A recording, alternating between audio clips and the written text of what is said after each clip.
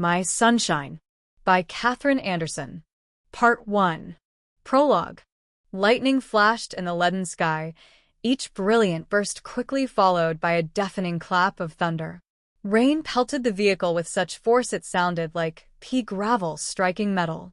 Peering through the windshield, Isaiah Coulter could barely make out the houses along the tree-lined street. He dreaded the thought of making the 50-foot sprint to the covered front porch of his parents' suburban residence. Not for the first time since this storm had started, he wished he'd thought to grab a jacket before leaving home that morning.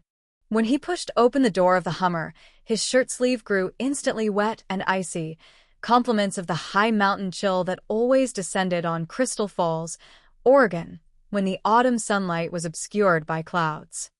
Isaiah clenched his teeth, sprang from the vehicle, and broke into a run even as he slammed the door behind him.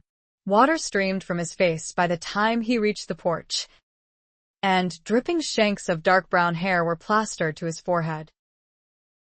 Swearing under his breath, he raked back the strands with rain-slicked fingers and slapped uselessly at his soaked shirt. "Mom," he yelled as he opened the front door. "It's me, Isaiah." As he wiped his feet on the entryway rug, Isaiah scanned the tidy living area, barely registering any details because the furniture and decorations were so familiar. On the longest wall, the faces of his brothers and sister as well as his own stared back at him from countless framed photographs, a pictorial record of their lives from infancy to adulthood. The delicious smells of warm apple pie and freshly brewed coffee greeted him as he moved farther into the room. In the kitchen, "Dear heart," Mary Coulter called. Following his nose and the sound of her voice, Isaiah stepped into the archway. Standing at the kitchen counter, his mother flashed him a welcoming smile.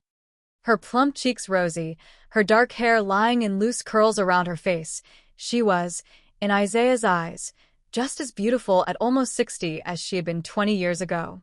"How's my best girl?" he asked. "Humph," she responded with a shake of her head. "And isn't that a fine kettle of fish?" "The handsomest of all my sons. And you're still single." Isaiah knew very well that he wasn't the handsomest pup in her litter. In truth, he and his brothers were all carbon copies of their dad and looked pretty much the same. As for his being single, he liked it that way. Veterinary medicine was a demanding field, leaving him little time for personal relationships. Someday, when his life grew less hectic, he might consider settling down, but for now he needed to stay focused on his career. "Ah, Mom," he replied in a whiny baritone, his stock response when Mary needled him about getting married.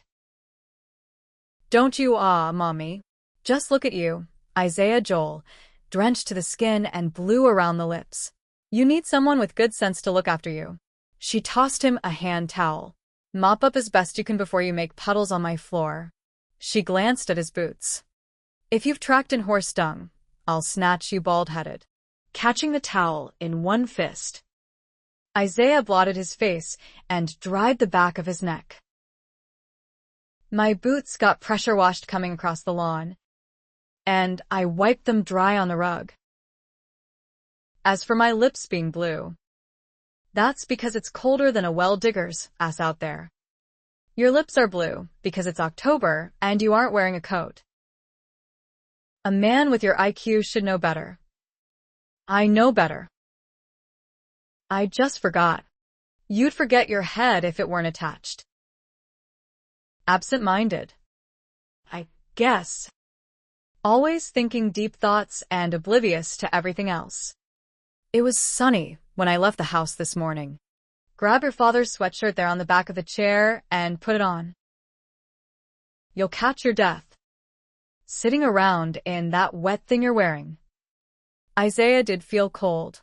He quickly divested himself of the wet garment, plucked a plastic shopping sack from the cloth bag holder hanging on a hook by the kitchen door, and stuffed the shirt inside. A moment later, as he drew his dad's sweatshirt over his head, his mother clucked her tongue, saying, "Your ribs are showing, Isaiah Joel. I swear, a high wind would blow you away." Isaiah knew very well he wasn't that thin. Ah, Mom. Accustomed to Mary's scolding, Isaiah bent to kiss her cheek before taking a chair at the round oak table in one corner of the kitchen. Man, that pie sure does smell good. Made it especially for you. Mary took 2 pie plates from the cupboard and set herself to the task of cutting the dessert. It's not often anymore that I know ahead of time when you're coming over. If apple pie is my reward, I'll start calling in advance. It's my favorite. Mary smiled. Yes, I know. I'm your mother. Remember. Thanks for making me a pie. Mom. That was sweet of you. Isaiah settled back on the chair. Where's Pop? Mary released a shrill little sigh, conveying with a lift of her shoulders that her trials were many as Harv Coulter's wife. He set out early this morning to meet Zeke at Natalie's supper club. Something's gone haywire with the refrigeration system, I think. After that, he was heading out to the Lazy J to help Hank and Jake mend fence line. His back has been giving him fits all week, but do you think he'll take it easy? He enjoys helping at the ranch. Mom. Just because he's retired doesn't mean he has to stop living. I know. Mary released another sigh. And Jake and Hank really do need the help right now.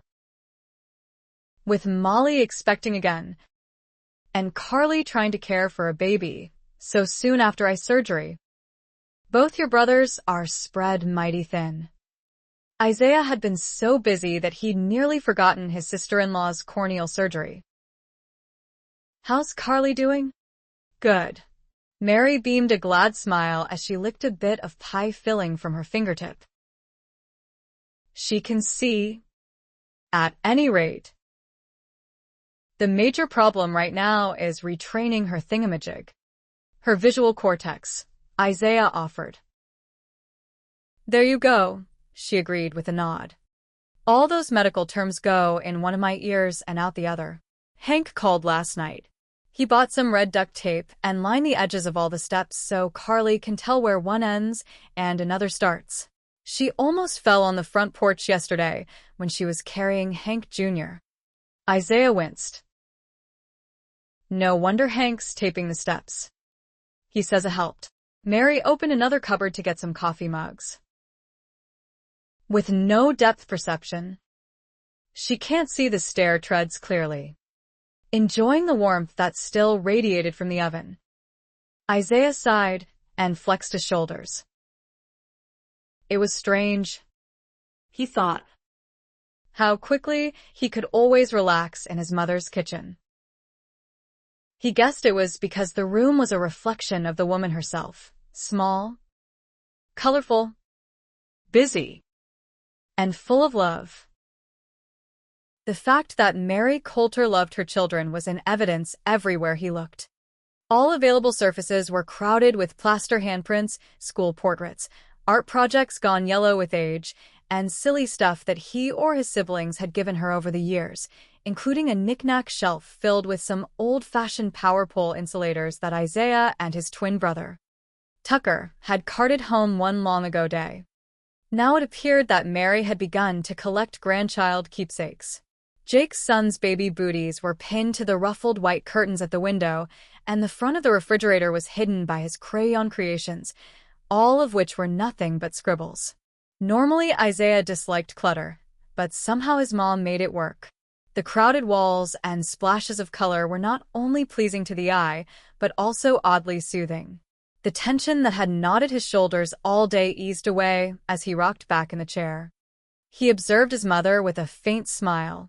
Even her apron took him back through the years, a white frilly thing with embroidery on the pockets that she'd worn for as long as he could remember.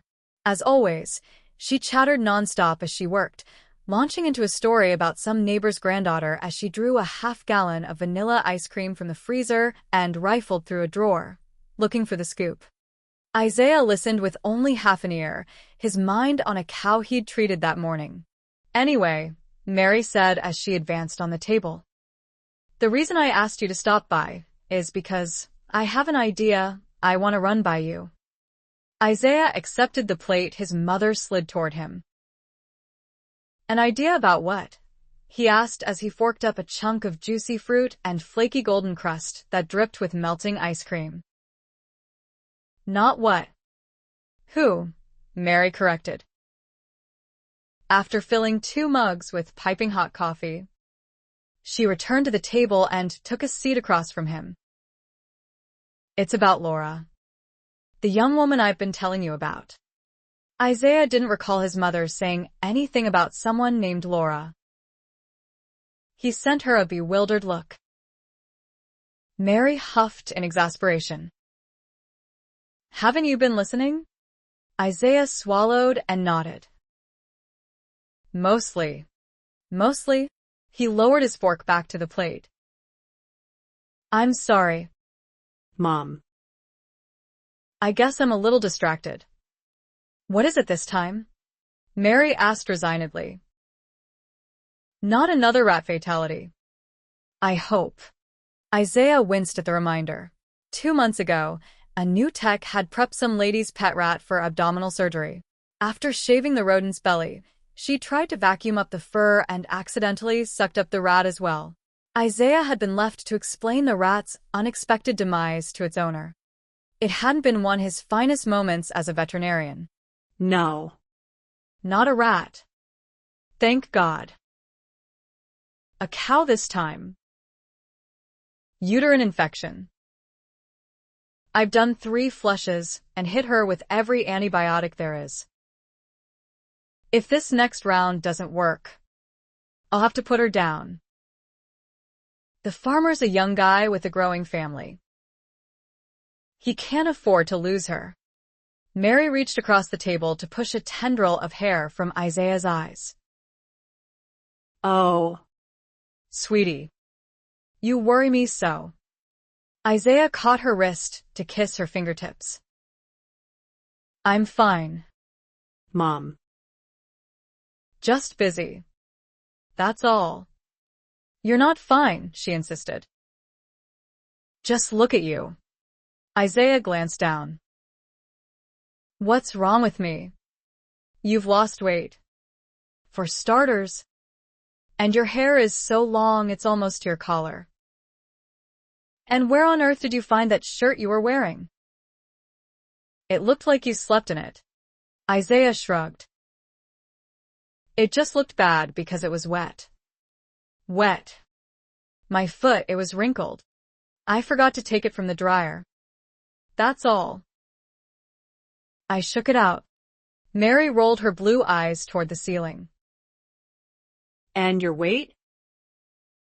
You can't be eating right. What did you have for breakfast? Isaiah tried to recall and couldn't.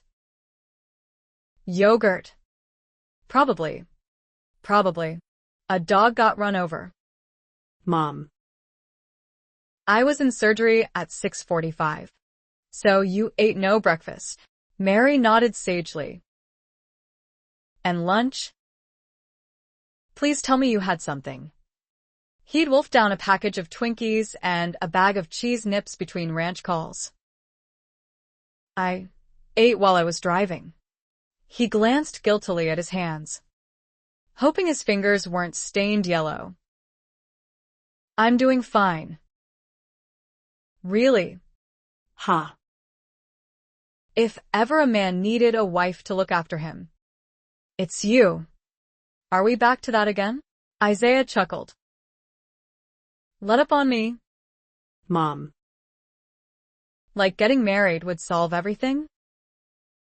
It's a new generation. Young women today don't stay at home and look after their husbands.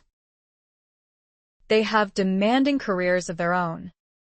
And that's just as it should be. There must be a few old-fashioned girls left out there. If so, Isaiah hadn't encountered any. Not that he'd been looking. Maybe so, he settled for saying, then glanced at his watch. About that idea you wanted to discuss. If we're going to talk. We need to get cracking. I have to be back at the clinic by 3. Mary took a sip of her coffee. Do you remember my neighbor? Etta Parks. The old lady 2 doors down?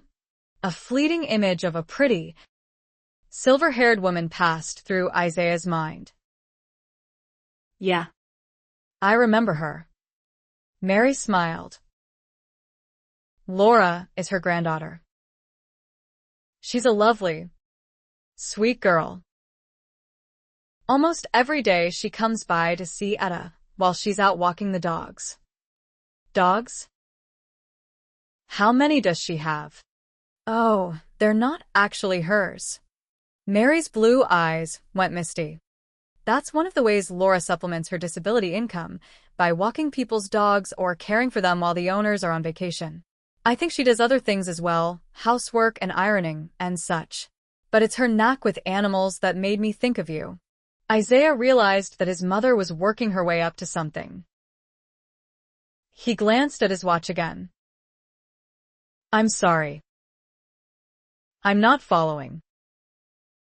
A disability income. Did you say? Mary filled in the blanks, explaining how Etta's granddaughter had gone swimming with friends 5 years before and hit her head on a rock when she dove into the river. It left her with brain damage of some kind, she explained. Isaiah dimly recalled hearing about that. For a while the young woman had been comatose and not expected to live, if he remembered correctly. When Laura awakened after the accident, his mother went on. Her whole life had been destroyed. I can't remember now what she did for a living, a scientist of some kind, I think. Very good income, lots of travel. Then, in a twinkling, it was all taken from her. Now she lives in an apartment over someone's garage and walks dogs to earn money. That's a shame, Isaiah said. And he meant it with all his heart. I'm just not sure what any of this has to do with me. The corners of Mary's mouth tightened. Laura is such a pretty girl, and sweet as can be. Her life would be so much fuller if she had a regular job and could meet people her own age. Isaiah shifted uneasily on the chair. I suppose that's true, Mom. but practically speaking, what kind of work can a woman with brain damage do? Well, you see, that's just the thing. Mary leaned slightly forward, her expression suddenly earnest. She's absolutely wonderful with dogs. Isaiah. It occurred to me the other day that she might make an excellent kennel keeper. Whoa. Isaiah held up a hand. You're not suggesting what I think you are. A kennel keeper at our clinic? He shook his head emphatically. Tucker and I are running a veterinary hospital. Mother. Not a charity organization. We can't hire someone with brain damage. But, dear heart, Laura's brain damage isn't that bad. I never even knew something was wrong until Etta mentioned it. No, absolutely not. I'm sorry, Mom, I really am. I'd like to help her out. But there's just no way. Remember the rat? A perfectly normal woman pulled that stunt. Tucker and I have worked hard to get where we are. Our reputations as vets are on the line. We're responsible for the well-being of people's pets and farm animals. We can't have a mentally handicapped woman working at our clinic. Mary pursed her lips. Isaiah knew that look. She'd used it on him a fair 1,000 times when he was a kid. If you'll remember, your father and I loaned you boys the startup capital you needed to open that clinic. Isaiah pinched the bridge of his nose. That was true. The debt had been repaid in full. But that was beside the point. I know we owe you a lot, Mom. Mary nodded. And it's not often I ask a favor. Why, Isaiah wondered, Was it so difficult for him to tell his mother no? He was 33 years old and hadn't lived at home since he started college. He guessed it was because his parents had always come through for him without fail when he needed them, and he felt obligated to do the same for them. That's true. You seldom ask me for anything. Well, I'm asking now, she said softly. I honestly believe Laura can do the work. Isaiah. And I know for a fact that you have trouble finding good kennel keepers. Isaiah couldn't argue that point. Hosing dog poop down kennel drains wasn't a glamorous job. It seems to me the least you can do, Mary went on, is interview her for the position. She spread her hands in appeal. If you decide she isn't capable of doing the work. Fine. I know you have a kind heart, and I'll trust your judgment. But won't you at least give her a chance? Isaiah knew when he was licked. I'll have to talk with Tucker first. We're partners. Remember. We don't make decisions like that independently. Mary arched a sable eyebrow. Have Tucker call me if he has any objections. I'll handle him. Isaiah had no doubt that his mother would do just that. Chapter 1. Sweat filmed Laura Townsend's palms as she parked her old red Mazda in front of the Crystal Falls Animal Clinic. A real job. Since her phone conversation with Mary Coulter last night, those 3 words had danced repeatedly through her mind.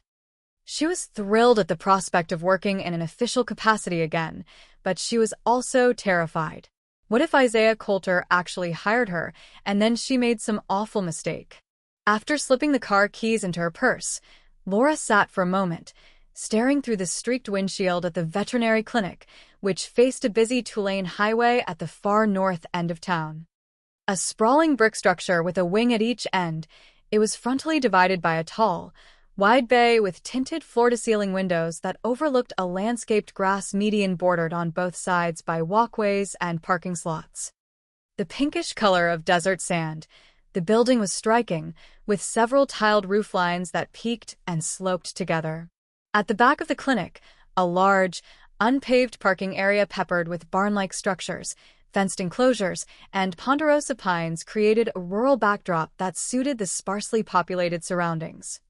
The largest of the outbuildings bore a sign that sported the silhouette of a horse and the words Equine Center. It took Laura a second to sound out the words and to recall what they meant. No small operation, this, but a full-scale hospital for both large and small animals. Did she really want to work in a place like this? More important, could she handle the responsibility? She was fairly happy as things were. A little lonely, maybe, okay, a lot lonely, but she managed to keep busy with her odd jobs and hobbies, and overall her life was far better now than the doctors and therapists had predicted 5 years ago. As long as she remained calm, she could speak fairly well, and she was finally able to watch television and movies, which she greatly enjoyed. Recently, she'd even improved enough to listen to books on tape and could understand practically all the words. Why turn her world topsy-turvy by taking a job that might overwhelm her? Once she got a taste of something more, would she ever again be satisfied with her life as it was now? Greatly tempted to drive away, Laura continued to stare at the clinic. What if kennel keepers were required to administer medication, and she misread a label? Or what if she had to take temperatures when the animals were sick? She had no idea if she could read a thermometer. Don't set yourself up for failure.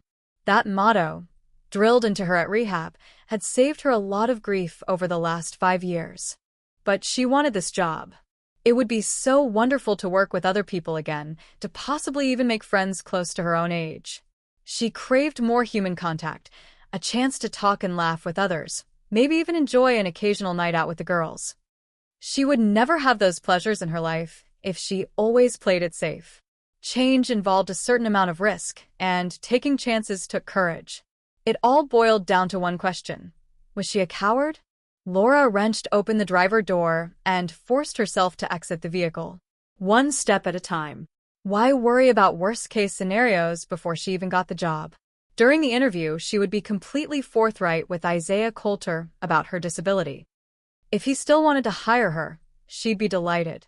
If not, she would accept it, go home, and be happy with things as they were.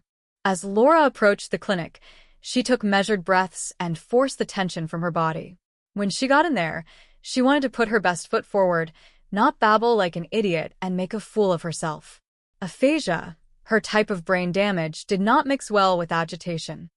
The last therapist had best explained it by likening Laura's brain to a complicated electrical panel and agitation to a mental wrench that blew all the circuits. Staying calm was as vital as breathing to someone like her. To that end, Laura tried to talk herself down, something she'd done repeatedly since her conversation with Mary Coulter last night. It's just a dumb job, a dead-end position most people wouldn't even want. Somehow, though, the words failed to comfort her as she grasped the handle of the door and pushed it open. She wasn't like most people, not anymore, and this might be her only chance to rejoin the workforce and lead a halfway normal life. Laura stopped just inside the doorway. The spacious lobby was crammed with customers, several waiting in line at the U-shaped front desk, others seated in a divided waiting area to her right, one section for people with dogs, the other for those with cats. The drone of human voices was interspersed with the shrill barks of nervous canines and the terrified meows of felines imprisoned in pet carriers. 4 harried receptionists manned the counter, while 2 others bustled back and forth behind them, pulling files, plucking printouts from machines, and answering phones. Laura got a jumbled impression of pristine white walls, attractive cedar accents, a vaulted wood ceiling, and the faint, pleasing scent of lemony disinfectant. She had never imagined that a veterinary clinic would be this busy, or so interesting. She studied a dachshund in a bright yellow raincoat, then turned her attention to a small brown and white dog in a siren red pet stroller. Recently, she had watched a newscast about the billions of dollars Americans spent annually on their pets, but she'd never realized until now just how frivolous some of those expenditures were. She could scarcely believe her eyes when she saw a chihuahua in a colorful wool poncho and a miniature sombrero. Amazing! And people thought she was strange? Concerned about the time, she glanced at her watch, an old-fashioned clock-face timepiece with dots instead of numbers. Numbers tended to confuse her because she sometimes saw them upside down or backward. It was 2 dots shy of 4:30. Normally 10 minutes would have given her plenty of leeway, but the lines at the desk were 3 and 4 deep and didn't appear to be moving quickly. She hated to wait her turn and risk being late for her appointment, but unless she crowded to the front, she saw no alternative. Good manners won out. And she took her place behind a man in dusty jeans, a red windbreaker, and a greasy yellow ball cap. Shoulders aching from long hours in surgery, Isaiah hunkered down in front of a cage to check on a patient just coming out from under general anesthesia, a 6-month-old chocolate lab that had gotten its right rear leg tangled in barbed wire. By the time the owner found the dog, the leg had been damaged beyond repair, and Isaiah had had no choice but to amputate. The operation had gone well, but the pup had lost a great deal of blood and was weak despite a life-saving transfusion from its sire. Hey, Hershey. Isaiah opened the cage door to check the dog's gum color. Oh. Yeah. You're doing great. Before you know it, you'll be back on your feet and feeling fine. The Labrador whined and nudged Isaiah's wrist with a dry nose. A firm believer that a little TLC was as important after surgery as pain management and good medical care. Isaiah stayed for a moment to scratch the animal's ears. It was sad to see a dog, so young, lose a leg. But Isaiah knew from experience that canines were amazingly resilient. If this pup recovered, and all indications were positive, the missing limb probably wouldn't slow him down. You've got a lot of great years ahead of you, Hershey, Isaiah whispered. The realization helped to ease the ache in his shoulders. Another success. Over time, Isaiah had learned to appreciate the successes, because like any doctor. He also had many failures. A lot of great years. Just then Isaiah heard someone enter the room behind him. Because of the hour, he guessed without looking that it was Belinda, the technician who had assisted him in surgery all afternoon. She opened the fridge. An instant later, a soft spewing sound told him she'd just pulled the tab on a soft drink can. "You thirsty?" she asked. "All we've got is Diet Orange. But it's wet." "No, thanks." What Isaiah needed was a hearty meal. He'd had a bagel for breakfast early that morning and hadn't had a chance to eat since. It was now 6:30. "I think I'll wrap it up and get out of here." He pushed to his feet and gave her a weary smile. "You do the same. You put in one hell of a day." A brunette with regular features, pretty brown eyes, and a great figure. Belinda laughed softly. "In the 6 months since I've been here, when haven't we put in a hell of a day?" Point taken. Isaiah rubbed the back of his neck. "Tucker and I need to bring in a couple of partners." "Good idea. Unfortunately, that won't help us out tonight." She flashed him a saucy grin. "Got any plans for dinner?" "I make a mean spaghetti sauce. And I've got a fabulous Merlot I've been saving for a special occasion." This wasn't the first time Belinda had invited Isaiah over for a cozy supper. And he was running out of polite excuses. Meeting her hopeful gaze, he decided it was time to level with her. "You're an attractive lady, Belinda." "Glad you noticed." "Oh, I've noticed." Not wishing to hurt her feelings, Isaiah injected more enthusiasm into that rejoinder than he actually felt. The truth was, he worked too hard and slept too little nowadays to feel much interest in the opposite sex. "But for purely selfish reasons, I'm not going to act on it. You're a valuable member of my team here at the clinic. I can't risk losing you over a workplace romance gone sour." She set the soda can on the counter and shrugged out of her blue smock. Underneath, she wore a tight green sweater that showcased ample breasts. "We have so much in common. A keen interest in veterinary medicine, a love of animals, and a mutual desire to excel at what we do. What's to say it'll ever go sour?" Isaiah chuckled. Murphy's Law. He crossed the room, clasped her shoulder, and gave her what he hoped was a regretful smile. "Let's keep it professional." "All right. You're a fabulous tech. One of the best we've had." "I'll take that as a compliment. Even though you haven't been in business all that long. Going on 3 years, long enough to know a great technician when I see one. We can't afford to lose you." Her eyes went misty. The corners of her mouth quivered as she said, "Spaghetti and professional conversation. Then. We both have to eat." "I'm done in," he replied. "Maybe another time. Tonight the spaghetti will come out of a can, if I can muster the energy to hunt up the can opener."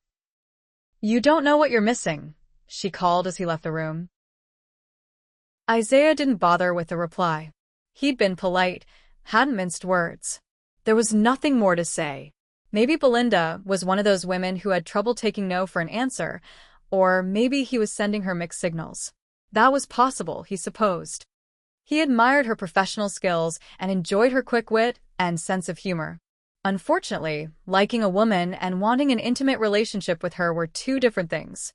Belinda was attractive, but he felt no spark, no zing. Not that it came as a surprise.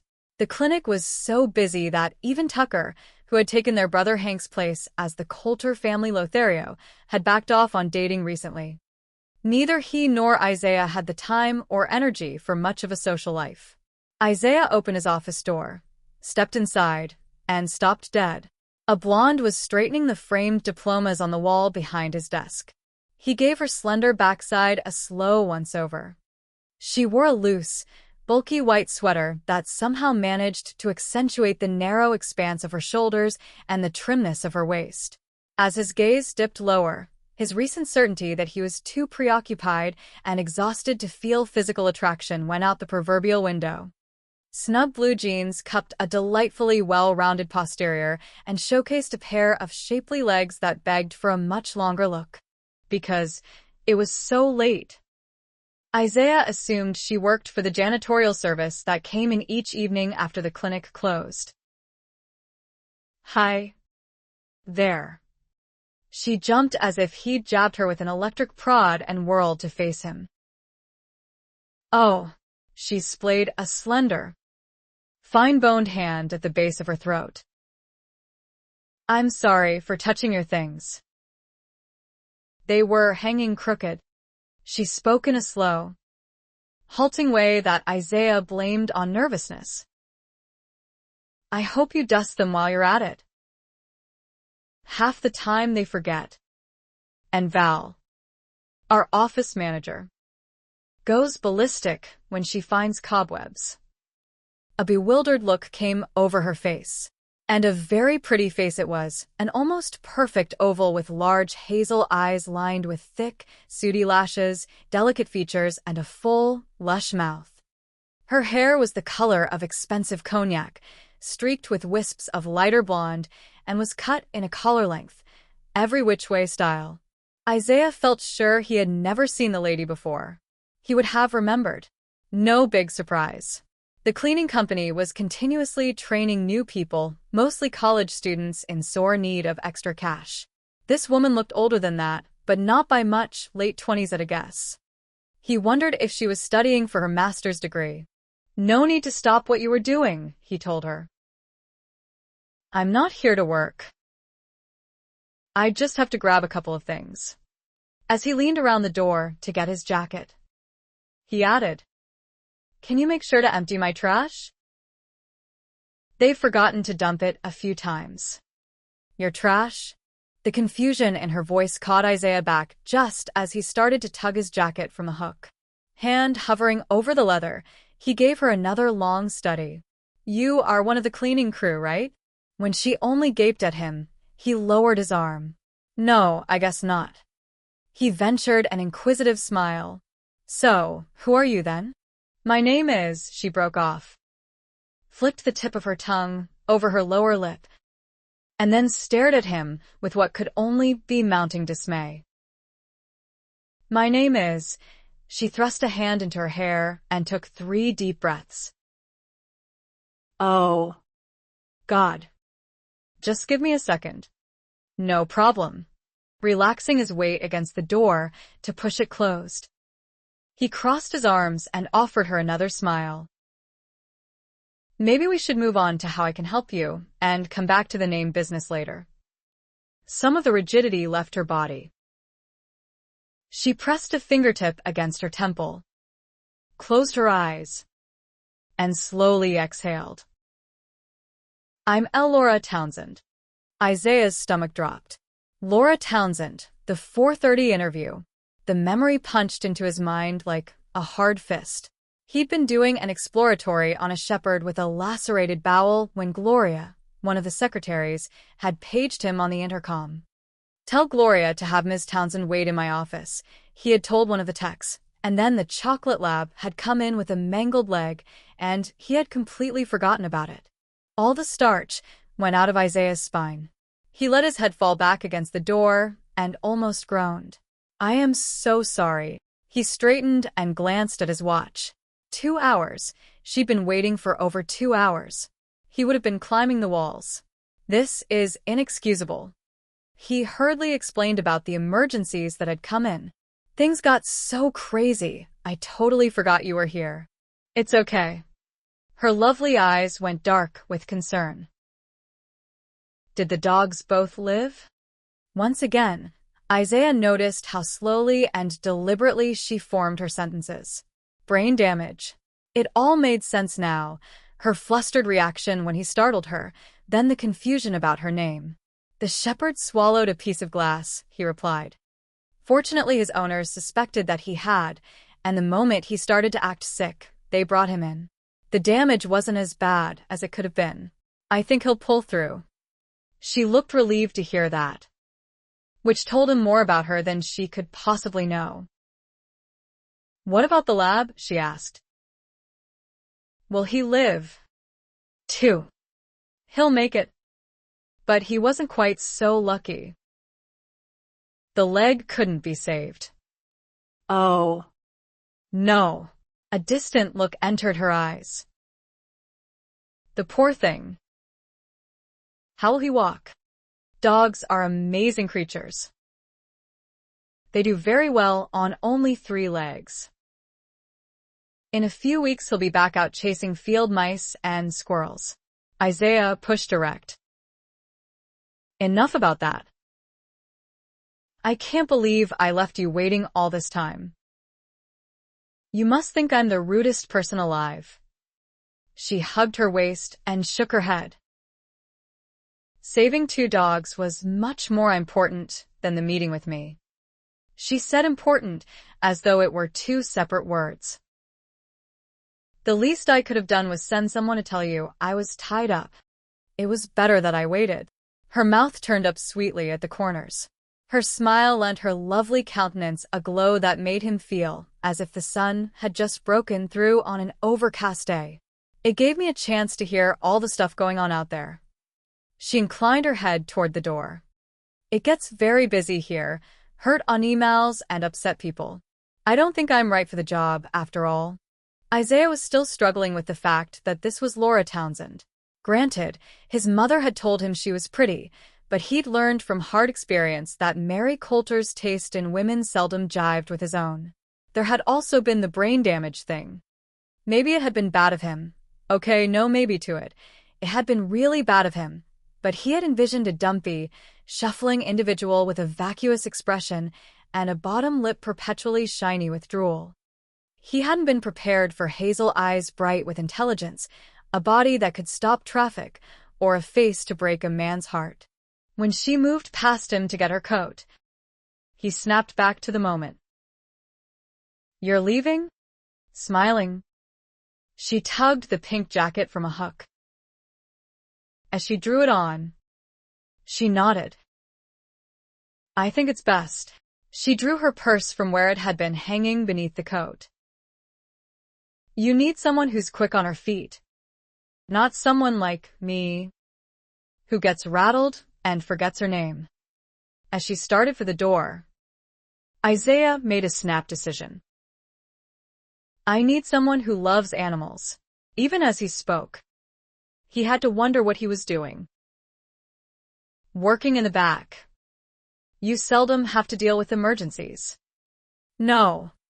By the time a dog or cat is put in a kennel, the worst is usually over. The job mostly involves washing down cages, changing bedding, and refilling food and water dishes. The only confusion in the kennels is usually generated by the animals themselves. The dogs tend to bark a lot, trying to get attention. The noise is so bad you can barely hear yourself think. The cats meow almost as much, probably for the same reason." She gave him a wondering look. "And that's all there is to it?" She pushed at her hair. The golden wisps drifted back into place like strands of silk. "I wouldn't have to give out meds or take temps." Isaiah noted that she shortened both long words in that sentence. Words with more than 2 syllables were clearly difficult for her to pronounce. "No medications. No taking temperatures," he assured her. "My mom says you're absolutely fabulous with dogs." "Is that true?" Still smiling, she wrinkled her nose. A gesture he felt sure was meant to convey humility, but instead only made her look cute as a button. "I like them a lot." She lifted her narrow shoulders in a slight shrug. "They don't care how well I can talk, only how my voice sounds." Isaiah didn't care how well she could talk either. She managed to communicate. That was all that mattered. "Do you like cats?" Yes. "Not as much as dogs. But I like them." Isaiah crossed his arms. Before he could offer the lady a job, there was a lot more about her that he needed to know, but he was well on his way to believing that his mother was right. Laura Townsend might have what it took to be a great kennel keeper. If I apologize profusely for making you wait, ingratiate myself, and beg a lot, will you stay and let me interview you for the job? If I let you leave without at least talking to you, my mom will have my head. A dimple flashed in her cheek. Your mom is a sweet lady. She won't be mad. Just tell her you don't think I'm right for the job. That isn't precisely true. I think you may be perfect for the job. You do. He gestured at the castered chair in front of his desk. Please, Laura, have a seat. Maybe you're right. And you aren't suited for the work. Neither of us will ever know if you won't stay and discuss the particulars with me. She glanced hesitantly at the chair. Isaiah saw that she was sorely tempted, which told him she wanted the job a lot more than she was letting on. Just to talk, he assured her, and then settled the matter by grasping her elbow to lead her toward the desk. After pressing her down onto the chair, he circled to sit across from her. She hugged the coat close as if she were chilled. Isaiah rocked back in his chair and rested a booted foot on his opposite knee. Kennel work requires 3 things: a love of animals, a kind heart, and a strong stomach. On a glamour scale of 1 to 10, it's about a -1. He saw a tiny frown pleat her brow and wondered if he might be talking too fast. Relaxing more deeply into the leather cushions, he made a conscious effort to slow down.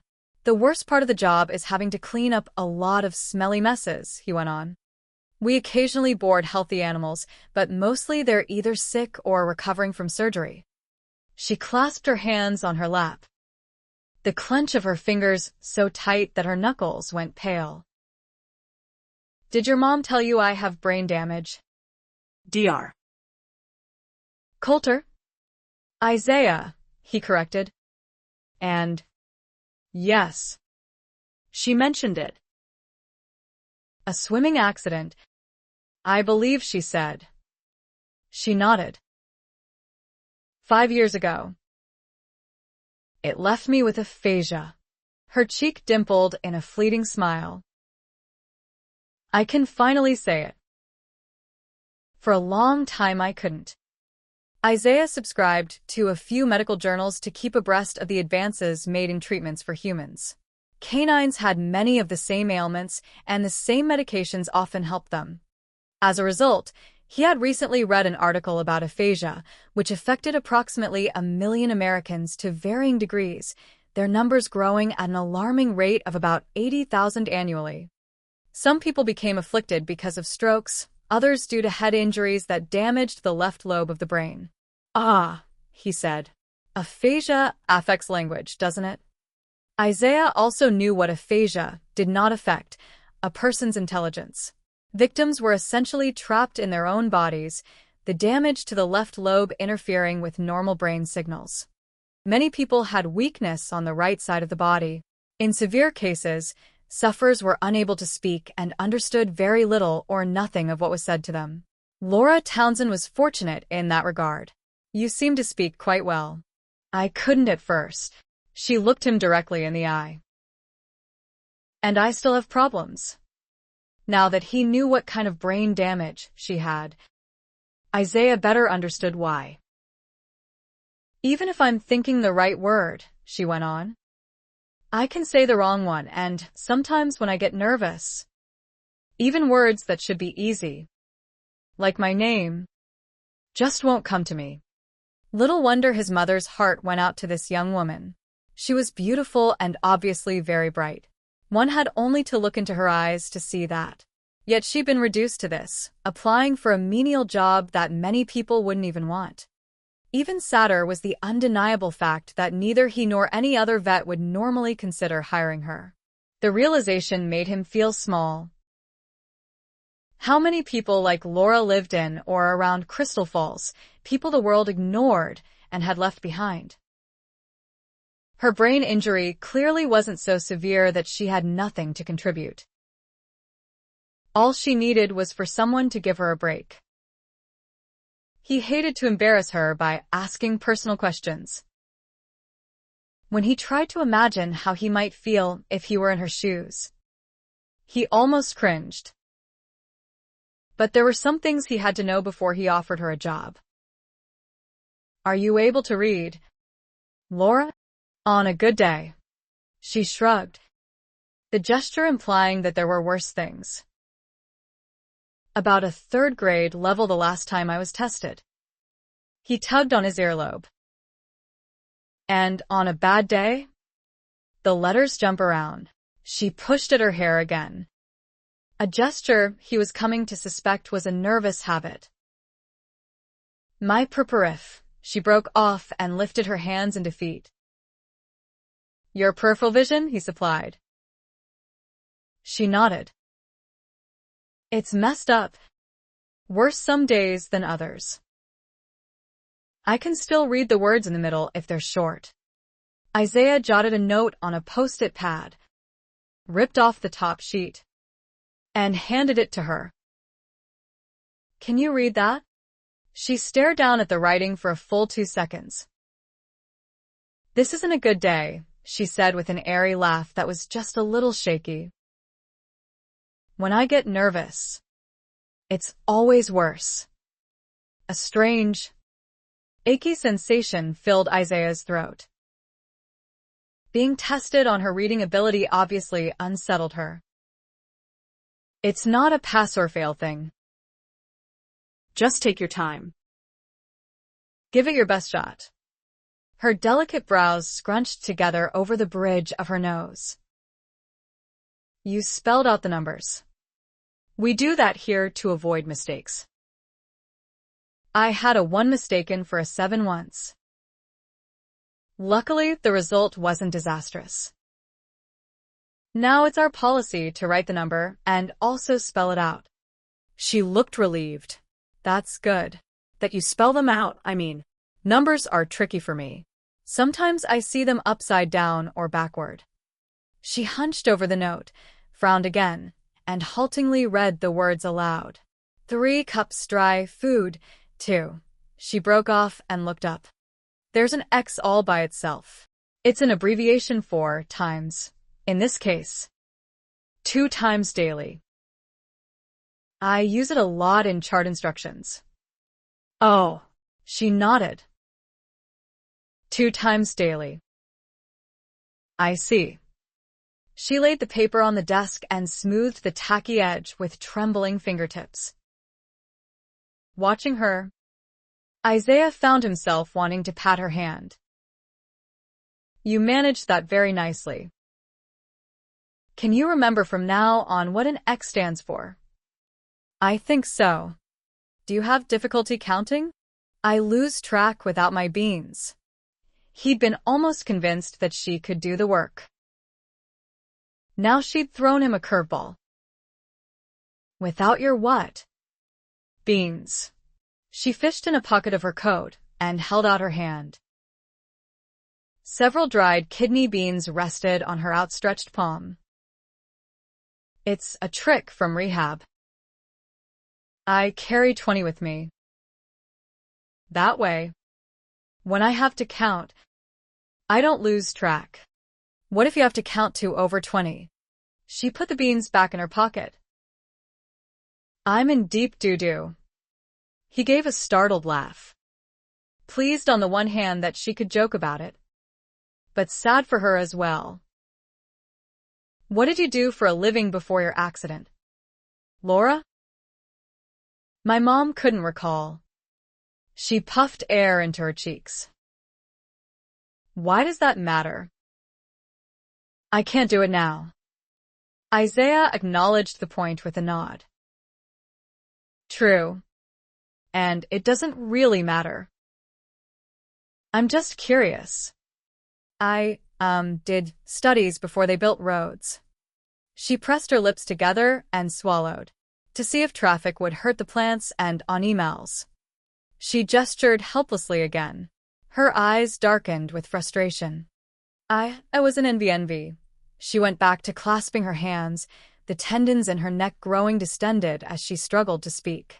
Finally, she released a taut breath, squeezed her eyes closed, and shook her head.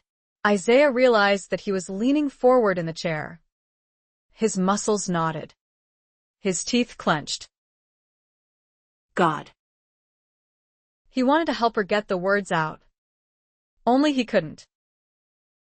An environmental scientist, he offered. Her sooty lashes fluttered open.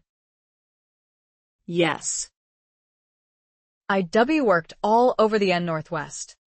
She'd once done environmental impact studies, and now she had to carry beans in her pocket in order to count.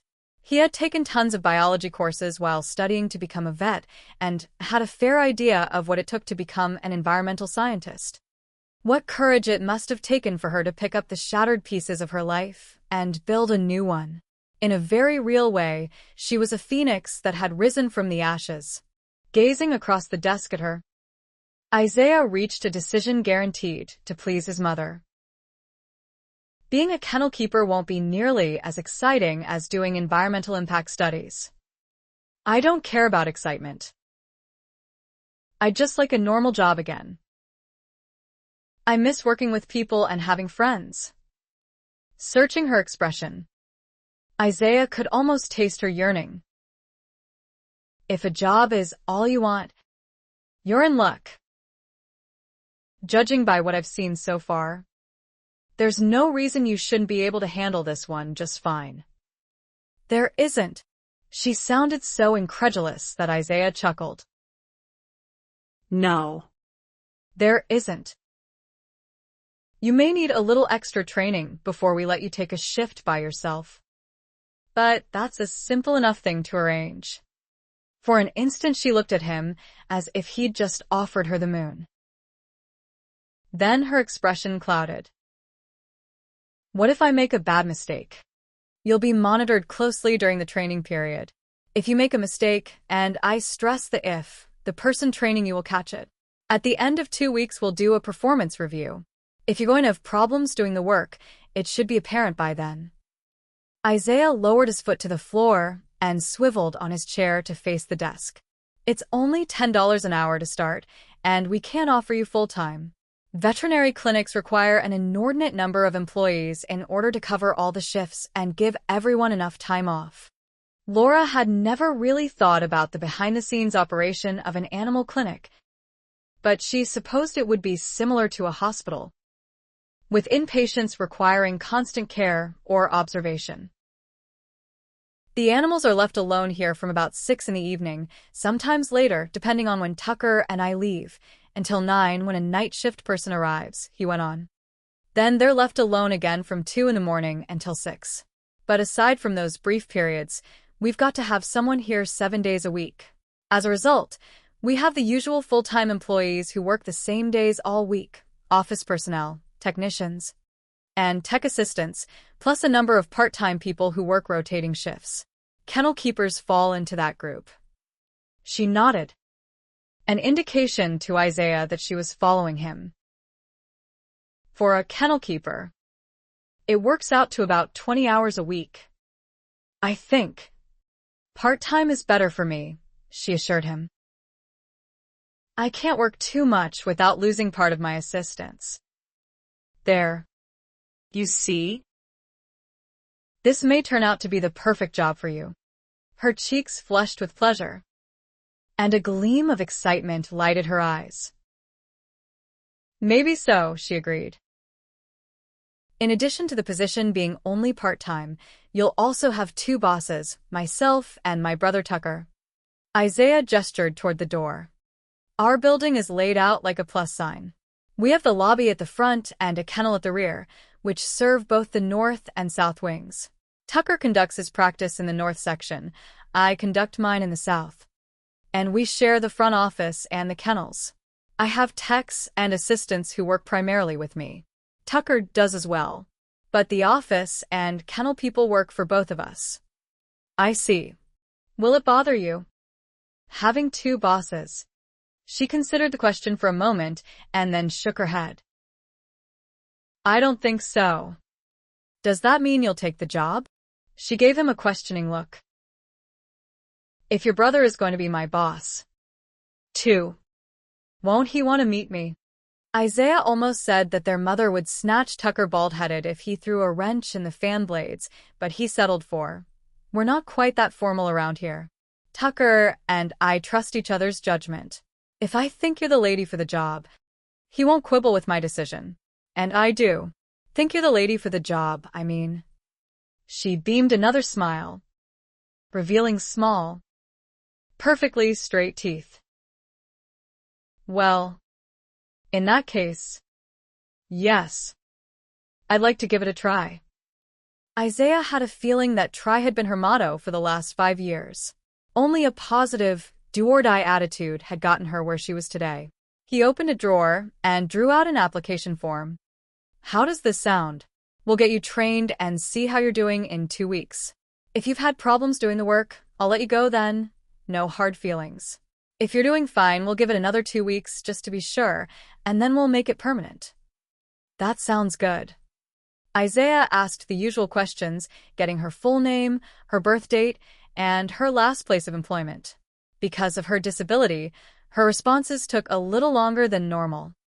By the time he got down to the withholding section, his stomach was snarling with hunger, and his hands were getting shaky. He hurriedly jotted down her social security number and returned the card to her. "That about covers it," he said, rocking back in the chair. "How soon can you start training?" "I can come in mornings now. Later in the day will be harder.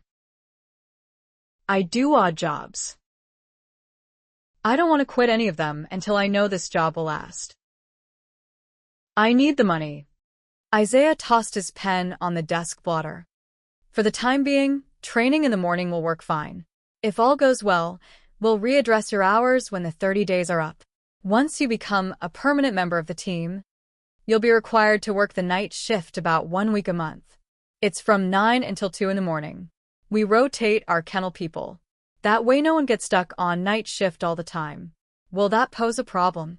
She shook her head. "Nights are fine." His stomach growled again, so loudly this time that her gaze dropped to his midsection. Embarrassed, he flattened a hand over his diaphragm. "I'm sorry. I haven't eaten since 6 this morning." Her eyebrows lifted.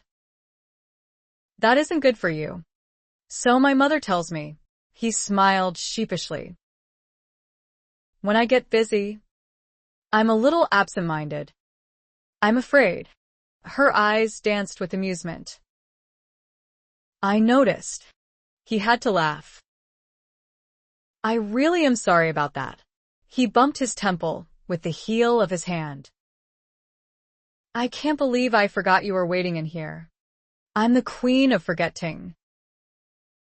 "Don't feel bad." She nibbled her lower lip. "What's his name?"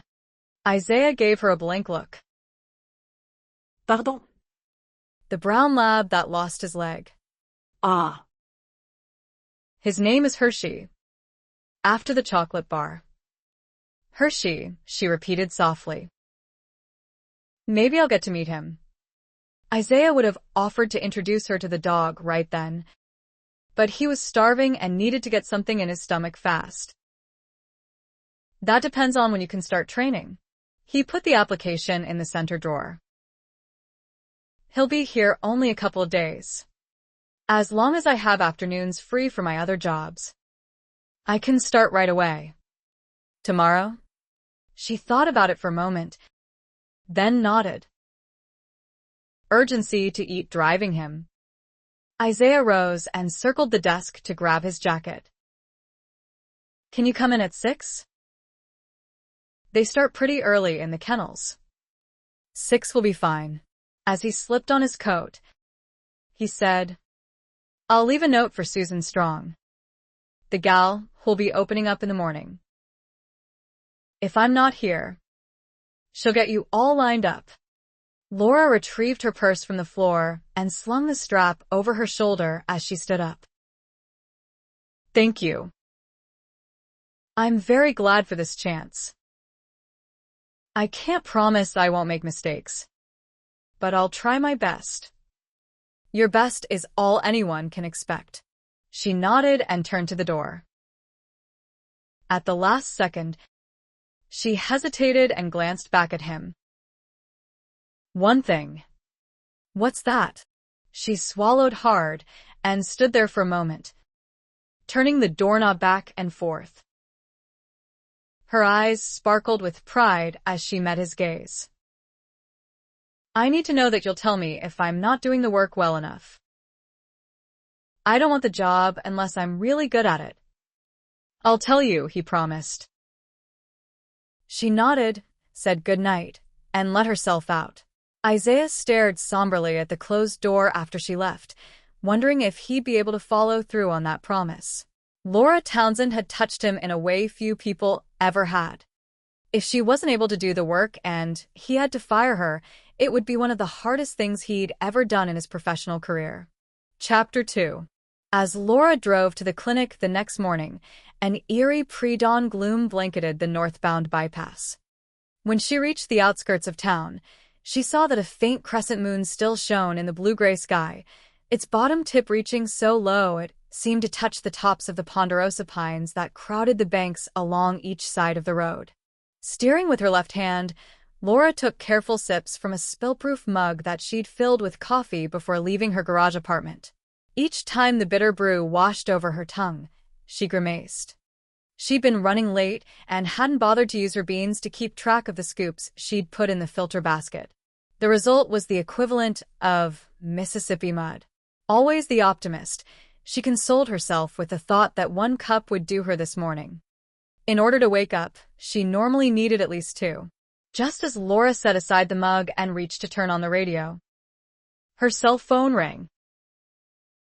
She groped in her purse, found the device, and flipped it open. Morning. Graham. How did you know it was me? Etta Parks asked. Laura checked to make sure the oversized mug hadn't tipped sideways in the cup holder. You said you would call this morning to make sure I got up on time. Which you did. Etta noted cheerfully. It's good to know you've finally mastered that darned alarm clock. Not really. The alarm clock Etta referred to had been one of Laura's Christmas gifts from her mother last year. A digital gadget that was too complicated for her to set or read. As soon as Mom and Dad moved, I stuck it in a drawer. I'm using my old wind-up again. Etta gave a raspy laugh. Compliments of a smoking habit that had spanned over 40 years. Oh. Do I detect a trace of rebellion in your voice? No. I think Mom's right. I'll never get better unless I work at it. But I need to choose my battles. And be practical. If you learn to set a digital alarm with all the bells and whistles, how will it improve your quality of life? Good point. Etta sighed. Don't feel too bad about the alarm clock. The instant your mother left town, I got rid of that horrid bedspread she gave me. The green one. I called it the Rambo spread. It was supposed to be a floral pattern, but it looked like camouflage. While you tell Mom when she comes back for a visit that I wore a hole in it having hot sex with all my lovers. Laura gave a horrified laugh. You're so bad. Not nearly as bad as Marcia thinks I am. Etta sighed. If only I were having that much fun.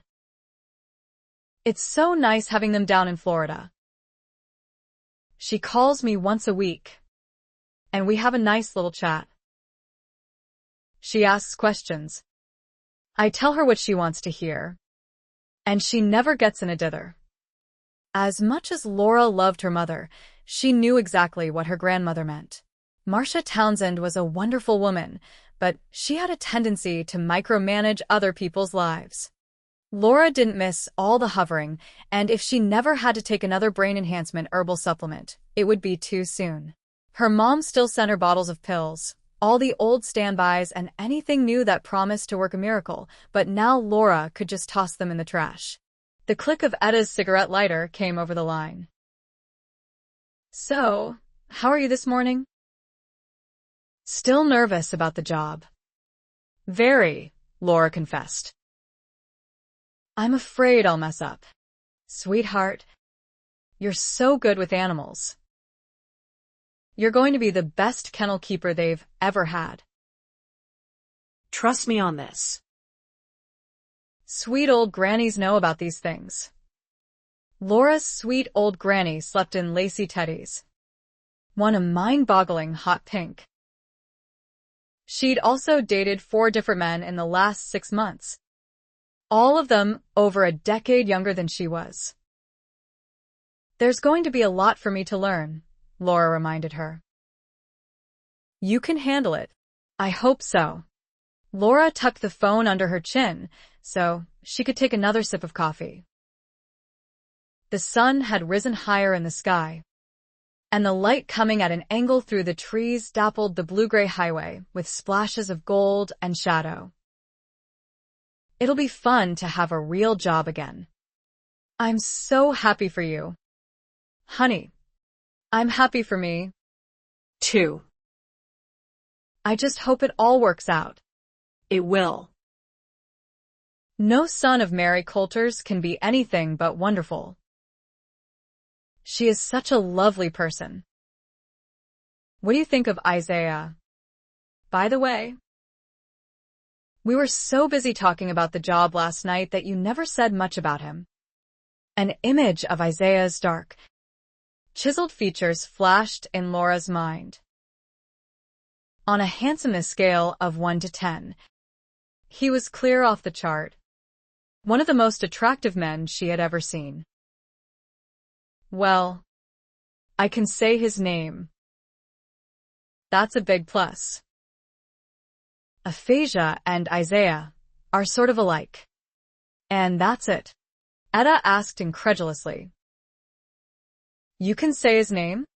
"He's nice," Laura expounded. "Nice?" Oh. Come on. "I've seen that young man. Only from a distance, mind you. But even then, he packed a wallop. Made me wish I were 50 years younger. He's my boss." "Graham." "Meaning what?" "Exactly?" No drooling allowed. "So you do think he's cute?" Cute was not the word Laura would have chosen to describe Isaiah Coulter. Rumpled sable hair, a devastating grin that was impossible to resist, and sizzling sky-blue eyes that made her skin tingle every time he looked at her. It had been a very long time since she had felt even mildly attracted to a member of the opposite sex, over 5 years, in fact, and even then her heart hadn't thudded against her ribs like a hard rubber ball bouncing down ladder rungs. "He's a vet." Graham.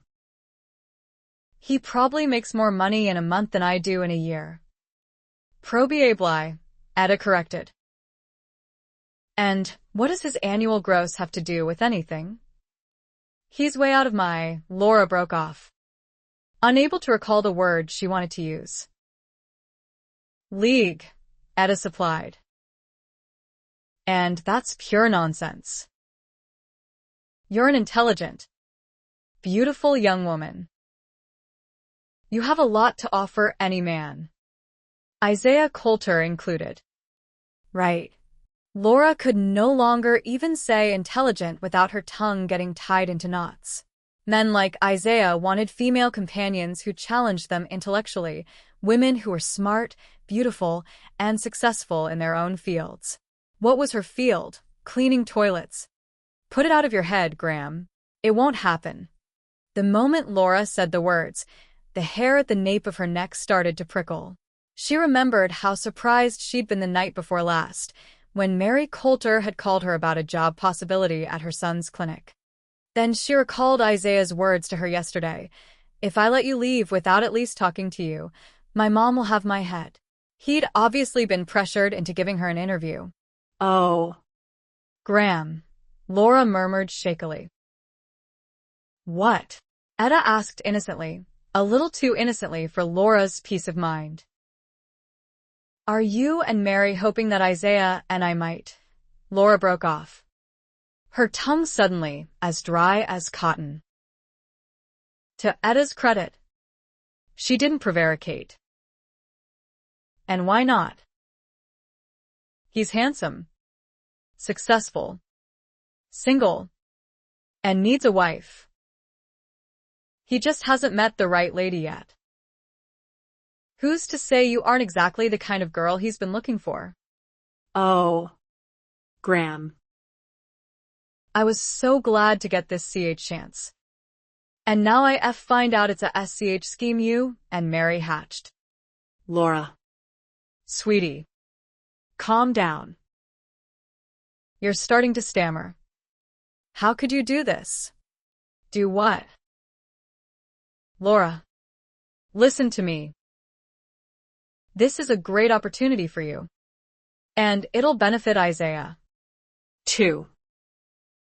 He and Tucker have a terrible time keeping good help in the kennels. And you'll be wonderful at the job. Mary and I are just hoping that something more may come of it. That's all.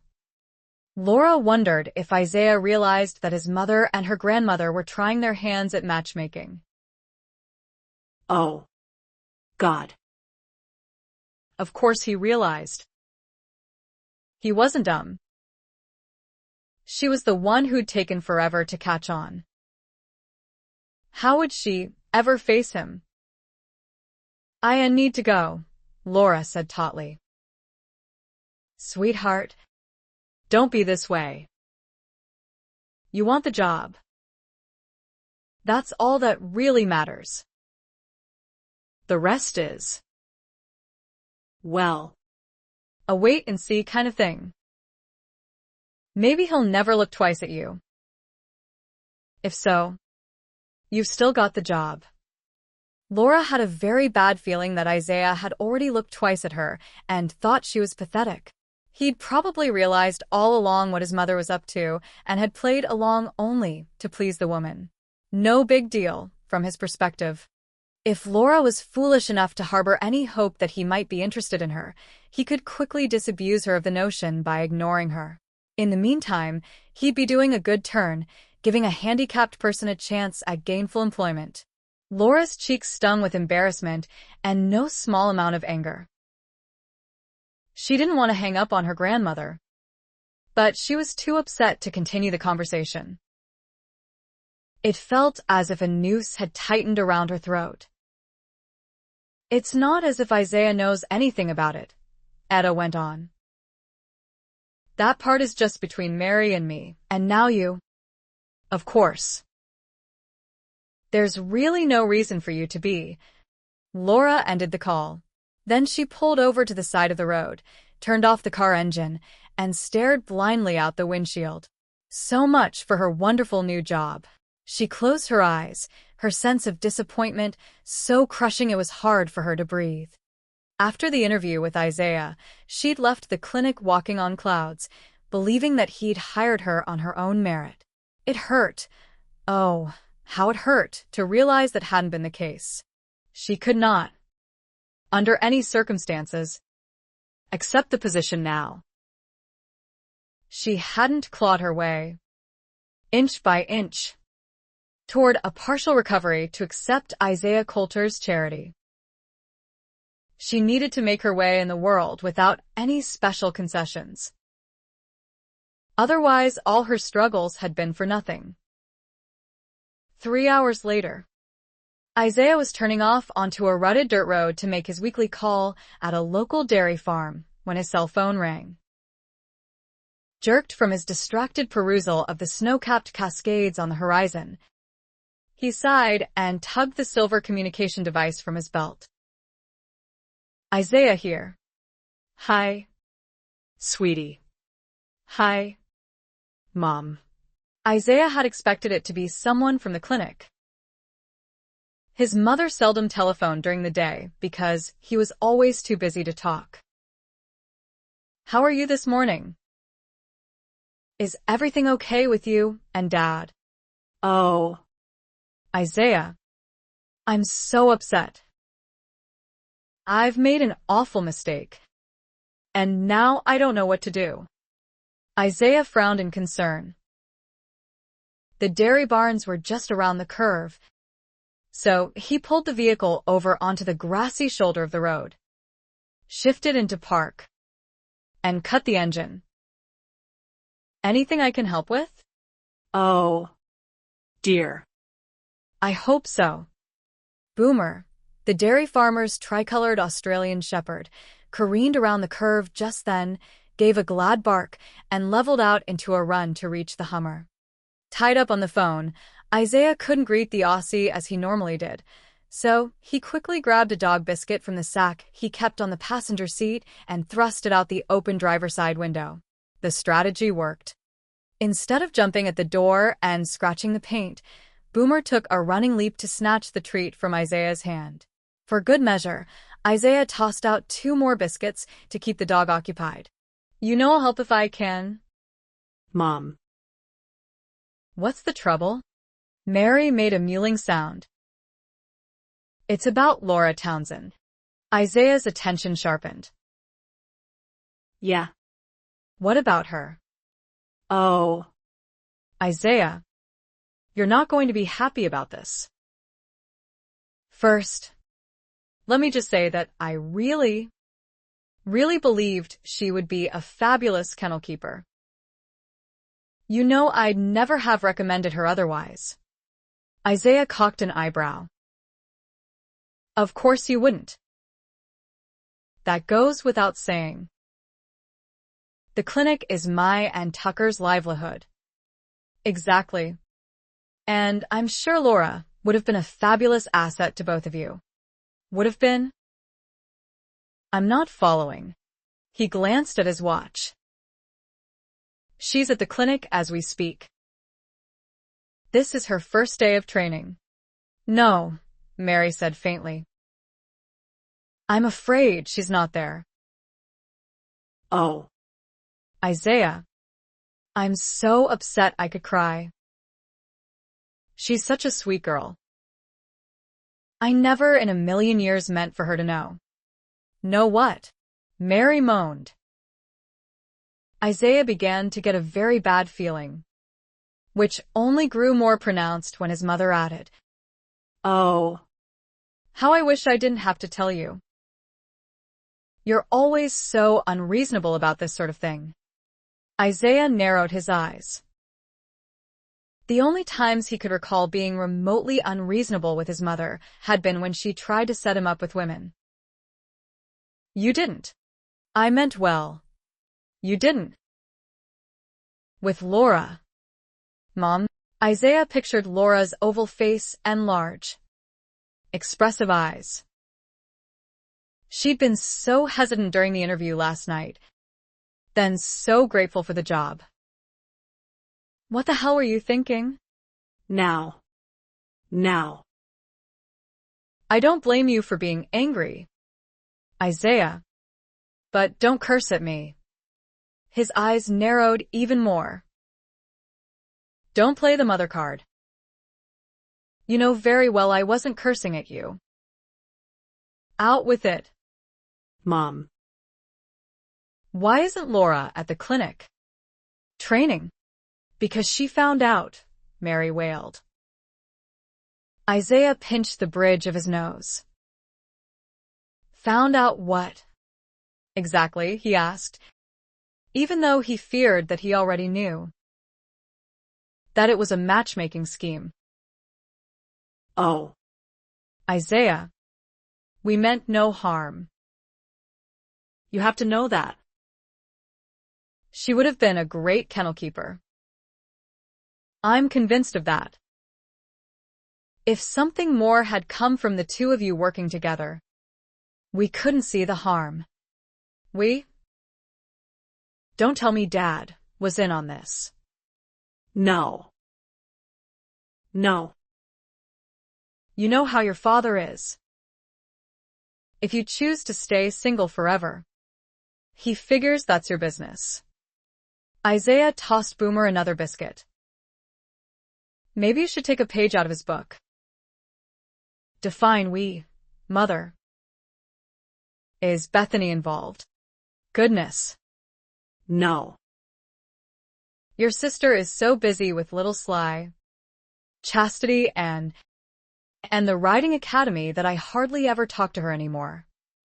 Molly. Isaiah pictured his brother Jake's amber-haired wife conspiring with his mother over coffee.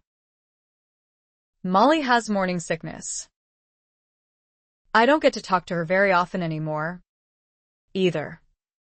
Isaiah couldn't believe that Hank's wife, Carly, was involved. She'd only just recently had eye surgery. That left only Natalie, Zeke's wife, and she wasn't the busybody type. Who? Then?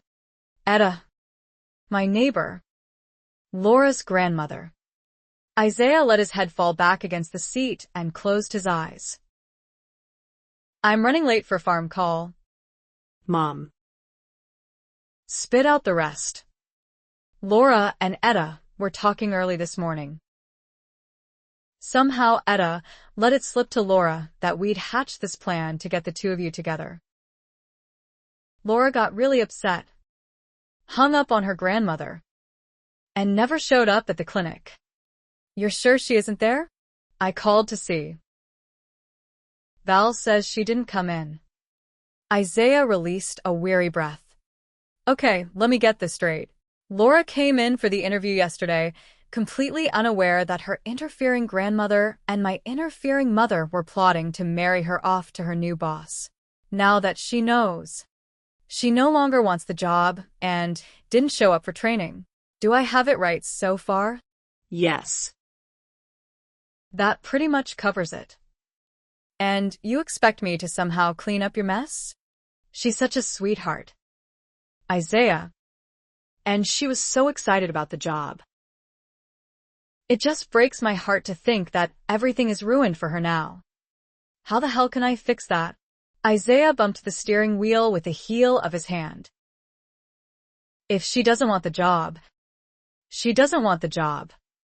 I was just thinking she might change her mind if you. Well. You know. Dropped by to talk with her. And say what? Mom? That she shouldn't be upset or feel humiliated. That you and her grandmother are harmless busybodies. And we shouldn't pay you any mind? I have it. Why don't I tell her I'd never in this lifetime be interested in her? So it's not really a problem. I don't blame you for being angry. That's good. Because I am angry. And justifiably so. Isaiah envisioned Laura's face again and clenched his teeth. Laura really wanted the job. Mom. It was important to her. And you know what else? No. What? Mary asked thinly. I think you're absolutely right. She would have been a damned good kennel keeper. Now. Because of you, she's decided to pass on the opportunity. That's a shame. It's not just any vet who'll hire her. You know. Oh. Isaiah. I feel so awful. Good. You should. The next time you get an itch to interfere in my life, remember how bad you feel right now. Matchmaking never pays. And it's always a bad idea.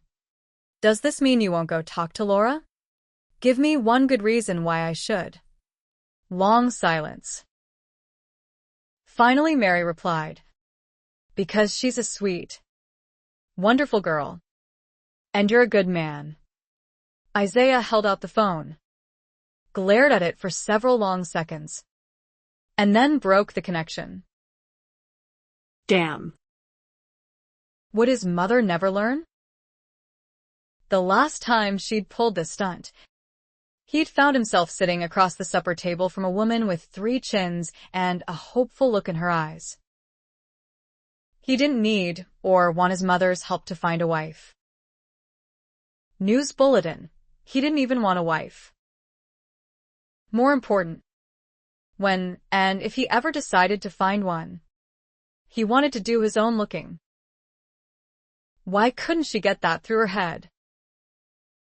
A deep gray gloaming heralded the end of another busy day as Isaiah mounted the exterior stairway to Laura Townsend's residence, the top story of a two-level garage that had been converted into an apartment. From the outside, it didn't look like much, a white clapboard rectangle with blue trim and a small porch. But living on a fixed income as she did, she probably couldn't afford anything nicer. Isaiah knew firsthand how costly housing was nowadays. A run-of-the-mill one-bedroom apartment ran from $700 to $800 a month. He and Tucker had paid twice that for the townhouse that they'd shared for over 2 years. Now, thank God, they both had their own homes. Isaiah had found a piece of land out on Old Mill Road near Zeke's place and built a log house. Tucker had purchased an old farmhouse on a large acreage on the other side of town. Their days of paying rent were over. When Isaiah reached the landing, he stopped for a moment to admire the porch decorations. Planter boxes filled with trailing greenery lined the deck rails. Within the sphere of illumination cast by the porch light, 2 large terracotta pots filled with ivy flanked a dark blue door that sported an ornate brass knocker. Under the eave, safe from rain, an old rocker held a trio of stuffed toys, a bear wearing a satin vest and cummerbund, a yarn-haired doll in a pinafore that he guessed was a raggedy and a pig in patched denim overalls. The effect was homey and welcoming. Isaiah straightened his shoulders and dragged in a bracing breath before rapping his knuckles on the door. From inside, he heard the clatter of metal followed by fast footsteps. He stepped back just as Laura opened the portal. She looked nonplussed and charmingly tousled, her hair in an attractive stir around her lovely face. Her eyes went wide when she recognized him. "Isaiah," she said. And then her face turned scarlet. He tugged on his ear and shifted his weight from one foot to the other. "Hi, Laura. Can we talk?" With the back of her wrist, she brushed a streak of what looked like flour from her cheek. Then she retreated a step to allow him entry. The instant he stepped over the threshold, his senses were bombarded, first with color, bright throw rugs, colorfully draped furniture, artfully arranged pillows, then with delicious smells, pumpkin and cinnamon, roasted meat, and fresh coffee. His stomach growled. He could only hope Laura didn't hear the rumble, for in that moment he wasn't sure what appealed to his senses more, the smells or the woman. She wore a red gingham bib apron over a red knit top and snug blue jeans. As he trailed his gaze downward, he noticed that her feet were bare. Normally, he wasn't into feet, but hers were small, delicately made, and oddly cute, the tips of her toes as pink as rose petals. Pushing the door closed behind him, Isaiah found himself at a loss for words. He settled for, "It would seem that my mom and your grandmother have been up to mischief." Laura's face reddened even more. She rubbed her palms over the front of the checkered apron. "I'm sorry about that. I didn't know." "Really?" "I didn't." Isaiah took a quick breath and plunged in. "It's not your place to apologize." He tucked his hands under the hem of his old leather jacket to rest them on his hips. "It was undoubtedly my mother who came up with the idea. She has a history." "Oh," she said softly. Isaiah rubbed his jaw. "Normally, I can just shrug it off. She'll invite me over for dinner or throw a party, and when I arrive there's some lady she wants me to meet. It's uncomfortable, but no real harm is done. This is the first time she's ever gone this far. I'm as embarrassed as a cougar chased off by a ground squirrel." Her lovely hazel eyes filled with incredulity. "You," she said softly. "Wouldn't you be embarrassed? It's not like she's done this only once. She's a repeat offender. continually trying to find me a wife. He glanced down at himself. Is there something so wrong with me that she doesn't think I can find one on my own? She gave a startled laugh. Then she caught her lower lip between her teeth, studied him for a time, and shook her head. There's nothing wrong with you that I can see. Isaiah could see nothing wrong with her either. No acne, no double chin, no irritating personality quirks. For once his mother had chosen someone who was actually appealing. And wasn't that just his luck? What went for Belinda went for every female employee at the clinic. No workplace romances. It was a hard and fast rule, instituted before he and Tucker had opened their practice. If Laura came to work for him, and he sincerely hoped she would be strictly off-limits. She gestured toward the kitchen. I was about to eat, and I always make way too much. Would you like to talk over supper? Isaiah was starving, and the smells drifting to his nose were almost too tempting to resist. Oh, no. I shouldn't. You weren't expecting a guest, and you probably have plans for the leftovers. No, she shook her head and smiled. I can't change the amounts in the cookbook to make less of something. Counting is one thing, real math another. I have trouble with divide and subtract. Most people would have said division and subtraction. It occurred to Isaiah that she constantly had to choose her words to avoid stammering. She lifted her hands in mock appeal. Please save me from having to eat the same food all week. No man can resist an invitation like that, he said with a grin. I'd love to talk over supper. She gestured to a coat tree next to the door. Take off your jacket and come on in. I only have a little left to do. As she turned toward the adjoining kitchen, Isaiah trailed his gaze over the small living area. Overstuffed furniture draped with slipcovers vied for space with mismatched end tables, a battered old trunk that served as a coffee table, and a hodgepodge of knickknacks, wall hangings, and stuff sitting on the floor in all the corners. Everywhere he looked, his eye was caught by something. A wreath made out of what looked like hay and bedecked with ribbons and flowers, little hand-painted plaques, braided rugs, vases of all shapes and colors, and family photographs, which particularly piqued his curiosity. Were her parents still together?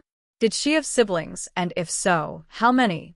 He shrugged out of his jacket, hung it up, and slowly followed her, pleased to note that her decorating scheme included animals, a gold-framed painting of a dog, a plaque depicting a trio of kittens at play, and all kinds of critter figurines.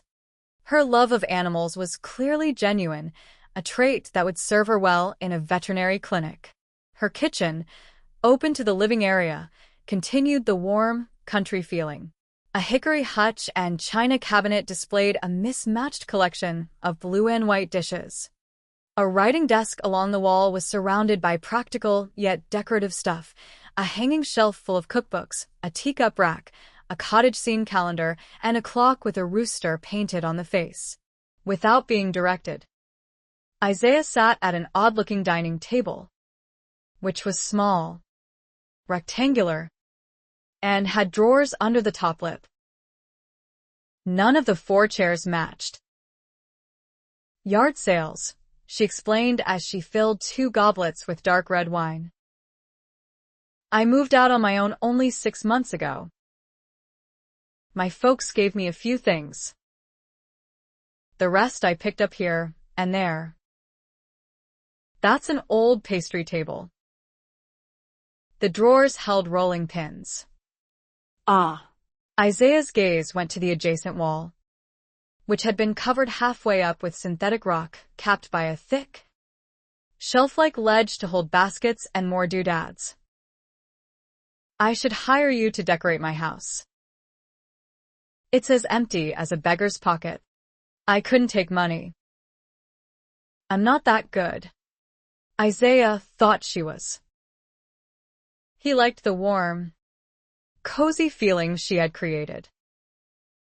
Somehow she'd transformed a small, rectangular living space into a home with character and appeal.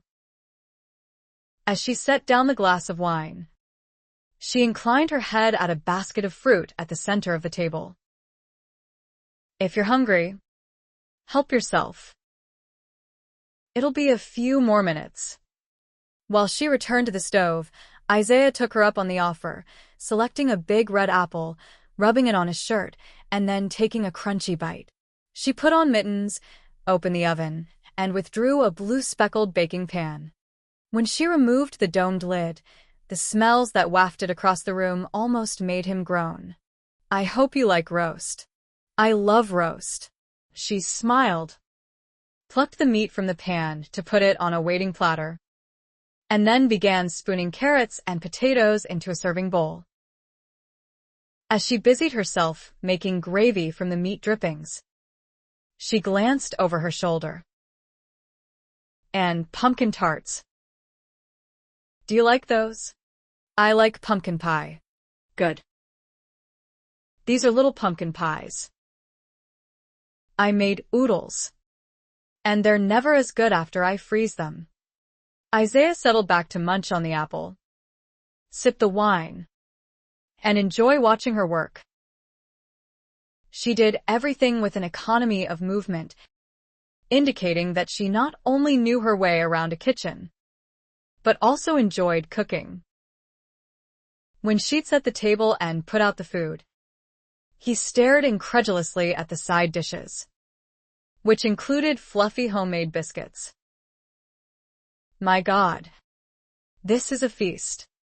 She dimpled her cheek as she unfolded a dark blue napkin and spread it over her lap. "Crazy, huh? I ate frozen dinners for a while, but that gets old. Now I cook and freeze what I can't eat. My food bill is huge, and my freezer is crammed. I take stuff to Graham and the people on my street, but I can give away only so much." Isaiah started to dig in. Then he noticed that she'd folded her slender hands and bent her head. He quickly followed suit, feeling like a dunderhead. At home, his family always blessed the food at mealtime, but he'd fallen out of the habit. "Dear Lord," she said softly, "thank you for this nice day. And thank you for blessing us with plenty." Amen. "Amen," he mumbled. She glanced up. "I'll let you slice the meat." Great. His father always did that, reminding himself that he was a surgeon and could surely handle carving a roast. Isaiah drew the platter toward him. While he applied himself to the task, she dipped some food onto her plate and buttered a biscuit. When they had both served themselves, she said, "I'm sorry I didn't show up at the clinic this morning. After talking to Graham, I just couldn't." Isaiah searched her beautiful eyes. "I'm not clear on why, Laura. My mom and your grandmother were trying to set us up, and we found them out. I admit that it could be an uncomfortable situation if we allowed it to be, but why should we? Let's just laugh it off and continue as planned. I only wanted the job if you thought I'd be good at it," she said. "For someone like me, that's very important. I do think you'll be good at it." She flicked him a dubious look. "You're a smart man. You say your mom has done this before. I think you knew all along and were only being kind. There's nothing wrong with that, mind you. But I can't take a job I didn't get on my own merit." So that was it. Isaiah rested his fork on the edge of the plate and leaned back in the chair, which creaked in protest under his shifting weight. "I'm a busy man, Laura. Smart, maybe, but hopelessly absent-minded, too. I have way too much on my mind to keep track of my mother's matchmaking schemes. Maybe I should have known, but I honestly didn't." She still looked unconvinced. "Okay," he said. You want the actual truth? She nodded. I never suspected a matchmaking scheme because my mother told me you had brain damage. I pictured a shuffling, overweight lady with blank eyes, a lax mouth, and drool on her chin. He paused to let that sink in. Mom has tried to set me up a number of times, but never with anyone like that. Stomach knotted and hands clenched into fists under the table. Isaiah waited for her reaction, half afraid she might be hurt, and burst into tears. Instead, her mouth quirked at the corners, and then she giggled. Drool? Relieved. Isaiah grinned. Bad of me, right? I shouldn't stereotype people, but that's honestly what I expected. When I saw you in my office and realized who you were, I was so surprised, pleasantly so, that I never gave my mother's motives a thought. On my chin, he couldn't help but chuckle. I'm sorry. Not all people with brain damage are like that, she informed him. Intellectually, I knew that, he confessed. But I wasn't wearing my thinking hat or trying to call up clinical images the afternoon she told me about you. I was worried about a sick cow. She tipped her head questioningly. If you thought my brain damage was that bad, why did you agree to meet with me? Isaiah picked up his wineglass. Because my mom seldom asks me for a favor.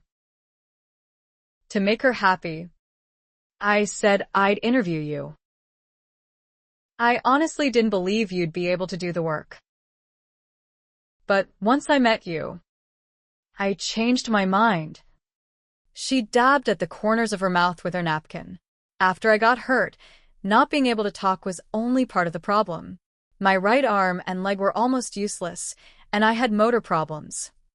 A faraway look entered her eyes. When I wasn't in rehab, my parents had to look after me. When I started to get better and could do some things for myself, I swore I'd get well and never need help again. Isaiah nodded. Becoming self-reliant wasn't easy for you. In other words, no, her gaze flicked to his and held. I had to take it one day at a time. I'm as well now as I'll ever be. She gestured at their surroundings. For this to work, I have to make it on my own. No special favors, not from my parents, not from you, not from anyone. It's no good otherwise. I'd only be kidding myself. Do you understand? Isaiah understood better than she knew. His sister, Bethany, had expressed similar concerns after the barrel racing accident that had paralyzed her from the waist down. I need to do it by myself, she had cried whenever anyone tried to help her. It had been frustrating for everyone in the family. But in the end, her stubbornness had paid off. She'd become self-sufficient, and now she was happily married to a wonderful man and had a normal life. I do understand, Isaiah replied. No special favors, Laura. If I didn't sincerely believe you could do the work, I wouldn't be here. We desperately need good kennel people. They quit almost as fast as we can train them. I think you'll do a great job, and I believe you'll stay. Not because you'll have no other opportunities along the way, but because you'll really like the animals. She searched his face for a long moment. All right then, she finally said. If that's really why you gave me the job, I'll be there in the morning. That's really why. She didn't prompt him to offer her more reassurance. Taking him at his word, she simply resumed eating her meal. Isaiah released a pent-up breath, took a sip of Merlot, and reclaimed his fork. After taking a few bites, he had to compliment her on the food. The only time I get to eat like this is when I go home for dinner. What do you eat the rest of the time? Restaurant fare. TV dinners. He shrugged. Sometimes nothing at all. When I get home late, I'm generally too tired to dig something out of the freezer and nuke it. I'd rather go to bed hungry. She shook her head. You should keep things on hand. Cheese. Fruit. Stuff like that. At least then you could grab something quick and easy. Isaiah shrugged. I would. But half the time I forget to go shopping. She pushed the platter of meat toward him. Have some more roast and taters. You're too thin. Taters. There it was again. Her avoidance of words with more than 2 syllables. Little wonder, she talked slowly. It would be difficult enough to learn to speak all over again without constantly having to choose words that were easy to say. By the time the meal was over, Isaiah had devoured 3 large helpings of meat and vegetables, 4 buttered biscuits, a generous serving of salad, and 5 little pumpkin pies topped with whipped cream. He was so stuffed that he groaned when he rose from the table. You don't have to help clean up, she protested as he began scraping plates. Sure I do. He glanced up and winked. After a meal like that, helping with the dishes is the least I can do. They fell into a comfortable silence as they worked. Then the phone rang. Isaiah continued loading the dishwasher while Laura took the call. When she returned to the kitchen, she said, That was Graham. My mother's partner in crime? She rolled her eyes and nodded. I'd like to stay mad at her for a while, but she makes it hard. More like impossible. If she's anything like my mom. Isaiah ran a plate under the faucet before sticking it in the rack. I'm so sorry. Isaiah, he mimicked in a high-pitched voice. Please, please, please forgive me. I'll never do it again. After about 6 phone calls, I finally caved. Do you think she'll keep her promise? To never do it again? You mean? Isaiah considered the question. Heck. No. He flashed a quick grin. But at least her taste has improved. Laura bent to put away the roasting pan. Right. No drool on my chin. It goes a lot farther than that, Isaiah thought as he surveyed her attractive backside, but he refrained from saying so. He had accomplished what he'd set out to do. Laura had agreed to take the job at the clinic. They had established a friendship of sorts. He didn't want to mess that up by telling her she was the most attractive woman he'd met in a very long time. It wasn't an appropriate thing for an employer to say. Hell, it wasn't even an appropriate thing for an employer to think. Chapter 3. The following morning, as Laura parked her Mazda behind the clinic, she whispered scolding lectures to herself. You're only a kennel keeper, a lady who'll be hosing dog poop down the drains. If you blow this chance and get fired over a silly crush on your boss, you'll be sorry. And it was a silly crush. Isaiah Coulter was a handsome, accomplished, and very successful man who could have his pick of women. He'd never looked twice at someone like her. Schooling her expression, Laura entered the building and found herself in a room lined from floor to ceiling with boxes of surgical supplies. She traversed the pathway to a gray door and was promptly greeted by a cacophony of mournful wails when she opened it. The kennels, she realized, and from that moment forward, she forgot all about Isaiah Coulter. Dogs. Looking up the center aisle, she saw all different kinds, purebreds and mutts, large ones and small ones. The only things any of them seemed to have in common were their limitless joy at seeing her and their frantic attempts to get her attention. Oh, you poor baby, Laura whispered as she knelt in front of a Rottweiler's cage. A tube protruded from a wide bandage around the canine's belly, and N4 was taped to its front leg. What happened to you? She asked softly, thrusting her fingers through the wire mesh to touch his broad muzzle. The dog nudged her fingers and whined. Oh, yes, I know. It's so awful. Here you are, sick and hurting, and your people have left you all alone. Laura knew exactly how that felt. After her accident, she'd been hospitalized and then eventually transported to a rehab center. Her friends had come to see her at first, but over time they'd shown up less and less, uncomfortable in her presence because she could no longer talk. Her family had visited her as often as they could, of course, but after several weeks, the demands of day-to-day living had kept them away a good deal of the time. Even now, Laura could remember her sense of abandonment. Unable to communicate, walk, read, or watch television, she'd been isolated in her misery, the hours of each day stretching endlessly before her. Blocks of painful physical therapy had been her only relief from the boredom and loneliness. Looking into the Rottweiler's bewildered brown eyes, she remembered her own bewilderment during that time and the helpless rage that had often come over her in waves. Trapped and forgotten. That was how she'd felt. Exactly like this dog. In that moment, a sense of purpose filled her. This is where I belong, she thought. I can help, really help these poor animals because I understand how they feel in a way no one else can. It was the loveliest sensation, a huge, exhilarating rush.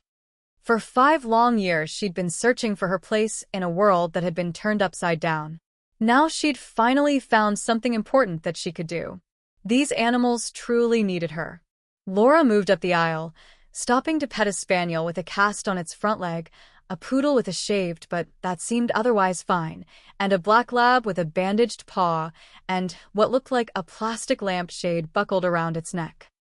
She would have visited each and every cage if not for the sudden appearance of a stout blonde at the end of the aisle. As Laura pushed to her feet, she took in the other woman's shoulder-length hair, kindly blue eyes, and masculine features set in a square face. You Laura, the woman asked, her tone clipped and unfriendly. Yes. I was just saying hello to the dogs. You shouldn't poke your hands through the wire until you've been briefed. You looking to get bitten? Laura tucked the offending hand into a hip pocket of her jeans. No. I was just. A couple of these dogs are mean. To clean their cages, you'll have to use the loop. Laura had no idea what a loop was. She glanced into the sad eyes of an Irish setter. She had never been wary of strange dogs, least of all pathetic creatures like these. As she walked up the aisle, she yearned to stop at each gate. Tomorrow, she vowed, she would come 30 minutes early, so she could give each animal a little one-on-one. I'm not late. Am I? She asked. No, the blonde opened a cage. Drawing a syringe from the front pocket of her blue smock, she petted the collie within the enclosure, and then bent to grab the animal by its scruff. As she gave the injection, she said, You're a little early. In fact, I'm Susan Strong. I'll be training you. Laura held out her hand as the other woman straightened.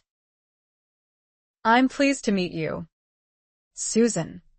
Instead of smiling, Susan merely tightened her mouth. At the right corner, a pinpoint dimple popped up, so low that it was almost on her chin. You like dogs? Oh. Yes. Very much. Good thing. She finally shook Laura's hand and then gestured to the cages. We have 'em in spades. They come and they go. She gave Laura a scowling look. Sort of like kennel keepers. Mucking around in shit and puke gets old real fast. If you don't have the stomach for it, save me a lot of trouble and quit right now. It's a lot of work to train someone. Laura straightened her shoulders. She couldn't honestly say she liked the smell of poop, but she did have a strong stomach. She was also convinced that she'd finally found her niche. If I can do the work here, I'll never quit, she replied. Susan snorted. Aloud. Up both nostrils snort that made her meaning clear. Heard it before. And, just for the record, any idiot can do the work. Laura didn't normally discuss her affliction with strangers, but in this case it seemed smart on 2 counts. Susan needed to know about Laura's handicap. She also had a chip on her shoulder that needed to be knocked off. That's good news. I'm an idiot. Susan gave her a sharp look. Laura moistened her lips. Brain damage. I dove off into the river near the falls. Most times it's safe. But there'd been a drought that year. And I hit my head on a rock. Holy Toledo. A thoughtful look came into Susan's eyes. I remember that. It happened a few years back. Didn't it? 5, Laura confirmed. Susan nodded. For a while they thought you might die. You were in a coma, weren't you? Yes. For about 3 weeks. I woke up with aphasia, damage to the left lobe of my brain. Bummer. I had to learn to talk all over again, Laura went on. You'll notice that I speak slowly. I also have trouble keeping up if people talk too fast or use long words. She gestured at the cages around them. As for this job, I'm very lucky to get it. She met Susan's gaze. If I can do the work, I won't be quitting. Susan finally smiled. And it transformed her face, making her look more like a plump angel than a Marine Corps drill sergeant. You'll be able to handle the work. Isaiah leaned his head to one side, so the technician-cum-anesthesiologist could dab the sweat from his brow. In the middle of an abdominal surgery, he had blood to the top of his surgical gloves, and Belinda, his assistant, was frantically searching for a clamp. Just then a door at the rear of the room swung open. Isaiah glanced up to see Susan Strong entering the chamber. He gave the stocky blonde a stay-put look, then returned his attention to his patient. When the artery was clamped, he met Susan's questioning gaze. How's Laura Townsend doing? So far. So good, Susan replied. You know the boxer with the attitude problem? When she opened the gate to his kennel, I about had a heart attack. But all he did was lick her to death. Isaiah chuckled. Has a way with dogs. Does she? Big time. Even that nasty little Pomeranian likes her. We need someone good with animals back there, Isaiah observed. Amen. Her biggest problem will be caring too much, Susan predicted. I don't know how she'll handle it the first time she gets a dead dog walking order. Isaiah hated to put down an animal himself, but he had long since come to accept it as a necessary evil. When nothing more could be done to ease an animal's suffering, euthanasia was the only merciful option. You think she'll be able to handle the work? Susan planted her hands on her broad hips. Under the gruff exterior, she was a marshmallow. One of the kindest and most caring people Isaiah knew. My money says she'll do fine, she replied. Been a nasty morning. Puke. Shit out the yang. And a hemorrhage to top it all off. A hemorrhage? The little red cocker miscarried. That really old dog? The anesthesiologist asked. That's the one, Susan confirmed. It's sad that she lost her puppies. But she'll be better off. Tucker had to spay her. People who keep breeding animals when they get that old are crazy. I just don't get it. They're not crazy, Belinda inserted. They're just mercenary. If the cocker had whelped 7 pups, They would have sold for $400 apiece. Possibly more. More. James Masterson, a tall, stocky 20-year-old with brown hair and baby blue eyes who'd begun training as a tech assistant a year ago, drew a blanket from the warmer. My mom paid $600 for a cocker last month. Run the numbers on that. Why don't you? He grinned and winked at Belinda. 2 litters a year would put a serious dent in my rent. Mine, too. Belinda pursed her lips. 7 puppies. My God. That'd be $4,200. Maybe I'll move where I can have a dog and become a breeder. I'd never breed an old dog, James said. But I can't see any harm in breeding a young, healthy one. If nothing else, it'd help to cover the vet bills. I'm just glad the little cocker's whelping days are over, Susan said. If her owners want to continue making money on the side selling puppies, they'll have to buy another bitch. How did Laura handle all the blood? Isaiah asked. Susan shrugged. I think she panicked a little at first. Doesn't everyone? Angela chimed in.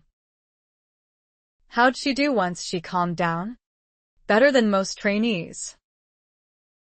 When I needed help, she jumped right in and did what I told her. Isaiah was pleased to hear that. I had her figured for a gutsy lady. Nobody could come through what she has without having plenty of backbone. Who's this you're talking about? Belinda asked as she handed Isaiah the stapler. Laura Townsend. Isaiah quickly closed up. Susan's training her for the kennels. Oh. I didn't know Val hired anybody. Belinda drew the paper pad closed over the contaminated surgical implements. That's good news. We never have enough kennel people. Actually, Val didn't hire her, Isaiah corrected. I did. Belinda raised her eyebrows. You?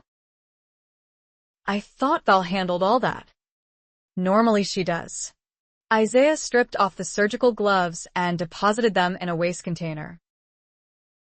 Laura's a friend of the family. My mom recommended her.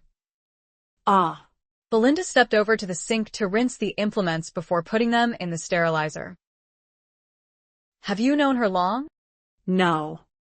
Just met her. Isaiah recalled Laura's expressive eyes and smiled slightly. You're all going to like her. She's a sweetheart. Right? Susan. Susan shrugged. So far I like her fine. She talks kind of slow. And every once in a while she looks at me like I'm speaking Greek. But otherwise I can barely tell there's anything wrong with her. Belinda turned from the faucet. There's something wrong with her? Aphasia, Isaiah replied, deciding on the spot that it would be easier for Laura if all her coworkers knew about her disability from the start. It's a form of brain damage that affects language and math skills. Belinda gave him a wondering look. You hired someone who can't talk or do math? It isn't that bad, Isaiah countered. She speaks slowly, like Susan says, and she gets confused if you throw long words at her. But otherwise she does fine. As a favor to me, I'd appreciate it if all of you would make a special effort to help her settle in. Belinda lifted her shoulders in a shrug. Sure. I'll help her out any way I can. Her first morning of training was over, and Laura felt as if her bones had turned to water. She had never shied away from work, but this job taxed her mentally, as well as physically. There was so much to remember. She'd met at least a half-dozen people, Tucker, her other boss, included. Oh, how disconcerting that had been. She'd known that he would resemble Isaiah. They were twins, after all. But she'd never expected them to be so identical at a glance, both tall, dark, muscular, and too handsome for words. She'd been cleaning a cage, and he had appeared out of nowhere to jot something on the dog's chart. "Hello," she'd said. "How are you this morning?" "Isaiah." He'd given her a long look and then smiled. "I'm not Isaiah, I'm Tucker." "You must be Laura." Laura's face had gone instantly hot. They were slightly different when you really looked. Tucker was just a little heavier, and there was a sharpness to his gaze that was absent in Isaiah's. An edge that said, "I'm here. I'm paying attention. And nothing gets past me." "Yes, Laura. I'm Laura," she'd said. He had thrust out a big brown hand. "Good to meet you. And welcome to the clinic. Our mother has only good things to say about you." In between the lines, Laura had heard, "I'll still be watching you closely. Don't think I won't. As far as I'm concerned, the jury is still out." As unnerving as that had been, Laura respected it. An employer who didn't demand excellence didn't get it. Tucker Coulter would be fair. She sensed that in him. But he'd also put her on notice that he wouldn't overlook anything, either. "I'll do my best to do a good job," she'd said. He had given her another long look. A straight into the eye look. Then his expression had softened. "I'm sure you will, Laura. If you have any questions, don't hesitate to ask someone. We've got a great team here at the clinic. Everyone is always willing to lend someone else a helping hand." Everyone had been the key word in that sentence. There were so many people, all of Tucker's team as well as Isaiah's. Just keeping their names straight would be a challenge. In addition to that, she'd had to learn the layout of the clinic and where everything was stored. Her eyes ached from staring at chart instructions, and her head hurt from information overload. But oh, it was a wonderful kind of tired. After sinking down to sit on the concrete floor of a kennel stall, Laura closed her eyes, leaned her head against the cement block wall behind her, and began petting Marcus, a boxer who'd convinced everyone that he was a vicious killer. It felt nice to sit for a moment on the cool, slightly damp cement and stroke his coarse fur. She was going to be good at this job, she thought with a shiver of delight. She'd had a few bad moments this morning, but overall her first day had gone well. She'd managed to make sense of the charts and follow all the instructions. More important, she'd kept her head and had been able to help save the life of an old Cocker Spaniel. That had been so rewarding, like working in the ER.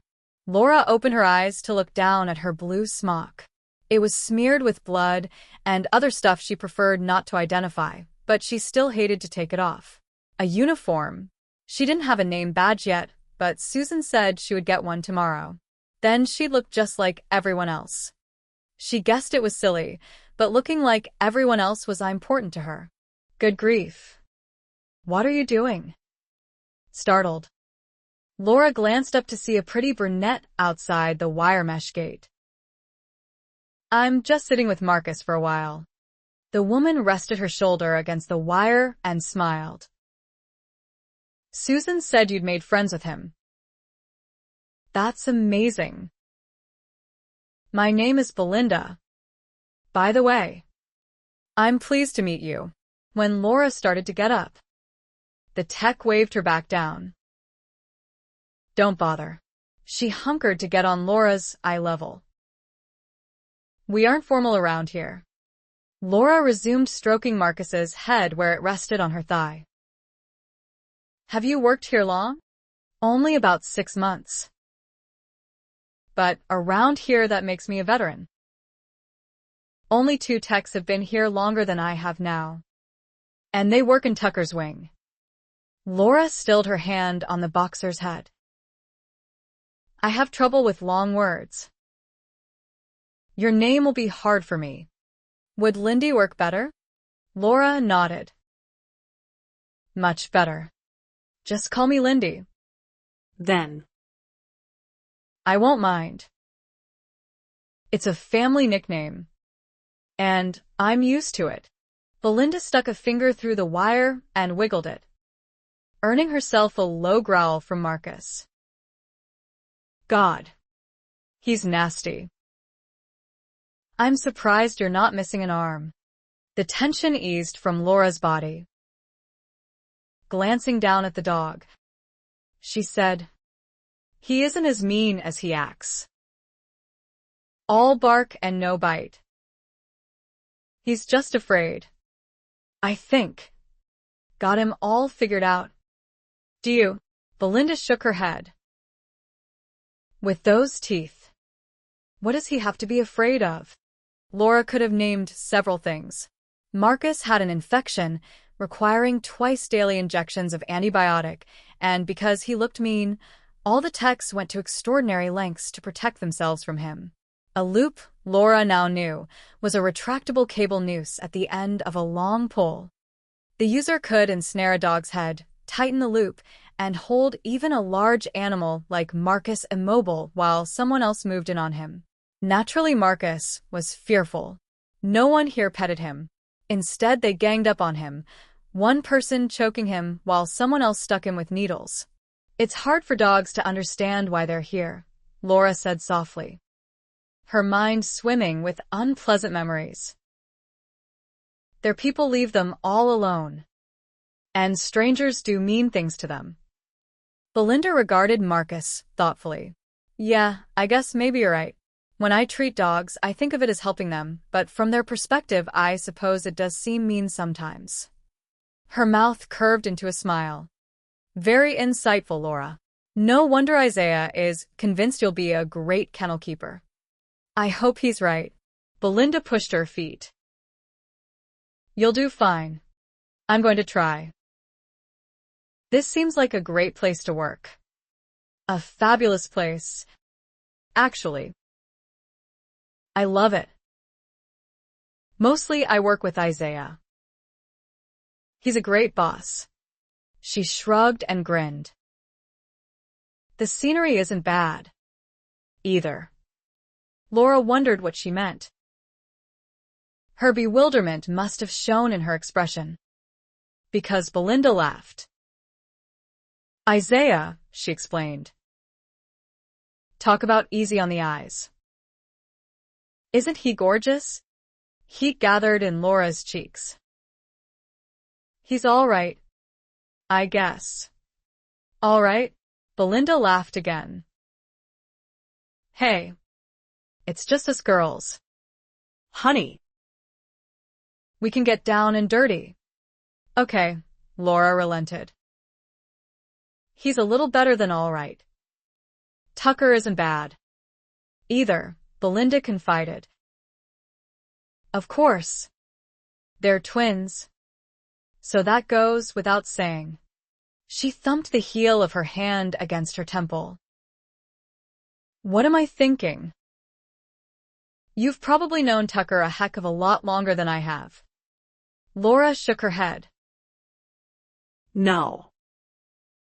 I've never even met him. Belinda frowned. I thought Isaiah said you were a friend of the family.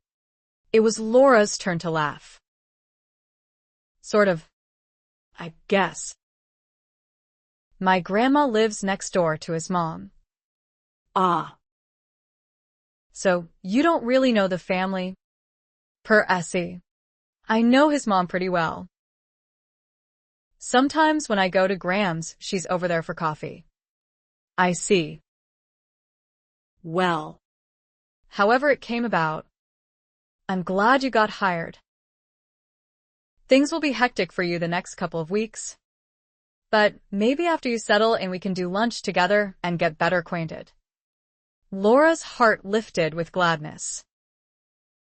Lunch with a coworker. It was just the sort of thing she'd hoped might happen. But she'd never expected an invitation so soon. I'd like that. Good. It's a date then. Belinda flattened her hand against the wire. Catch you later. Laura. Welcome to the team. Laura smiled to herself as Belinda walked away. Welcome to the team. For the first time in 5 years, she finally felt as if she were part of something again. Belinda's prediction proved to be correct. The next couple of weeks were incredibly hectic for Laura. After training all morning at the clinic, she raced back into town to walk dogs, clean houses, and do people's ironing. As a result, she hit the floor running at 5 each morning and never slowed down until after 5 in the afternoon. She spent her evenings cooking dinner, doing dishes, cleaning her apartment, and doing her laundry. In short, she barely had time to take a relaxed breath. But it was worth it. She absolutely loved her job at the clinic. She had expected kennel keeping to be a fairly lonely occupation, but it wasn't. Employees from both wings frequently entered the kennel area to check on dogs or administer medications, affording Laura an opportunity to get acquainted with some 20-odd people.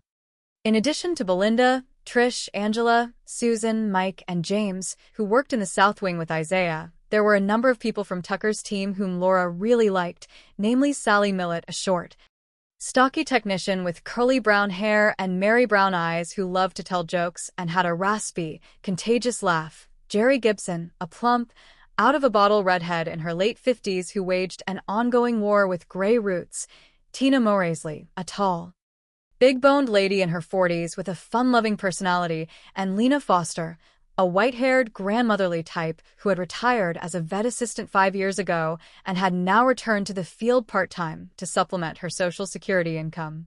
Laura enjoyed having so many new friends. It felt good to walk through the clinic and have people calling out hello. During coffee breaks, she listened to gossip, laughed at jokes she didn't get, and enjoyed a sense of belonging that had been lacking in her life for far too long. Judy always had amusing anecdotes to share about her granddaughters. Lena was always trying to get pledges for walkathons, trying to raise money for MS and breast cancer research. Tina, married but childless, brought in snapshots of her nieces and nephews. It was fun, and Laura always felt a little sad when break times ended.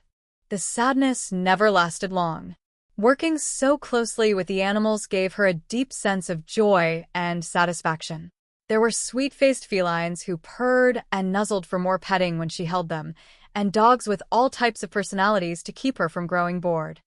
Every time Laura washed a blanket, cleaned a cage, or stole a moment to give an animal special affection, she knew she was making a difference. That felt indescribably wonderful. One day, she had just finished cleaning the last dog kennel and was about to leave for home. Her thoughts on the upcoming weekend. When Isaiah appeared in the aisle behind her. Hey, he said. Long time. No see. It had been days since they had spoken.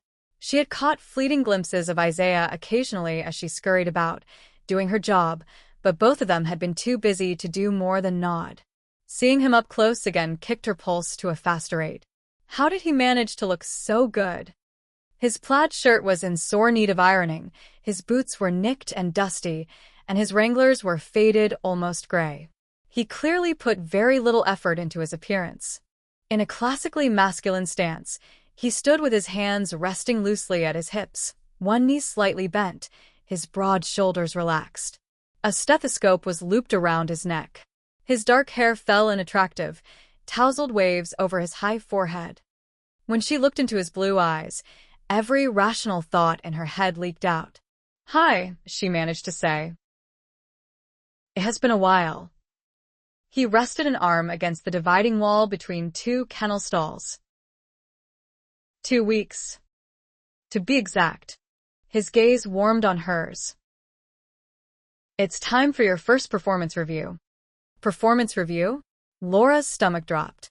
Oh, God. If he fired her, she would just die. She loved this job, and she'd made so many new friends. Val Boswell, the office manager, a thin, sun-baked blonde in her late 50s, was always ready with a warm smile, and being a dog lover, she often visited the kennels just to hang out for a few minutes. And that wasn't to mention all the techs and tech assistants from both wings. Laura's favorite person of all was Trish Stone, one of Isaiah's techs, a petite brunette with merry brown eyes who talked incessantly about her kids and about her dogs, two rambunctious Airedales named Kip and Rip, and the animals. Laura's heart squeezed at the thought of leaving them. "Would you like me to come to your office?" she asked, and then wanted to kick herself because her voice quavered. "Nah, nothing so formal as that." He flashed her a slow, crooked grin that made her feel as if she'd just swallowed a dozen live goldfish.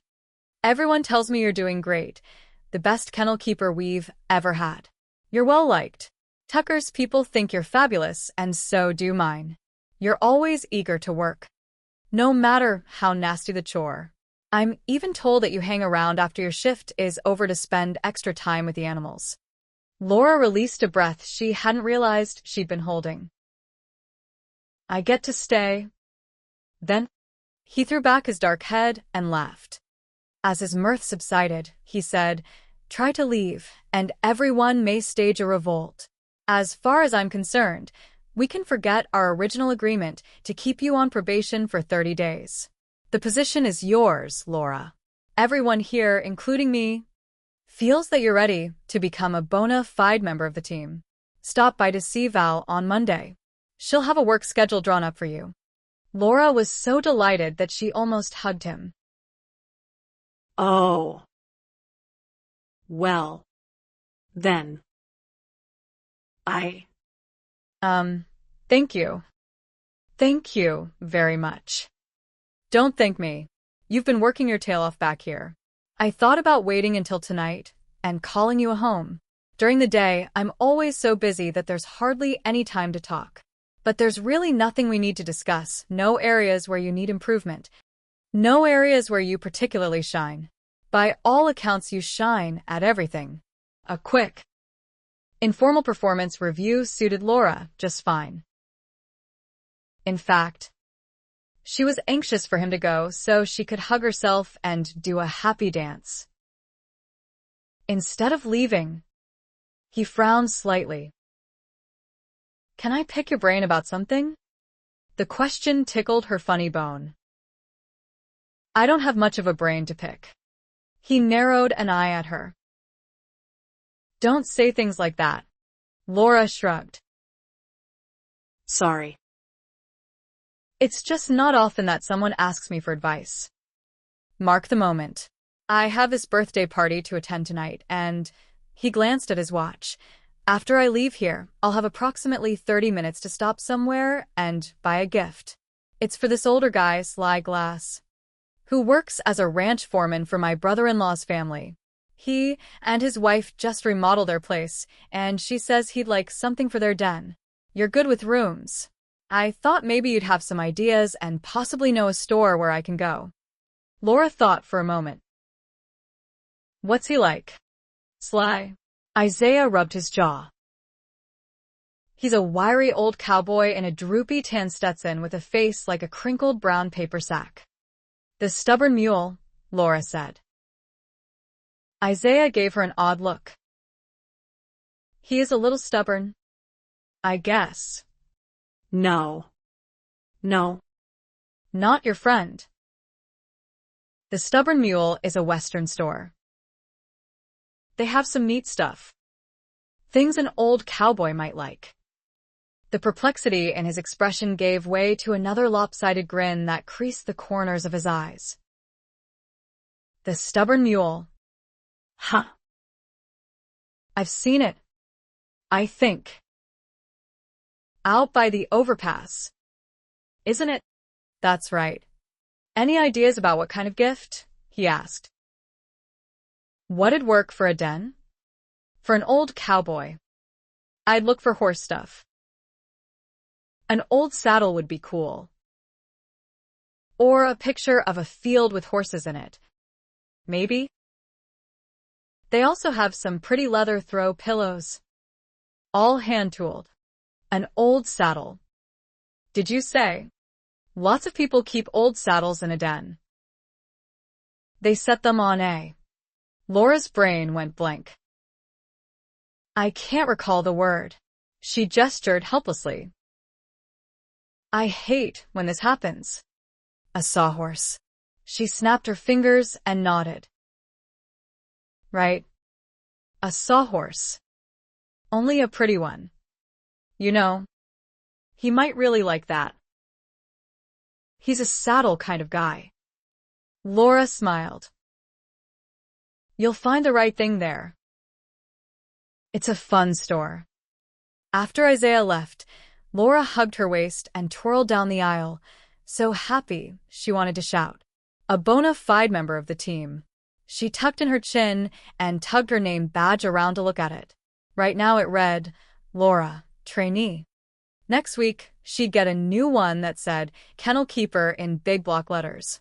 It was official. She was here to stay. Mid-shift on Monday, Laura went to Val's office to get her new work schedule. Val, slumped behind her desk and frowning intently at a blank notepad, finally glanced up. Hi, Laura, she said, her voice lacking its usual enthusiasm.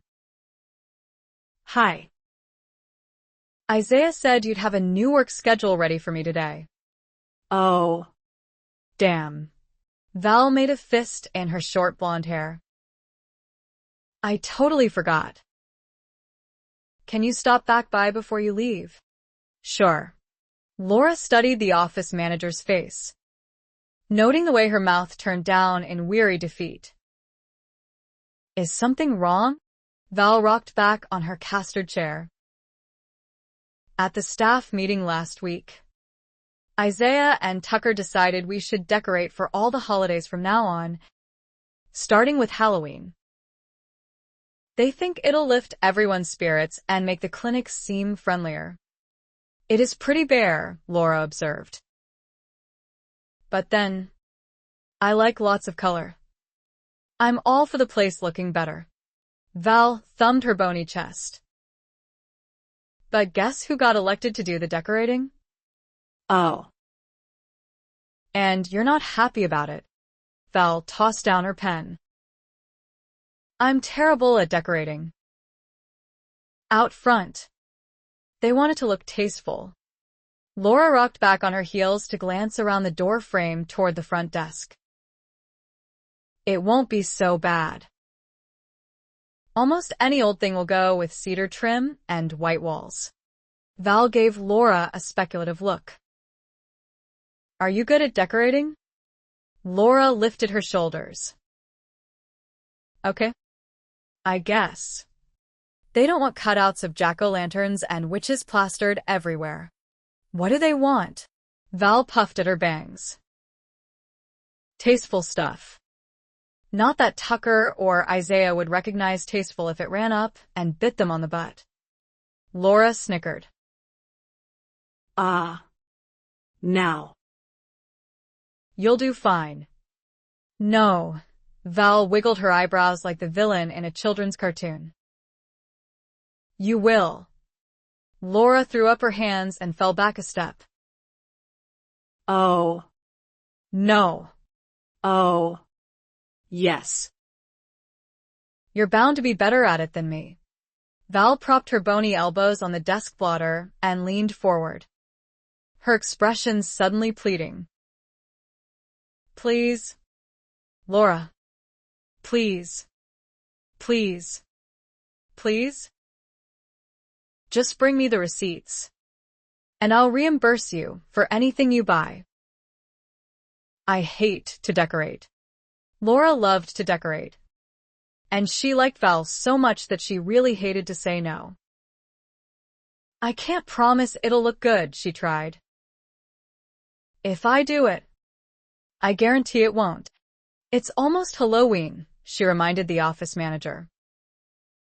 There's not much time. Tell me about it. Men. They have no clue what it takes to decorate a lobby. Save me. Laura. Please. On Friday, Laura had called and quit all of her odd jobs. Over the coming week, she would have plenty of time to take on an extra project. Okay, she agreed. I'll try my hand at it. Why not? If you don't like what I do, I'll pay you back for the stuff and use it at home. Deal. Val beamed a grateful smile. Just be sure to log in the additional hours so I can add them to your paycheck. I don't have to get paid, Laura protested. I'll have fun doing it. Are you sure? If I stayed over to do it, I'd get paid. Why shouldn't you? Laura shook her head. There's a cap on how much I can earn. Dinner out. Then. My treat. That sounds great. It's settled then. Val shoved aside the notepad. You came in here for a reason.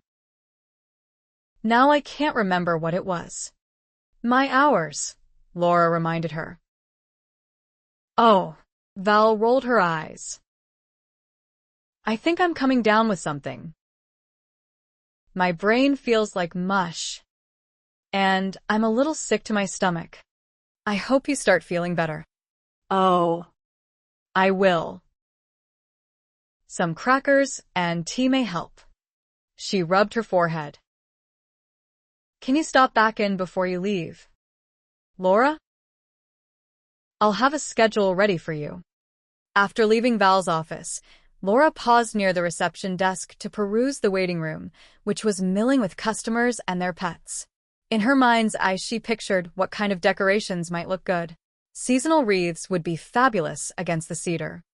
Baskets filled with gourds would lend touches of much-needed color, with the added convenience that the baskets could be redone for Thanksgiving and Christmas and filled with season-appropriate floral arrangements the rest of the year. That thought propelled Laura into a U-turn. Val looked up questioningly when Laura appeared in front of her desk again. About the walls, Laura began. They're all bare. That's a newsflash? 2 bachelors own this joint. The whole clinic is bare. I know we can't have a lot of stuff on the walls. That would make it hard to dust. But with nothing at all, it feels so cold. I go to garage sales a lot. What if I start buying this and that? It wouldn't cost much to dress up the place. It is pretty boring out there. Val considered the suggestion. If it doesn't cost an arm and a leg, I'm sure Isaiah and Tucker won't object. I see nice framed paintings at garage sales all the time. They never cost a lot. Val nodded decisively. Go for it. Then, after leaving Val's office, Laura trailed a finger along the wainscoting as she walked up the hallway. Decorating a clinic would be a challenging endeavor. Her experience ran more to houses. She wasn't sure what kind of wall hangings would work best. Maybe she could get some ideas by leafing through magazines. Yes, that was a good idea, she decided. At the end of the hall, she turned to study the waiting area again, trying to envision how it might look. A clear picture wouldn't take shape in her mind. She only knew that the Crystal Falls Animal Clinic was about to get a makeover. Chapter 4. Laura was cleaning kennels 5 and 6 the next morning when Isaiah appeared at the end of the aisle. He wore a blood-smeared blue lab coat, a surgical cap, and a mask. His eyes burned with urgency above the swatch of white cloth. I need you in the surgery. Stat, he yelled. Laura dropped the soiled bedding she'd just gathered into her arms, latched the kennel gates, and hurried after him. When she entered the surgery, he tossed her a sterile smock, a cap, and a mask. Hurry. Over half the staff called in sick. We've got a compound fracture of the femur. A main artery is severed. Rooted to the spot, Laura stared in mounting horror at the dog on the operating table. An 4-tube, fed by a see-through bag of clear liquid suspended from a tripod, was already taped to the animal's front leg. Its left hind leg rested at an awkward angle and had been tightly wrapped in a towel, which was now soaked with crimson.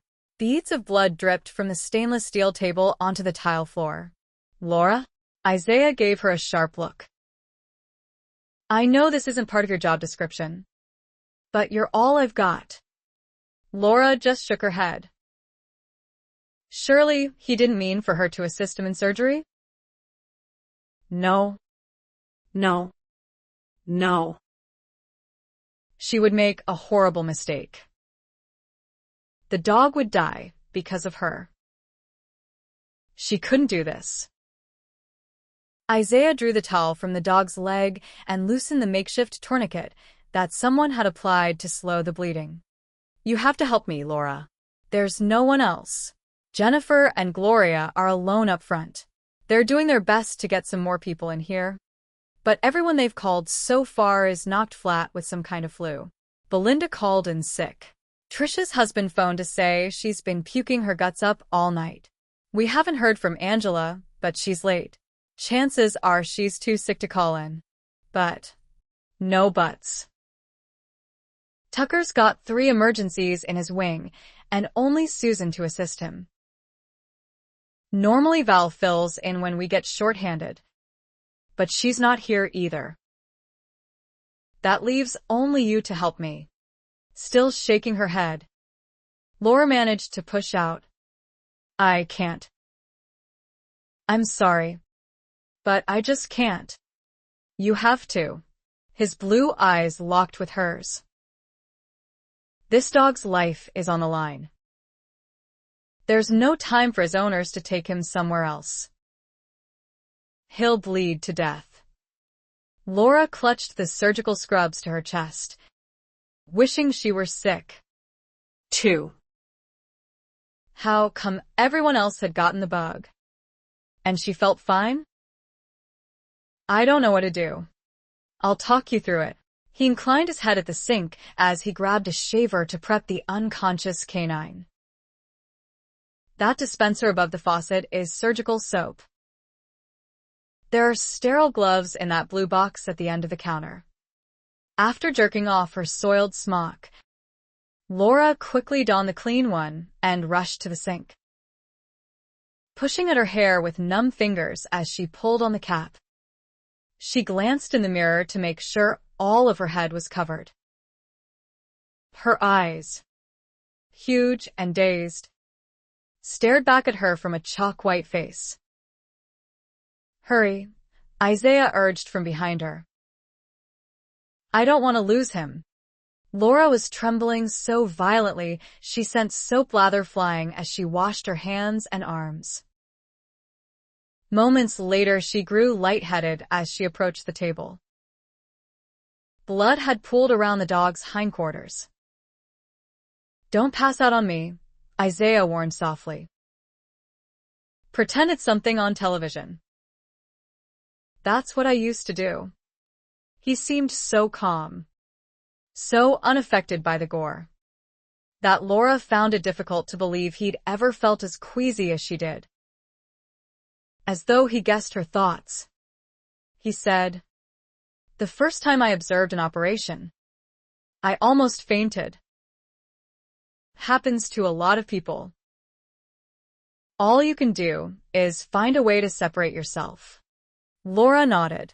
Pretending it was something on television didn't quite work. The coppery smell of blood coated her mouth, shivered over her tongue. Her gaze kept shifting to the stand beside him. A dozen different instruments lay on a white towel, the pieces of stainless steel glinting in the bright light. She didn't know the names of the tools, which of them he might need. She'd watched enough medical shows to realize that a surgical assistant had to anticipate a doctor's needs and respond to his orders without hesitation. Her legs felt as if they'd turned to water, but she forced herself to move closer. "I don't know what to do," she said again, her voice quavering and thin. "No worries. All I need is an extra pair of hands." He nodded at the instruments. Right now I need the scalpel. When Laura hesitated, he described the implement and then winked at her when she grabbed the right one. See there, sweetheart? Already a pro. When he made a long incision in the animal's leg, Laura gulped audibly. Little black spots danced in front of her eyes. She turned her gaze to the dog's head. Its eyes were only partially closed, and its mouth hung open. It looked to her as if Isaiah had pulled the animal's tongue out over its teeth. Her stomach tumbled and rolled. To hold down her gorge, she focused on the cotton blanket that now draped the canine's body. "What kind of dog is it?" she asked, desperate for something, anything, to take her mind off what was happening. "He's a mongrel just like me. Part this and part that. Mostly shepherd of some kind, I think." Mongrel isn't a very flattering term. I prefer the term mixed breed myself. He glanced at the monitor to check the dog's vitals and adjusted the foredrip. "Do you know what capillary refill is?" Laura nodded. She knew the meaning of many terms that she could no longer say. "Every few minutes, pinch his tongue and press on his gums to check his refill for me. Try to use only one hand for that. Keep the other one sterile to pass me instruments. If you forget, change gloves." Laura stared stupidly at the dog's tongue. "His name is Humphrey," Isaiah said, as if he sensed her reluctance. "When he wakes up, he'll lick your hand to say hi. You do want him to wake up again, don't you?" The question worked on her shocked system like a glass of ice water in the face. She gingerly pinched the dog's lolling tongue and pressed a fingertip to his upper gum. Because she couldn't say capillary to save her soul, she settled for, "His refill looks fine. The color comes back pretty fast. Good. Good. His vitals are within normal range. But that can change in a blink when an animal has lost so much blood." Laura's heart caught. This was real, she thought dizzily. This dog's life rested partly in her hands. Because it did, she reached deep for courage she hadn't realized she possessed. A strange calm settled over her. She could do this. She would do this. She wanted Humphrey to wake up soon, wanted to feel the rasp of his tongue on her hand and see life in his now expressionless eyes. "Tell me about him," she said shakily. "Is he a new patient?" Isaiah's gaze flicked to hers and held for only an instant, but in that instant his eyes warmed on hers. "I've been seeing him for about a year, off and on." He asked her to sop up some of the blood with a piece of gauze, so he could see what he was doing. While they worked, he went on to say, "Just office visits, shots, deworming, that kind of thing. We haven't had a lot of getting acquainted time, but judging by the little I've seen, he's a great dog, smart and very friendly." Beneath the mask, Laura smiled slightly. "He has a friendly look." "What are his people like?" He cast her another twinkling glance. "You have it turned around, don't you?" "The people own him." Laura disagreed. "I don't think it's about who owns who. It's about love." "Does he have nice people?" Isaiah nodded. "A man, woman, and a cute little girl with big brown eyes and pigtails. I'll leave you to guess who Humphrey loves the most." "The little girl," Laura quickly replied. She could almost see the dog playing with the child, barking and running happily after a ball. She was suddenly very glad that Isaiah had asked her to assist him. If Humphrey lived, she would be able to say that she'd helped in some small way to save his life. He looks like a dog that loves kids. Right on target. And as of this morning, he became quite the hero. He winked at her. a habit she was coming to suspect he had cultivated because his hands were so often occupied and the lower part of his face was covered by a mask. The little girl ran out in front of a car. Oh. No. The last of Laura's squeamishness vanished. Is that how he got hurt? Isaiah nodded. The owner says Humphrey leaped into the street just in the nick of time and knocked the little girl out of the way. Unfortunately for Humphrey, the woman in the car says it happened so fast that there was no way she could stop. If it weren't for Humphrey, she would have hit the child. Oh. My God. Though Laura couldn't see Isaiah's mouth. The creases that suddenly fanned out at the corners of his eyes told her he was smiling. You ever saved a hero's life? No. First time for everything. Humphrey deserves a medal. He parted the animal's flesh, revealing tendon, bone, and the damaged artery. Laura had one bad moment when she looked into the wound. Then she thought of Humphrey chasing a ball again, and the black spots in her vision went away. She grabbed fresh gauze to dab away the blood. Isaiah nodded in approval. Do I remember you saying you couldn't do this? I think I'll keep you in here full time. Laura gave a weak laugh. No way. I'm happy in the kennels. Her smile faded when she looked back down at the dog. Will he make it? Do you think? Isaiah reared back to avoid a spurt of blood. Clamp. Laura grabbed frantically for what looked like a clamp, handed it to him, and nearly collapsed with relief when he used the apparatus to stop the bleeding. Oh. God. He's right here, Isaiah said huskily.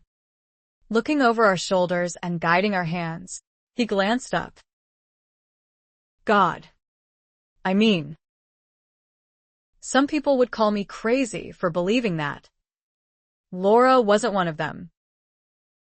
In that moment, as she looked into Isaiah Coulter's eyes, she understood what had led him to become a vet. Not a desire for money or a yearning for prestige. He was here, doing what he did, because he loved animals and felt a calling to help them.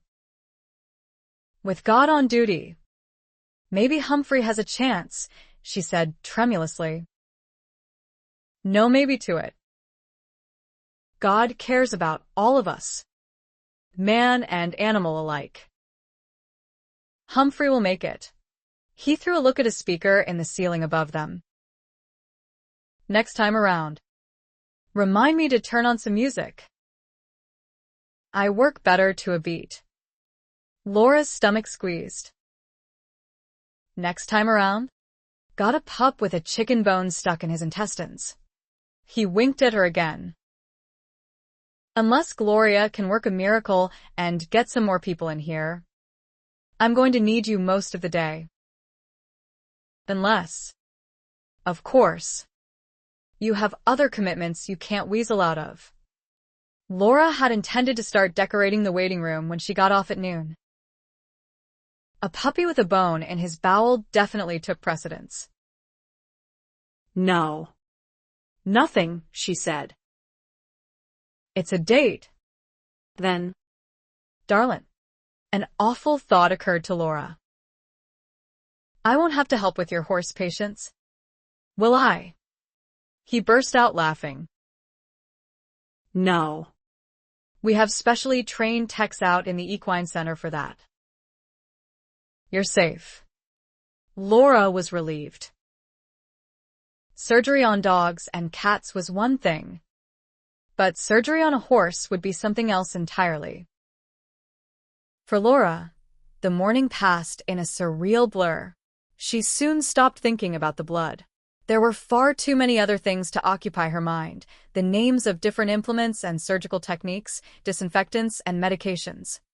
When she wasn't standing at Isaiah's side, assisting in a procedure, she was racing about sterilizing tables or gathering the necessary items to do surgery on another patient. Shortly after noon, right in the middle of an operation, this time on a Newfoundland with a stick caught in his throat, Laura noticed that Isaiah's hands were quivering. Concerned, she studied what she could see of his face above the surgical mask. There was a pale cast to his dark complexion, and his skin shimmered with sweat. "Are you all right?" He nodded. But Laura wasn't convinced. "Isaiah, I need to eat." Got the weak shakes. "What did you have for breakfast?" "Nothing. I meant to go by McDonald's on the way in. But then I got the call about Humphrey and never went." The moment they had the Newfoundland safely deposited in an observation cage and covered with warm blankets, Laura stripped off her surgical scrubs and hurried to the refrigerator. Inside, she found mostly soft drinks. The only food items were containers of fat-free yogurt and low-fat string cheese, not the most desirable fare for a large, hard-working man. She filled the crook of one arm and both hands with food, and then motioned to her boss, who was already putting on a fresh lab coat to do surgery on a cat with a plugged urethra. "Food first," she said firmly as she arranged the makeshift meal on a paper towel on the counter. "No time. That bladder is ready to pop." Laura sent him a scolding look over her shoulder. "You have to eat. You can't cut on a cat with shaky hands." Isaiah was unaccustomed to being looked after by an employee. Normally, on a busy day, it was every man or woman for himself. Nevertheless, he had to admit that it felt kind of nice. After joining her by the sink, he straddled a stool and grabbed a yogurt container. "Thanks, Laura." He peeled the wrapper from a plastic spoon and practically inhaled the yogurt. Before he took the last bite, she had pulled the safety seal off another container and was pushing it toward him. "Take a few sips of pop." "Two," she told him. "It'll get your blood sugar up faster." Isaiah took several swigs of Coke. As he set the can back on the counter, he realized how badly his hands were shaking. "Thanks," he said again. "I'm feeling a little better already." Her pretty hazel eyes were dark with concern. "You really should eat more often. No one can work this hard without food." The simplicity of the statement wasn't lost on Isaiah. Most people would have used the words nourishment and energy. Her avoidance of those terms drove home to him just how extraordinary her performance this morning had been. While working with her, he had forgotten for long stretches that she was handicapped. "Have I told you how much I appreciate your help this morning? I know it hasn't been easy for you." Her mouth curved up at the corners when she smiled, lending her full lips a kissable sweetness that was difficult to ignore. "Easy is for sissies." Her eyes danced with devilment. "And, yes, you have thanked me." Her gaze shifted to the cages at the far end of the room where Humphrey now lay awake.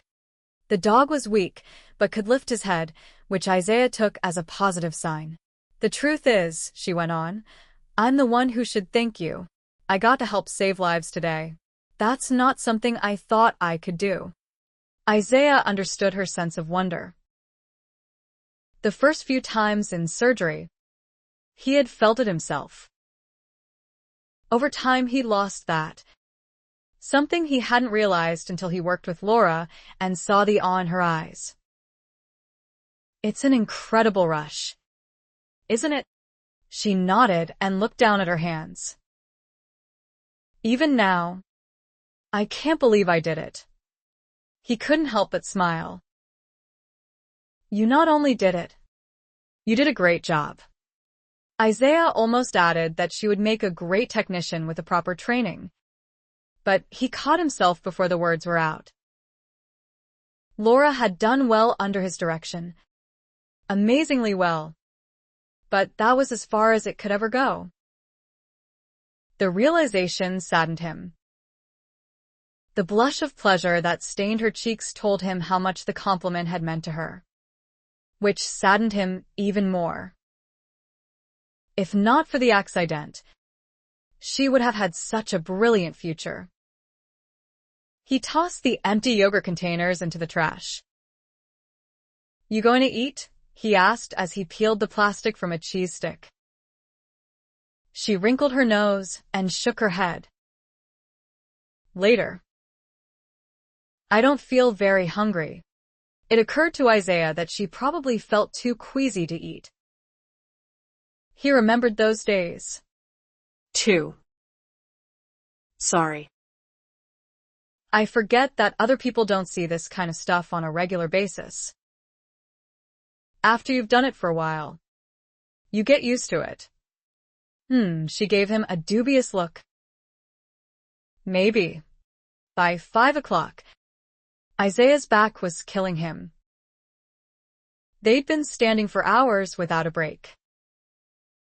When the last surgery had been successfully completed, he sank wearily onto a stool, leaned his head back, and sighed. What a day. Laura was at the sink, washing her hands. If we're done, I need to go and make sure all the animals in the kennels have been taken care of. Isaiah groaned. Jennifer had found a kennel person to fill in for Laura this morning, but the afternoon person had called in sick. That meant a good 4 hours of work still had to be done. I'll help. I can handle it, and have you here until God knows when? I may have to work the night shift if all the kennel people are sick. 2. Jennifer got in touch with Dan Fosworth. He says he feels fine, so he's got tonight covered. Good thing. I may need you in here again tomorrow. She paused in drying her hands.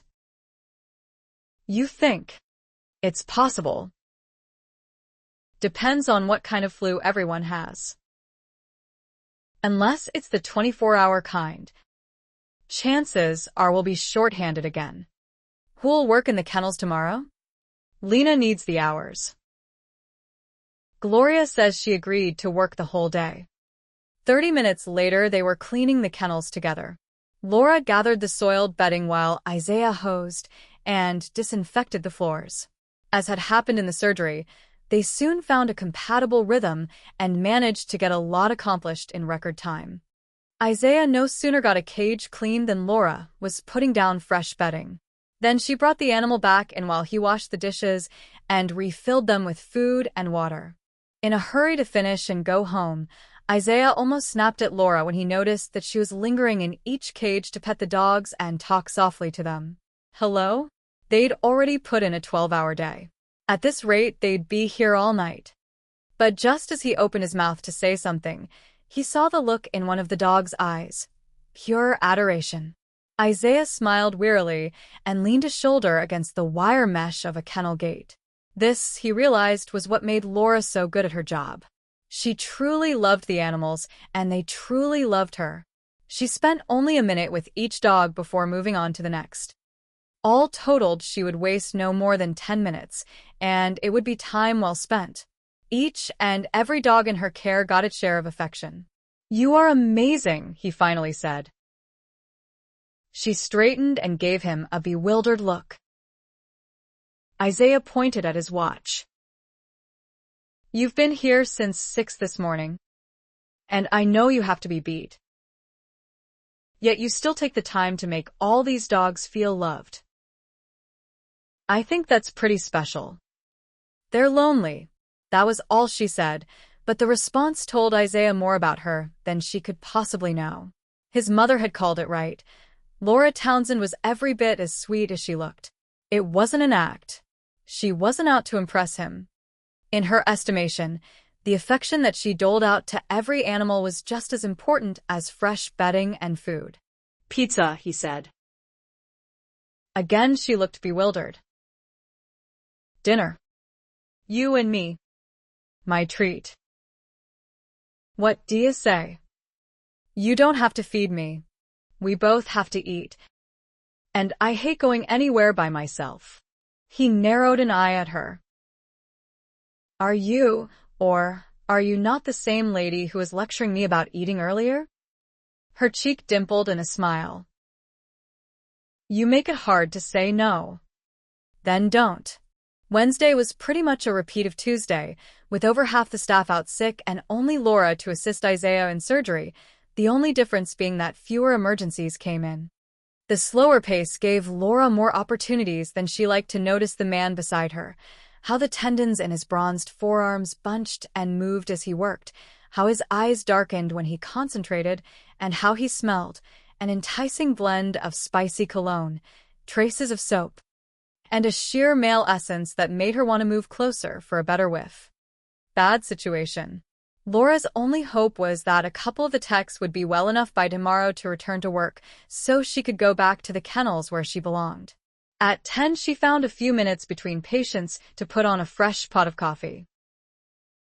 When the machine had finished its cycle, she grabbed Isaiah's sleeve and escorted him from the operating room. Time for a snack, she informed him. This time in your office. So I can eat a little. 2. A snack. A glimmer of interest came into his eyes. What? More yogurt? Nope. Something much better than that. Isaiah stopped dead just inside the door. Cinnamon rolls? I've died and gone to heaven. He circled the desk, dropped onto his chair, and leaned forward to sniff. They smell just like my mom's. Safeway has nice baked goods. It wasn't a lie. Safeway did have a fabulous bakery. Laura just preferred not to tell him the rolls were some that she'd made herself. She wasn't sure why, possibly because it seemed too personal. They'll be good with fresh coffee. He sighed as he took a bite. Laura took a roll for herself, setting it on a paper towel. Before having a taste, she tried the coffee. It was the first pot she'd ever made with the clinic's coffee maker, and she hadn't been sure how many scoops to use. She was relieved to discover that it tasted all right. This is wonderful, he said, licking sugary glaze from the back of his thumb. Cinnamon rolls are one of my favorites. I swear. These taste homemade. Laura smiled as she sank her teeth into a roll. It was good, she decided, not one of her best batches, but acceptably light, with just the right amount of cinnamon and icing. It was Graham's recipe, a one-step dough that eliminated the kneading process, so she'd had time to make a batch last night before she collapsed into bed.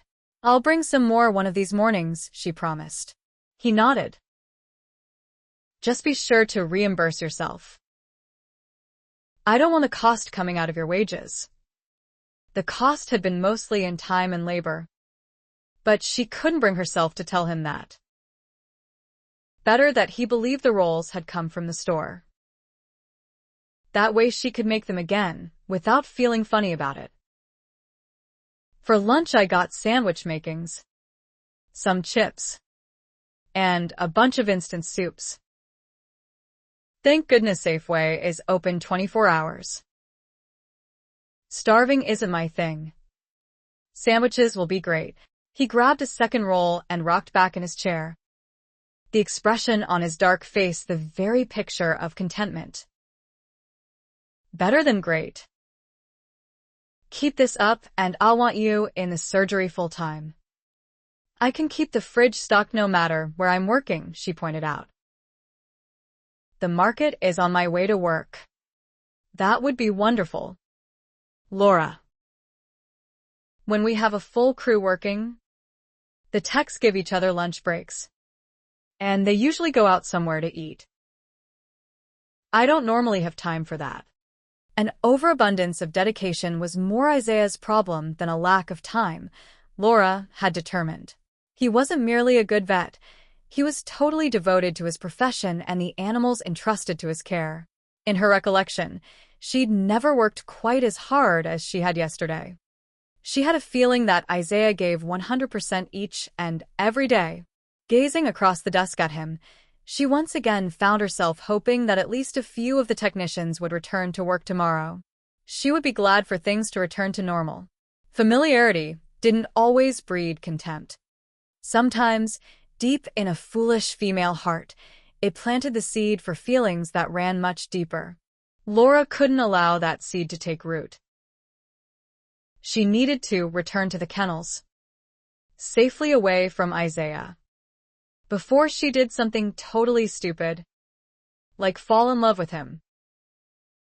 Chapter 5. Laura got her wish. The following day, most of the other employees returned to work and resumed their normal duties. Happy to have the worst of the flu epidemic behind her, Laura was able to go back to the kennels.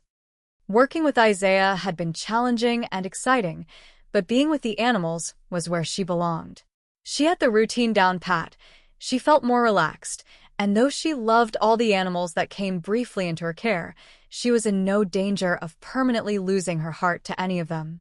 When her shift ended at noon, she went out to her car to collect the bulging plastic bags that had been crowding the back seat since her shopping spree on Monday night.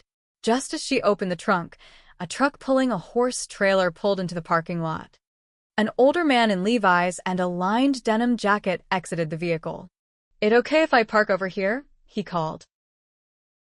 "All the spots are taken in front of the equine center."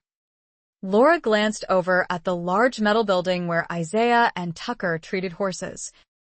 And sure enough, a long 4-horse trailer had been parked sideways and was taking up all the available parking space. "I think that'll be fine." While Laura gathered bags of decorations from the trunk, the man unloaded a pretty reddish-brown horse from the trailer. The animal favored its right front leg and was limping badly. "Oh." "How did he hurt his leg?" she asked. "Just a sprained tendon, I hope," the man replied. "But he's limping pretty bad. I thought I'd better have Isaiah take a look." Ah. Normally, Isaiah made farm and ranch calls 3 mornings a week, so he could treat the minor injuries and common ailments of large animals on site. "You must live quite a distance away." The man nodded. 60 miles north of here. A tad too far for a vet to come to me." Laura knew that both Isaiah and Tucker had far too many patients to travel so far to treat only one. "I see. Well, I hope your horse's leg gets better soon." She gazed after the man as he led the gelding toward the equine center. A tech in a blue lab coat emerged from the front office to raise a large slide-up door so the horse and its owner could enter the building. A few moments later, when Laura stepped into the front waiting area with her arms laden with bags, Debbie, one of the secretaries, asked, "What have you got there? Do you need help?" Laura couldn't tell Debbie what was in the sacks. Halloween and decorations were multi-syllabic words. Trying to say both, back to back, would have set her to stammering. She settled for grinning and wiggling her eyebrows. Debbie, who could best be described as nondescript, with short, light brown hair, blue eyes, regular features, and an average body type, was normally a reserved person with a businesslike air.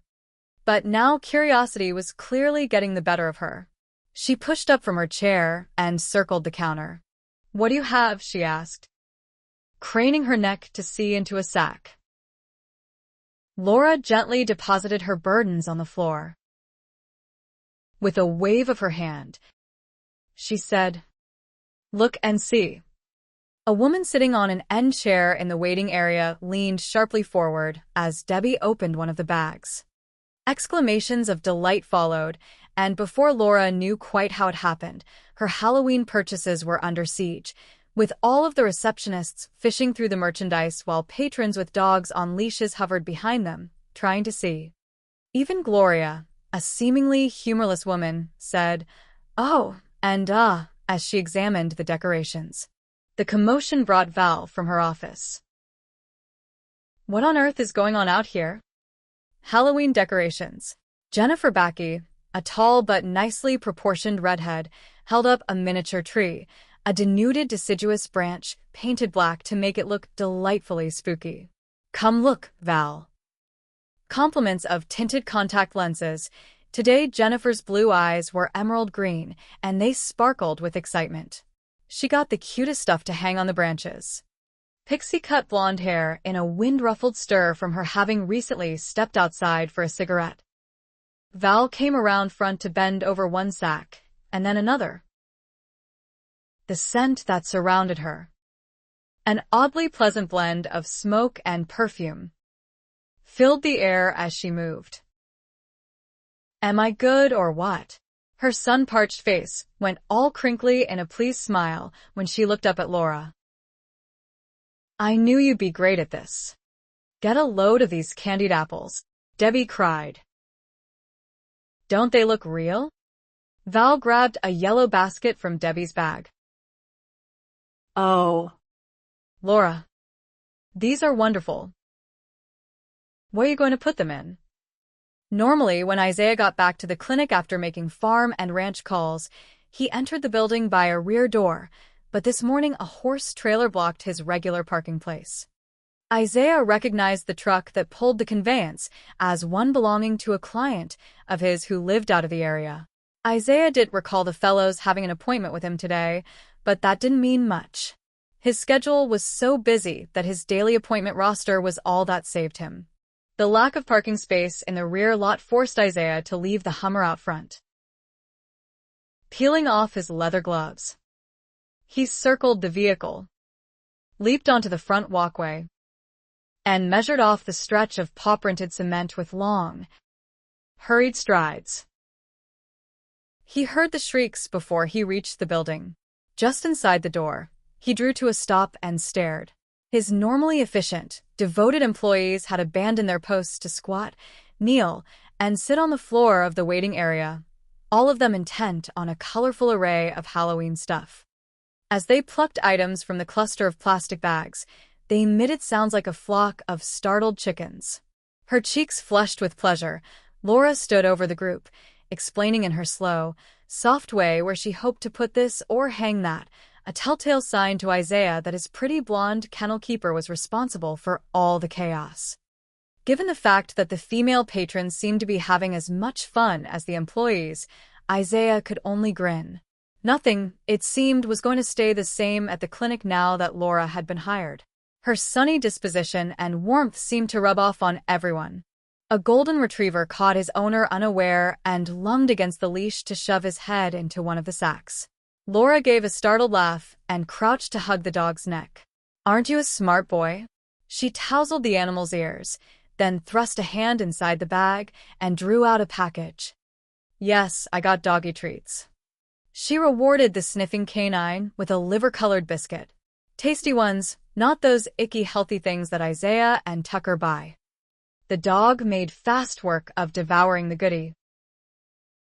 Laura smiled, gave him one more, and then grabbed a plastic pumpkin with a removable lid as she pushed her feet. She was in the process of emptying the dog treats into it when she saw Isaiah. Isaiah. The laughter instantly subsided, and all heads turned. Isaiah straightened away from the door frame. Ladies, he said by way of greeting. Debbie shot to her feet. Jennifer's face went nearly as red as her hair. Gloria, always the cool and collected one, returned the items she'd removed from a sack before she joined the sudden exodus back to the workstation. Only Val held her ground, a 4-foot triangle of space on the tile littered with gourds of various colors. At the last staff meeting, you did ask for the clinic to be decorated, she informed him. Remember? Isaiah recalled making the request. At the time he had imagined that it would be a one-woman task. Now he could see the error in his thinking. It looks like a worthwhile project to me. Carry on. At his words, the receptionists who had scurried back to their posts froze in mid-motion. Isaiah winked at them. Shoulders began to relax, smiles peeked back out, feet retraced their steps, and soon feminine chatter was bouncing off the walls again. Only Laura didn't move. Eyes still round, She continued to stare at him. "I guess I should have saved this for after hours," she said. "I didn't mean to mess up the normal routine." The normal routine needs to be interrupted every once in a while. Isaiah only wondered how Laura had gotten stuck with the decorating detail. He glanced at the paraphernalia strung across the tile. Jennifer was playing with what appeared to be a battery-powered miniature jack-o'-lantern. It glowed orange, then blinked out. "Where on earth did you find this stuff?" "Season's Delights. A shop in Old Town down by the park. I went in there last Christmas. And now that's where I always go." Some of their stuff is spendy, but mostly not. Isaiah was coming to suspect that Laura liked to shop. She seemed to know exactly where to go for any given item. "I'm impressed. Pumpkins that light up. They're for the tree." Laura plucked a black thing affixed to a base from the jumble of stuff at her feet. It looked more like a glorified twig than a tree. "I found witches on brooms and little goblins to hang on it. 2. And cobwebs. It'll be cute. I think it will look nice on the counter." She hurried on, showing him a number of other items she'd bought: baskets, gourds, fake candy apples, autumn wreaths and swags, tree containers shaped like pumpkins, and a collection of Halloween standards that included paper witches, goblins, and skeletons. Isaiah had eyes only for the woman. She wore a rust-colored knit top that went so well with all the autumn tones that she might have popped out of a sack herself. As he ran his gaze over her tidy figure, he found himself wishing that she had. He would have tucked her under his arm and taken her home to brighten his house for Halloween.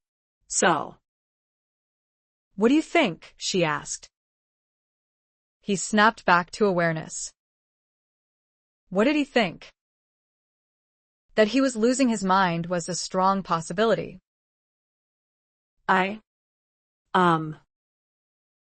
It's all great," he said. "I try to choose tasteful stuff." Isaiah had no vision when it came to decorating. But he'd seen Laura's apartment. She had a knack for taking odds and ends, assembling them into groups, and making them look good. "I'm sure it will all look great when you've finished." Laura's heart lurched oddly in her chest when Isaiah stepped closer. This morning he wore a tan Stetson that added to his already impressive height, the brim casting a shadow over his chiseled features. His brown canvas coat, cut long at the hem for riding horses on chill winter days, only enhanced his rugged good looks.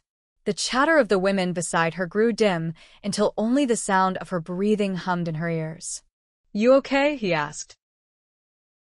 Laura straightened her shoulders. "Fine, just fine." Only she wasn't. Just looking at him made her heart squeeze. Working with him for 2 whole days had not been a good thing. She wanted to ask if he'd eaten any breakfast. She had to bite her tongue to keep from reminding him to have lunch. "Just glad you like my choices." He nodded and swept off the Stetson. His dark hair lay in rumpled waves over his forehead, making her fingertips itch to smooth it. He smiled slightly, one of those off-center grins that twitched up only one corner of his mouth. "I guess I should go so you can get back to work." He towed a sack. "Just don't work too long." "All right." That flu bug may still be making its rounds.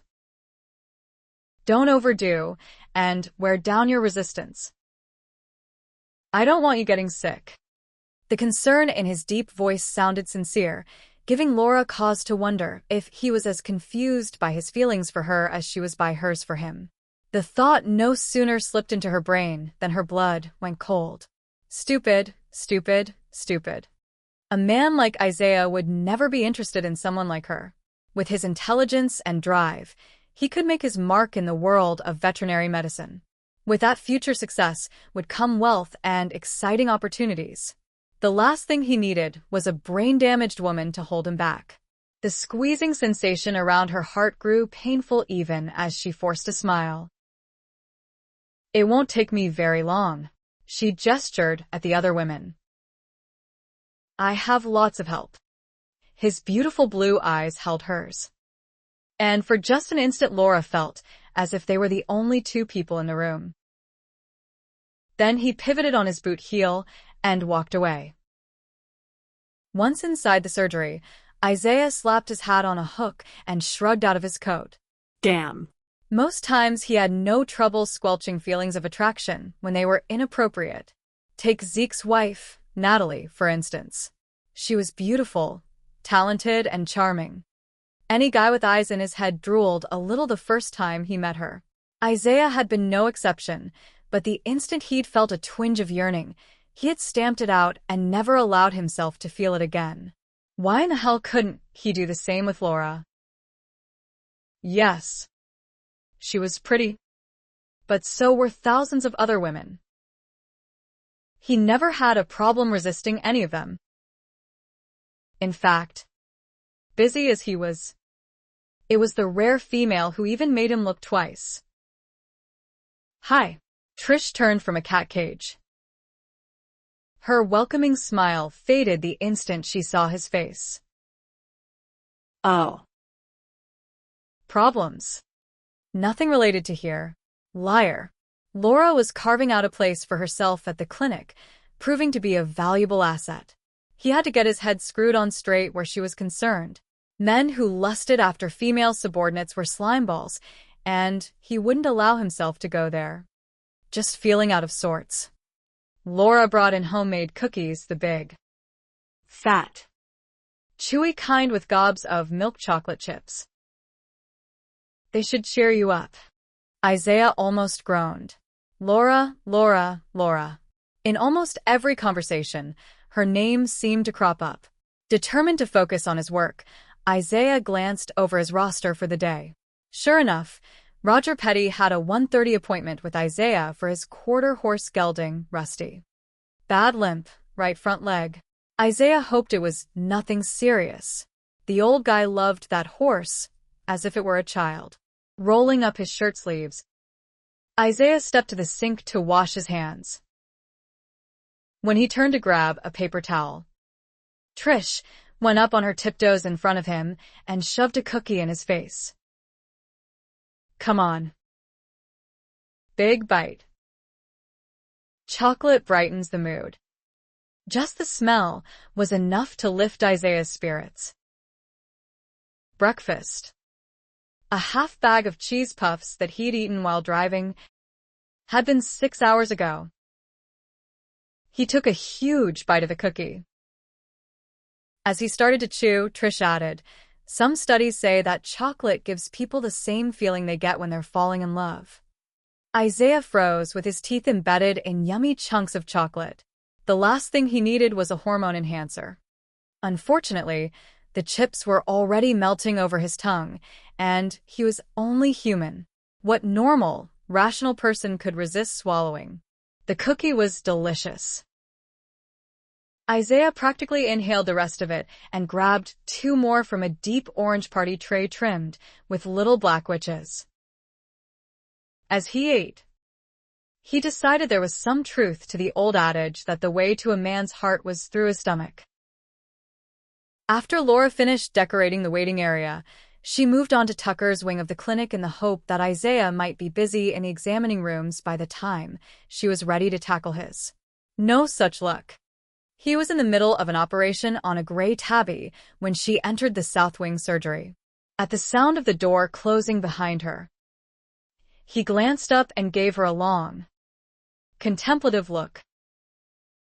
Accustomed to a friendlier reception, Laura wondered if she'd done something wrong. Trish, looking like a masked elf beside her tall employer, flicked Laura a mischievous look. There you are. If your ears have been burning, it's because we've been talking about you. Belinda turned from cleaning an observation cage. Yeah. Lady, she said with a grin, you're in big trouble. Laura sent Isaiah a questioning glance. He caught the look and finally winked. Not in a bad way, he assured her. We're just grateful for the cookies, is all. They're delicious, I'll say. and the trays are totally cute. Puts me more in the mood for Halloween. Using her forearm, Trish scratched her nose through the surgical mask. Hurry up and finish here. Isaiah. I'm hungry for another cookie. Yes. Ma'am. Isaiah bent to resume his work. By the way, Laura, I understand that you and your grandmother are invited to have Thanksgiving dinner at my parents' house. Thanksgiving? Belinda wadded soiled newspaper in her hands. Police. Can't we get Halloween out of the way first? Trish laughed. Heck, No. we'll be on the holiday fast track for the next 2 months. Belinda huffed and rolled her eyes. With Laura's parents living in Florida and her sister in Portland, she had been counting on spending the holiday with her grandmother. I haven't talked to Graham, she settled for saying. And she said nothing about going to your parents for Thanksgiving. He didn't look up. Well, it's early on. My mother always plans everything for the holidays well in advance. I was just wondering if you might be there. He dabbed sweat from his forehead with the sleeve of his lab coat. No big deal if you have other plans. Pleasure radiated through Laura, suffusing her whole body with warmth. He wanted to know if she'd be having Thanksgiving dinner at his parents' house. She couldn't help but wonder if that meant he was hoping she might. The thought no sooner came than Laura pushed it from her mind. Dangerous ground. Where this man was concerned, she needed to keep her feet firmly rooted in reality. He thought of her as a friend, nothing more. Graham hasn't said anything. But that'd be fun, she heard herself say. If you guys decide to be there, you'd better brush up on your checkers game then, he said with a grin. I'm the all-time champion. Laura had always enjoyed checkers, and it was one of the few games that she could still play. I'm not so bad myself. His eyes crinkled at the corners, a sure sign that he was smiling. Then he gave her a thumbs up and returned his attention to the cat. Oh. I don't like the looks of that. Trish followed his gaze.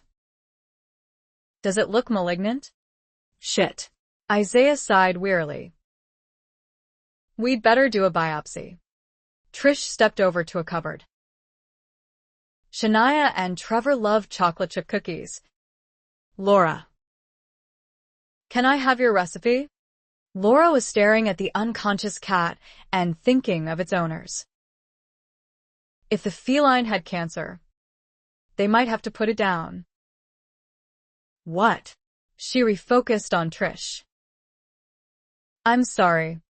Christ, Isaiah said softly. This is cancer.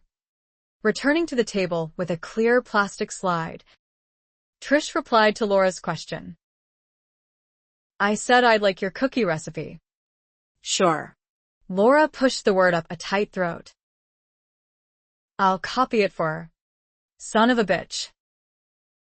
There's more than one tumor. Forehead.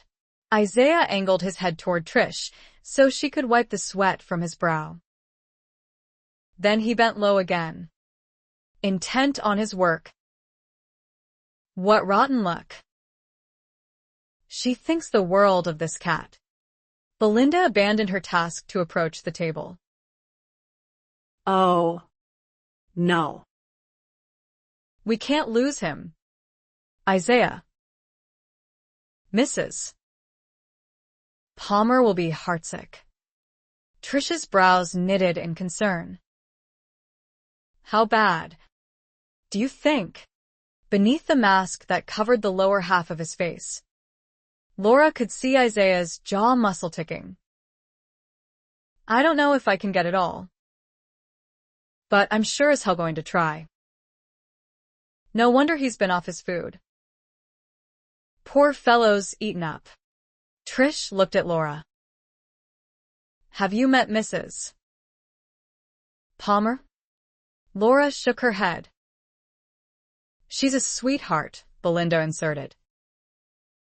A little old lady. Seymour is all she's got now. Her husband died about 6 months ago. Isaiah swore again. Laura's heart hurt for him. In that moment there was such anguish in his eyes. Jesus. The whispered word was like a shout. He straightened and closed his eyes. Hold the fort for me, he told Trish. I have to go call her. He ripped off the mask as he stepped away from the table. Be right back. Laura's stomach rolled with nausea as he left the surgery. Trish stood over the cat, her eyes devoid of the mischief that was so characteristic of her. Belinda returned to cleaning cages, her expression glum. This is the downside of veterinary medicine, Trish said huskily. That isn't going to be a fun phone call for him to make. She stroked the cat's head. Poor kitty. She hauled in a deep breath. Better this way than how some of them go. He'll just never wake up.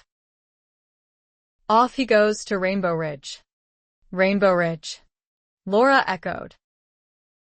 Belinda interrupted with, not that ridge bunk again. Animals don't have souls. Trish. Therefore they don't go to heaven. They do so, Trish argued. And Rainbow Ridge is where they wait for their owners, a wonderful place halfway between here and heaven. They romp and play there in animal paradise, waiting for their owners to join them for the rest of the journey to heaven. Laura hugged her waist. To her horror, she realized that she was about to cry. It didn't help any to see tears in Trish's eyes. I hate days like this, Trish said. I wish we could save all of them. Yeah. Well. We can't, Belinda said brusquely, kneeing the garbage can ahead of her as she advanced on another cage. If you're going to last in this field, Trish, you can't be a bleeding heart. You'll burn out. Laura thought of her grandpa Jim, who'd left them a little over 2 years ago. The doctor who'd come out afterward had held her grandmother's hands and gotten tears in his eyes as he'd given her the news.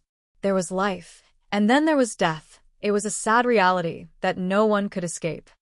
The doctor who held himself apart was in grave danger of losing his compassion. Isaiah re-entered the surgery just then. He didn't speak, didn't make eye contact with anyone. He went directly to a cupboard, withdrew a vial, and filled a hypodermic needle with clear liquid. When he approached the table without washing his hands or putting on another mask, Laura knew what he was about to do. Moments later, a hushed silence fell over the room as he bent to press a stethoscope to the cat's chest. Does she want him cremated? Trish asked, her voice still oddly thick. No. She wants to take him home, Isaiah replied. Does she have kids in town? Belinda asked. She can't bury him by herself. She's a little old lady. The ground is starting to freeze. I'll run over and do it. Isaiah turned the edges of the surgical sheet over the cat and carried it from the chamber. Trish shook her head and gave Laura a sad look. Like he has time to do that. He's such a sweetie sometimes. Laura found Isaiah in his office, tipped back in his chair, one arm angled over his eyes, his feet propped on the desk. At the sound of her entrance, he bolted upright, his boots slapping the floor with a loud thump. She could tell by his expression that he was embarrassed to have been caught grieving. Why, she didn't know. His ability to care was one of the things she found most wonderful about him. Laura. He swiveled to face her and flashed a stiff grin. What are you still doing here? Laura thought it was more appropriate to ask what he was doing there. He had patients waiting for routine exams and inoculations. All the examining rooms were full, and the waiting area was becoming crowded. It wasn't like Isaiah to keep people waiting. In fact, she'd never once known him to neglect his duties. The fact that he had chosen to now told her a great deal. I just wanted to tell you how sorry I am about Seymour. He grimaced and forced another smile that didn't reach his eyes. Ah. Well. You win some. You lose some, no big deal. Only it was a big deal. He was feeling sad, and Laura ached for him. She'd seen the look in his eyes when he'd realized the extent of the cancer. She'd also seen the grim resignation on his face as he had administered the lethal injection. Until now, she'd never stopped to think of all the sadness that came with this man's profession. She'd thought only of how talented he was and how that talent opened doors for him that were forever closed to her. They're all a big deal. Laura broke off to swallow. A little old lady lost her only friend. If you didn't feel awful about that, what kind of vet would you be? A happier one? He ran a hand over his hair and propped his elbows on the desk. Passing a hand over his eyes, he softly confessed. Okay. I feel like shit. I admit it. Feeling like shit goes with the territory. Laura sank onto the chair where she had interviewed for her job. It seemed like a lifetime ago. She's all alone, he whispered. Seymour was all she had left. I learned in college not to let things like this get to me. I guess it didn't stick. She's such a sweet old gal. She brought Seymour in because he'd been off his food. When I saw a mass in the x-rays, I hoped it was benign. Laura knew that a lot of people, Belinda included, might remind him that Seymour was only a cat. But she'd been present the morning before last when it had been Humphrey on the table. To this man, all animals were important. You can't save them all.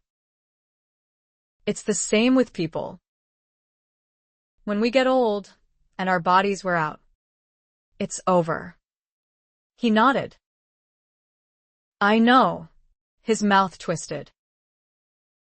It's just hard when I'm the one making the decisions and putting them down. It's particularly hard when I know a sweet old lady trusted me so implicitly and put her whole world in my hands. Laura could almost feel his pain and couldn't think of anything comforting to say. She didn't expect that phone call, he said hoarsely. She thought I'd perform a miracle. That Seymour would come home tomorrow feeling better. He grimaced and slumped his shoulders. She can't afford the bill. She's on Social Security. I think Seymour ate better than she did. How sad. Yeah. He shrugged and rubbed his jaw. I'll play around with the charges. She'll have to pay the fixed costs. Tucker and I jointly purchased the inventory. But I can shave off a lot by not charging for my services. Laura wanted to hug him. That's very kind of you, Isaiah. Kind? I killed her cat. He pinched the bridge of his nose. Damn. I know she's sobbing her heart out right now. It just makes me sick. When Laura left his office moments later, she did so with a heavy heart. About 6 that evening, Isaiah was about to wrap up for the day when Laura appeared unexpectedly in his surgery. Bundled up against the cold in a pink parka with fake fur trim on the hood, She looked adorable, her eyes shimmering with excitement, her cheeks flushed from the evening chill. Hands crossed over her chest, she appeared to be hiding something under her coat. "What are you doing here?" he asked, even though he felt absurdly pleased to see her. Cheek dimpling in a conspiratorial smile, she said, "I have an emergency." His heart caught. "What happened?" She stepped closer, parting the front of the jacket. A fluffy gray tabby kitten was curled against her breast, sound asleep. "This poor baby came crying at my door. He's a stray, and I can't have pets." Oh. Isaiah couldn't shake the feeling that this was a joke, and he had somehow missed the punchline. "I have to find a home for him," she went on in that slow, halting way of hers. "Do you know anyone who might take him? Someone special who'll love him? Maybe a little old lady who just lost her kitty." Isaiah stepped closer. The kitten was the exact same color as Seymour. "Oh," he said, the utterance more an exclamation of amazement than a word. "My God. He's perfect." "Where in hell did you find him?" "On my porch." She fixed him with an innocent look. "That's my story, and I'm sticking to it." Isaiah didn't buy it.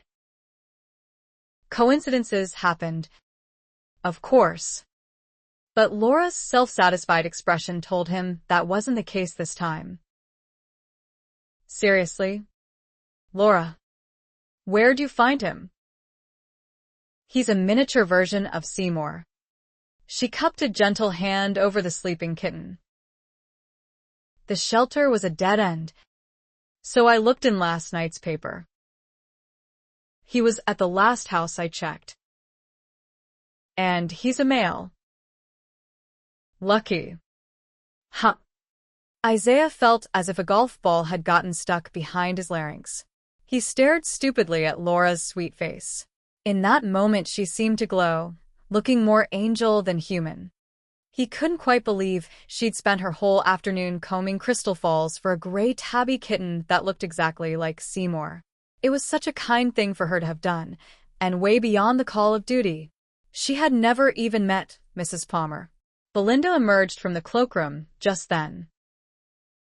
"What's up?" she asked when she glimpsed Isaiah's stunned expression.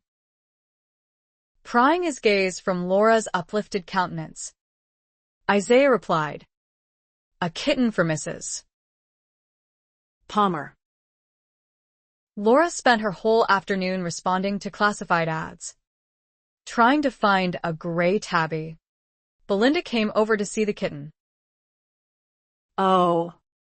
Isn't he sweet?" Laura was the sweet one, Isaiah thought, but he refrained from saying so. The two women cooed and awed over the sleeping kitten for a moment. Then Laura shifted her gaze back to Isaiah, her expression expectant. "Well, What do you think?" she asked. "If we dump him in her lap and tell her he's homeless, do you think she'll suck her in?" Isaiah burst out laughing, the sadness that had plagued him all afternoon vanishing. "Of course she'll suck her in. If she hesitates, I'll give her my famous spay and neuter speech about the glut of kittens in our area and how many are destroyed each week because they can't find homes." Belinda grinned at Laura. "Trust me, he's got that spiel down pat. Mrs. Palmer won't be able to say no." "You should have seen her when I was digging the grave this afternoon," Isaiah said. His heart panged at the memory.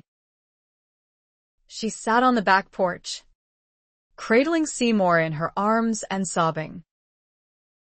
There was nothing I could say or do to make her feel better. She looked so alone that I hated to leave her. Laura lifted the kitten to her cheek. "She won't be alone now. Mrs. Palmer lived in an old double-wide mobile home with a covered front patio chock full of yard furniture and decorations, many of them plywood cutouts that had been artfully painted. A mobile of bluebirds dangled from an exposed rafter beam. From another hung a little boy and girl perched on swing seats. Near the front porch, a bearded old farmer in blue overalls held a welcome sign in gnarled hands. There was so much to see that Laura could scarcely take it all in. Her husband was a woodworker, Isaiah explained. When he retired, he stayed busy making yard stuff to sell. Laura was admiring a collection of cutout animals crowded around the steps: raccoons, rabbits, squirrels, and countless others that were lost in the throng, all of them darling. He was very good. Look at that robin. Doesn't it look real? Isaiah skirted a family of miniature black bears to mount the steps. As he knocked, he said, "I think he made decent money selling his stuff. Most people don't have the time or talent to make this kind of thing." They fell quiet, waiting for an answer to his summons. When the old woman finally opened the door, Laura's heart twisted. As though her frail body lacked the strength to remain upright without support, Mrs. Palmer stood with one arthritic hand braced against the door frame. An oversized polyester blouse and baggy slacks nearly swallowed her bony frame. Her white hair encircled her head, fluffy wisps poking out here and there. Dr. "Coulter," she said weakly. "Yes." "It's me, Mrs. Palmer. I have a problem that I'm praying you can help me with." "Oh." With trembling fingers, she pushed feebly at the sagging screen door. "Come in. Come in." Isaiah caught the door and drew it wide. "I brought a friend along. I hope you don't mind, Mrs." Palmer peered past him at Laura. "I'm a little under the weather. You know. I'm not sure I'm up to having guests. We'll be only a minute." "I promise," Isaiah assured her. "Like I said, I've got a problem." "Oh. Well." In that case, she tottered back a step to allow them entry. "I haven't any cookies on hand, but I can make us a nice cup of tea." "That isn't necessary," Isaiah said as they invaded the old lady's tiny living room. "This is Laura Townsend, Mrs. Palmer. She works for me at the clinic, Mrs." Palmer squinted to see. "It's good to meet you, Dear. I'm sorry I look such a fright. It's been an awful day for me." Keeping her left hand splayed over the front of her coat, Laura extended her right to shake the old woman's hand. "I'm sorry about your kitty." Tears slipped onto Mrs. Palmer's cheeks. With quivering fingers, she brushed them away. "I'm a crazy old woman, crying over a flea-bitten cat." "No." "It's not crazy at all," Laura protested. "You loved him." The inside of Mrs. Palmer's house was as cluttered as her patio. Laura took in all the dusty doodads on the cheaply paneled walls and then shifted her gaze to a huge wicker basket filled with balls of yarn placed next to a worn brown recliner. She could almost see the old lady relaxing there with Seymour asleep on her lap while she crocheted and watched her television programs. How lonely the house must seem to her now that her beloved pet was gone. Isaiah grasped the old lady's craped elbow and guided her to the recliner. Mrs.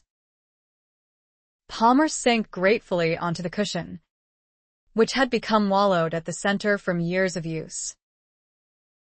She fluttered a hand at a green, Afghan-draped sofa that was in no better condition. "Please have a seat." The kitten tucked securely under her jacket, Laura sat at one end of the couch.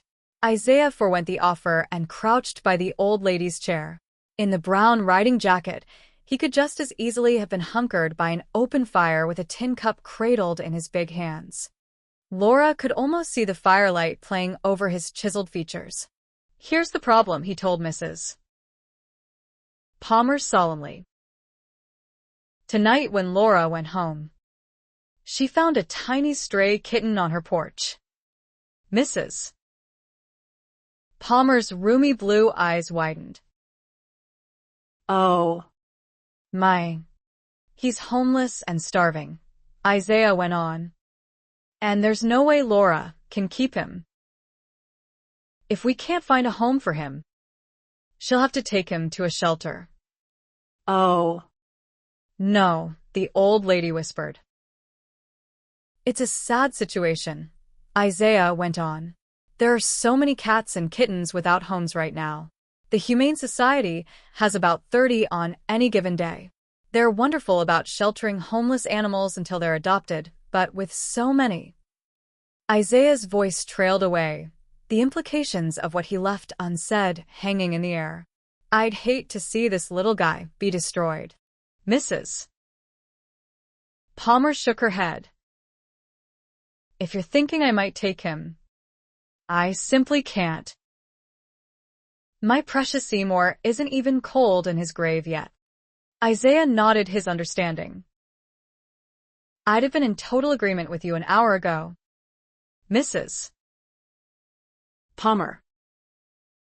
"But seeing this kitten changed my mind." He hesitated a moment. "Do you believe in fate?" "Fate," the old lady echoed.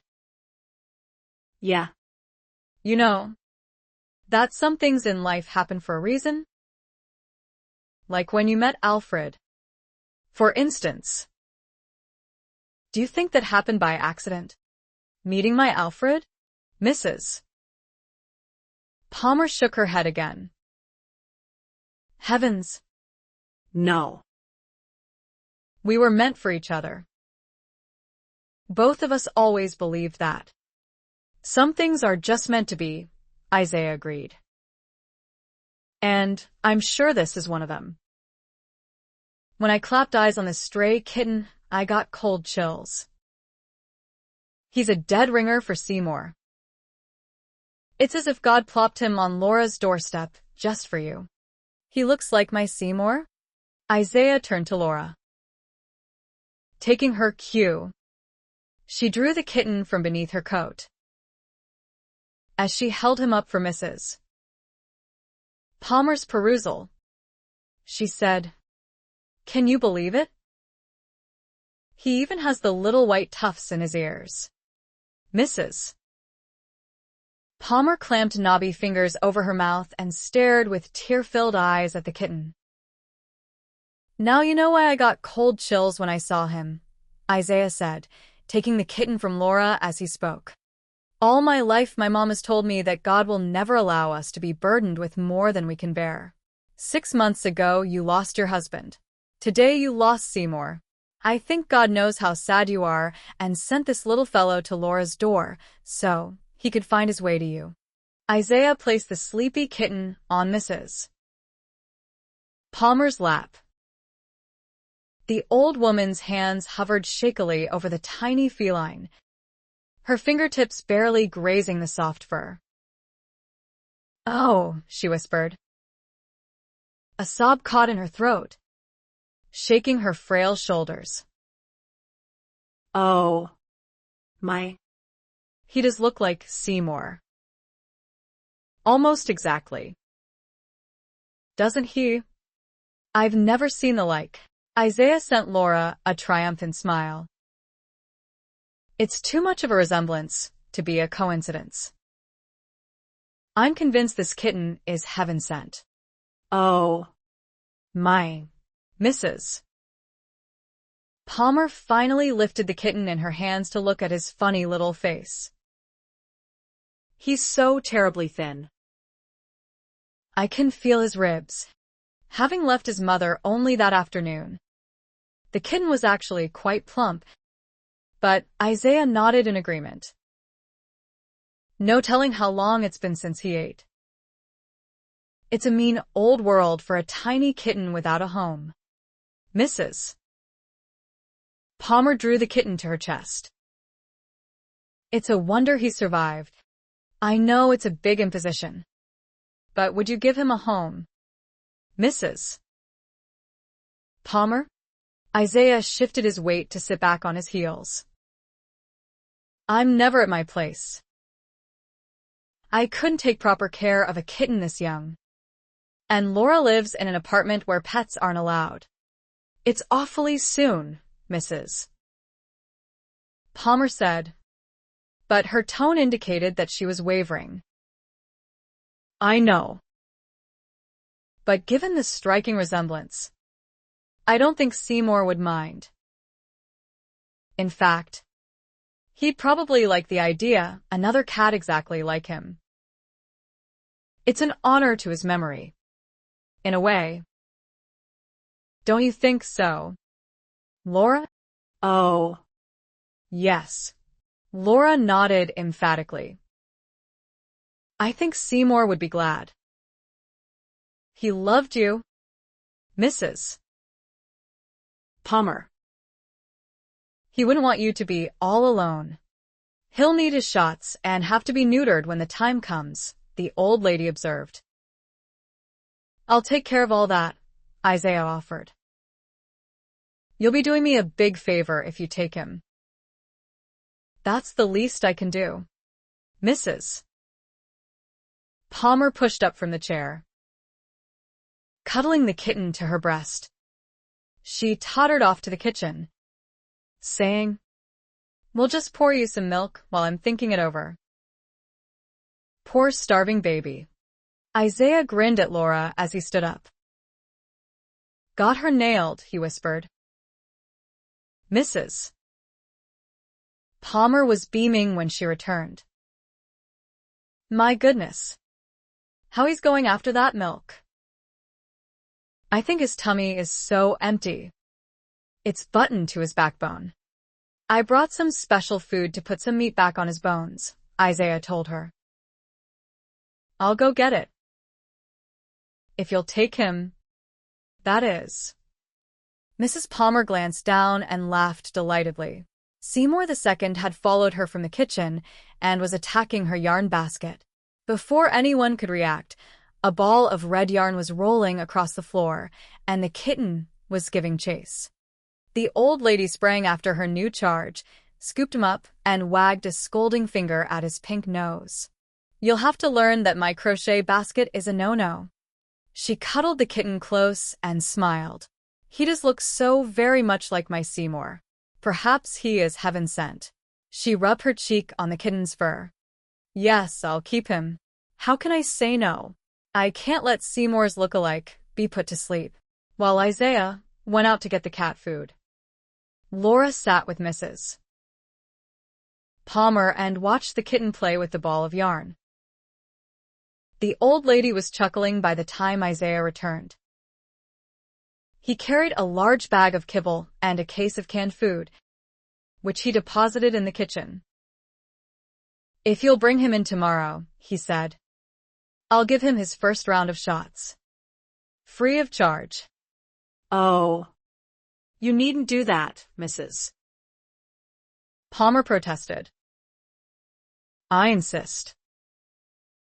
Like I said, you're doing me a big favor by taking him. It'd break my heart to take him to a shelter. You never know for sure that an animal will be adopted.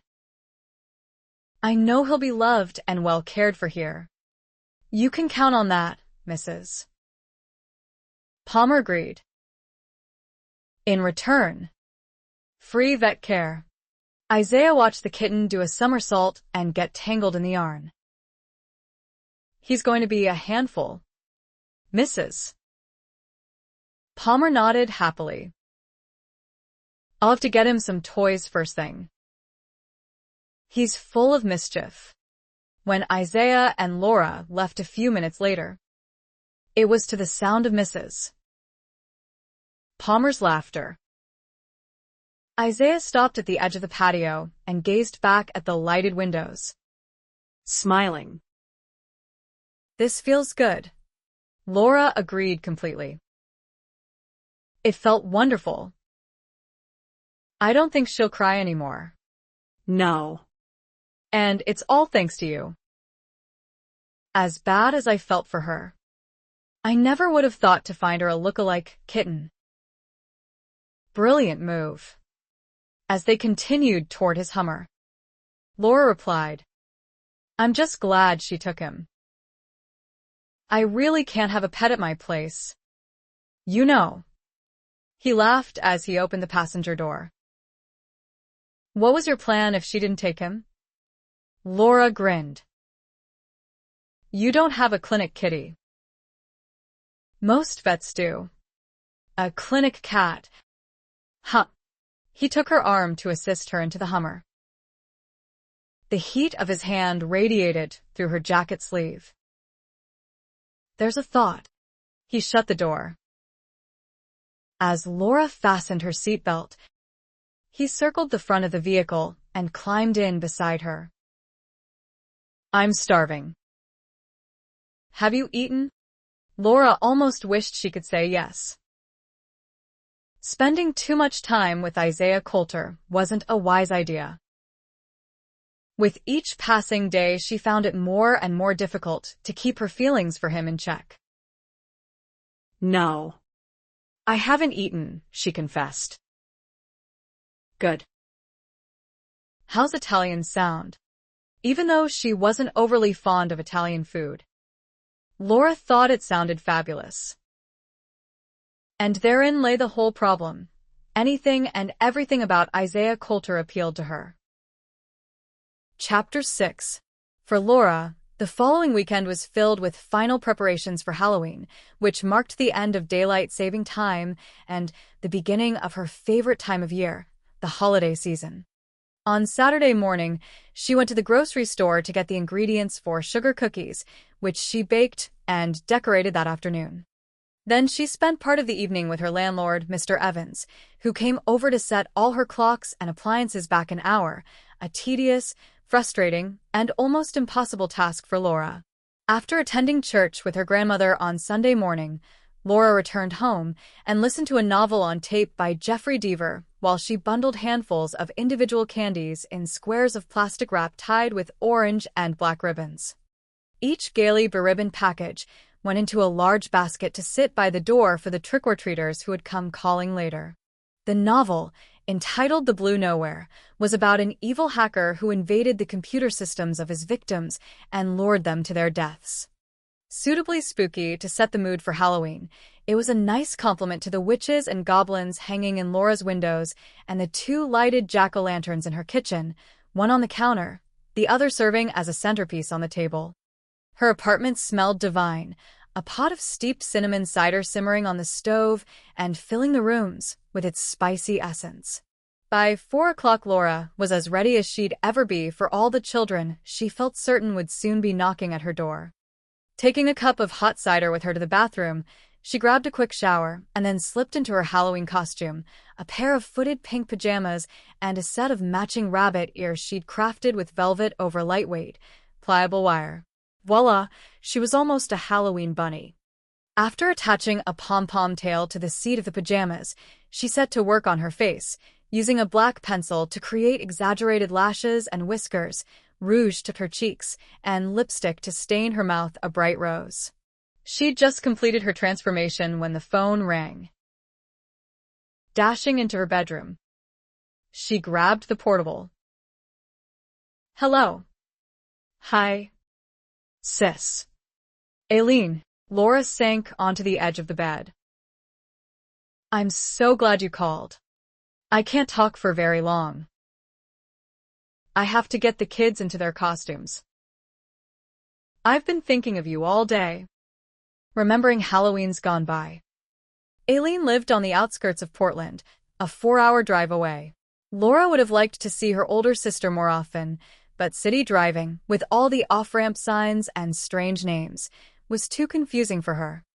Aileen came home to Central Oregon for visits as frequently as she could, but a husband, 3 kids, and a full-time job kept her pretty busy.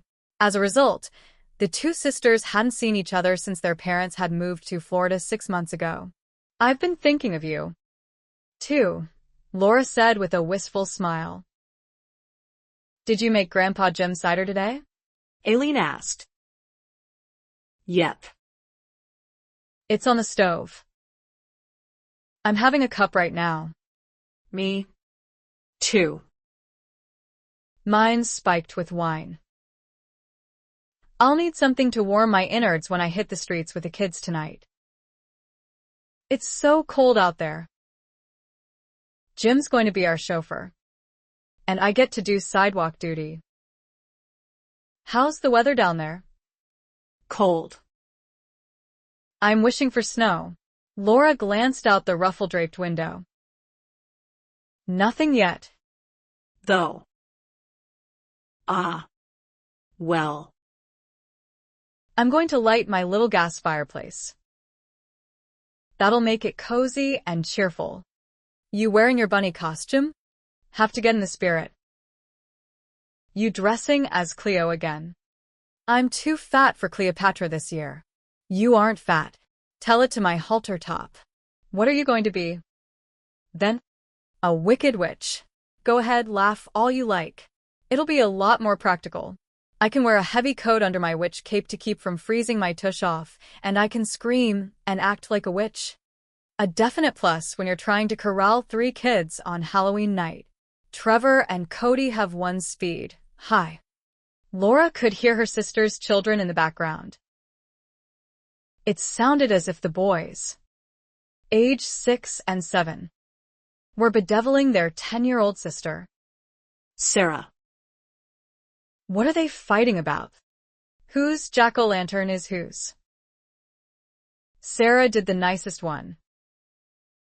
Trevor laid claim to it, and she's fit to be tied. Laura could remember a time when she and Aileen had quarreled all the time, driving their mother to distraction. "We were such angels."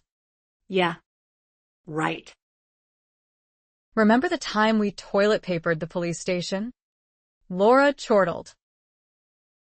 "That was so much fun. All the cops were away on prank patrol." "The perfect crime." "You sound so good." "I think you're talking better." "I am." "Yeah." "Faster now." "And." "Well." "I don't know." "Smoother." "I think." "No long words," Laura pointed out. "I'm getting good at talking around them. I can barely tell anything's wrong." "How long has it been since I saw you?" 6 months. "You still taking that brain enhancement stuff?" Gag. "Now that Mom's gone, I throw it out." "I have a real job now." "Did you hear about that?" Graham mentioned it. "Mom's so busy going to water aerobics and community potlucks that she hardly ever calls me." "How do you like it?" "The job. I mean, I love it." Laura listed her job duties and then went on to describe Isaiah and how handsome he was. "I've got a huge crush on him. I know it's dumb, but I can't seem to help myself." "What's wrong with having a crush on him? It'll never happen. He's got so much going for him." "And I." "Well." "I don't." Aileen snorted. "You're a very pretty lady." "Laura." "Jim says you're a dead ringer for Charlize Theron."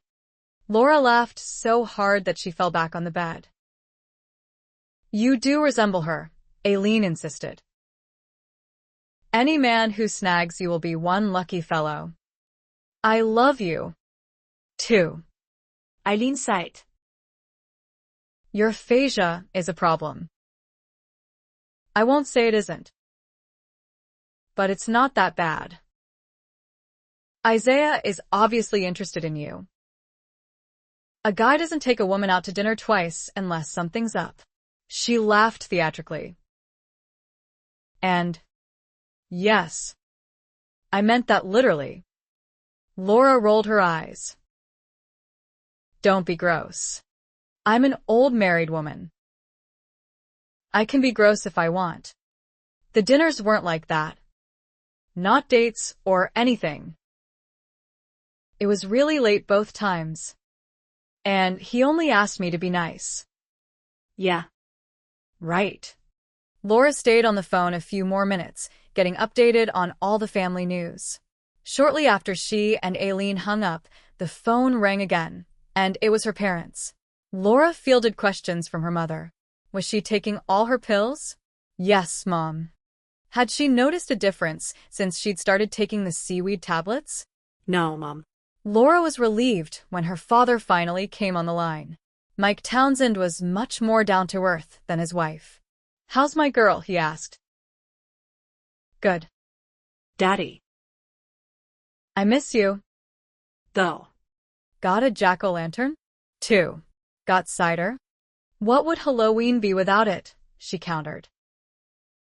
When her father was finally satisfied that she was happy, healthy, and celebrating the holiday properly, he said goodbye, sending hugs and kisses to her grandmother before hanging up.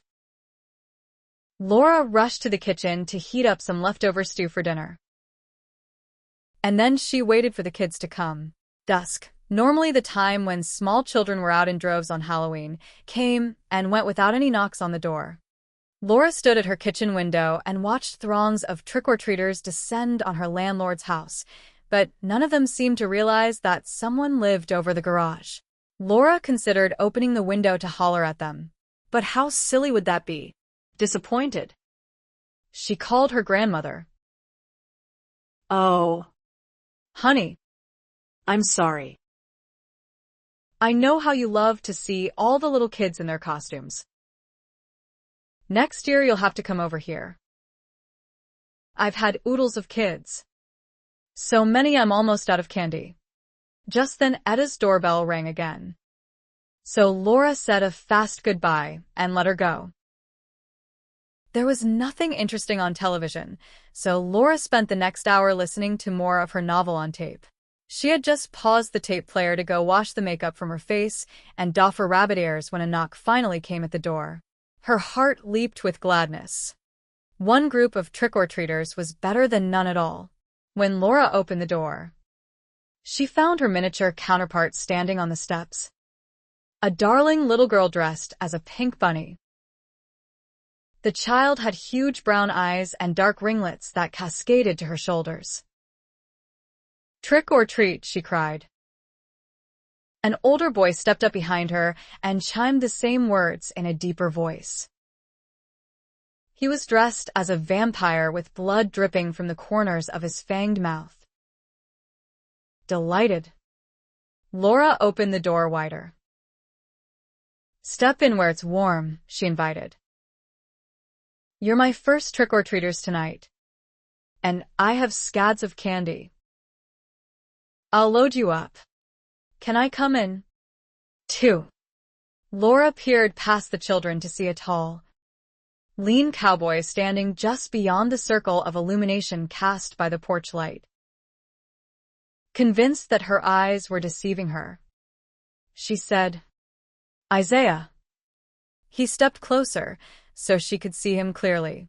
He wore the brown canvas riding jacket and tan Stetson again, and he looked achingly good to her hungry eyes. Long, powerfully muscled legs sheathed in denim, shoulders hunched against the chill, face cast into shadow by the brim of his hat. Her heart lurched oddly in her chest. Meet Rosie and Chad, my niece and nephew. Their mother, Natalie, owns the Blue Parrot, and she's hostessing a Halloween karaoke party there tonight. Zeke, my brother, is handing out candy at his ranch supply store. I volunteered to take the kids trick-or-treating. Their Aunt Valerie, Natalie's sister, couldn't do it. She's staying at Zeke and Natalie's place to hand out treats, so their windows don't get soaked. Forgetting that she wore rabbit ears, Laura reached up to smooth her hair. When her fingertips encountered velvet, she winced. Why was it that she never looked her best when he dropped by? Please come in. She drew the children over the threshold. Do you guys like cider? I'm quite fond of it, Rosie replied.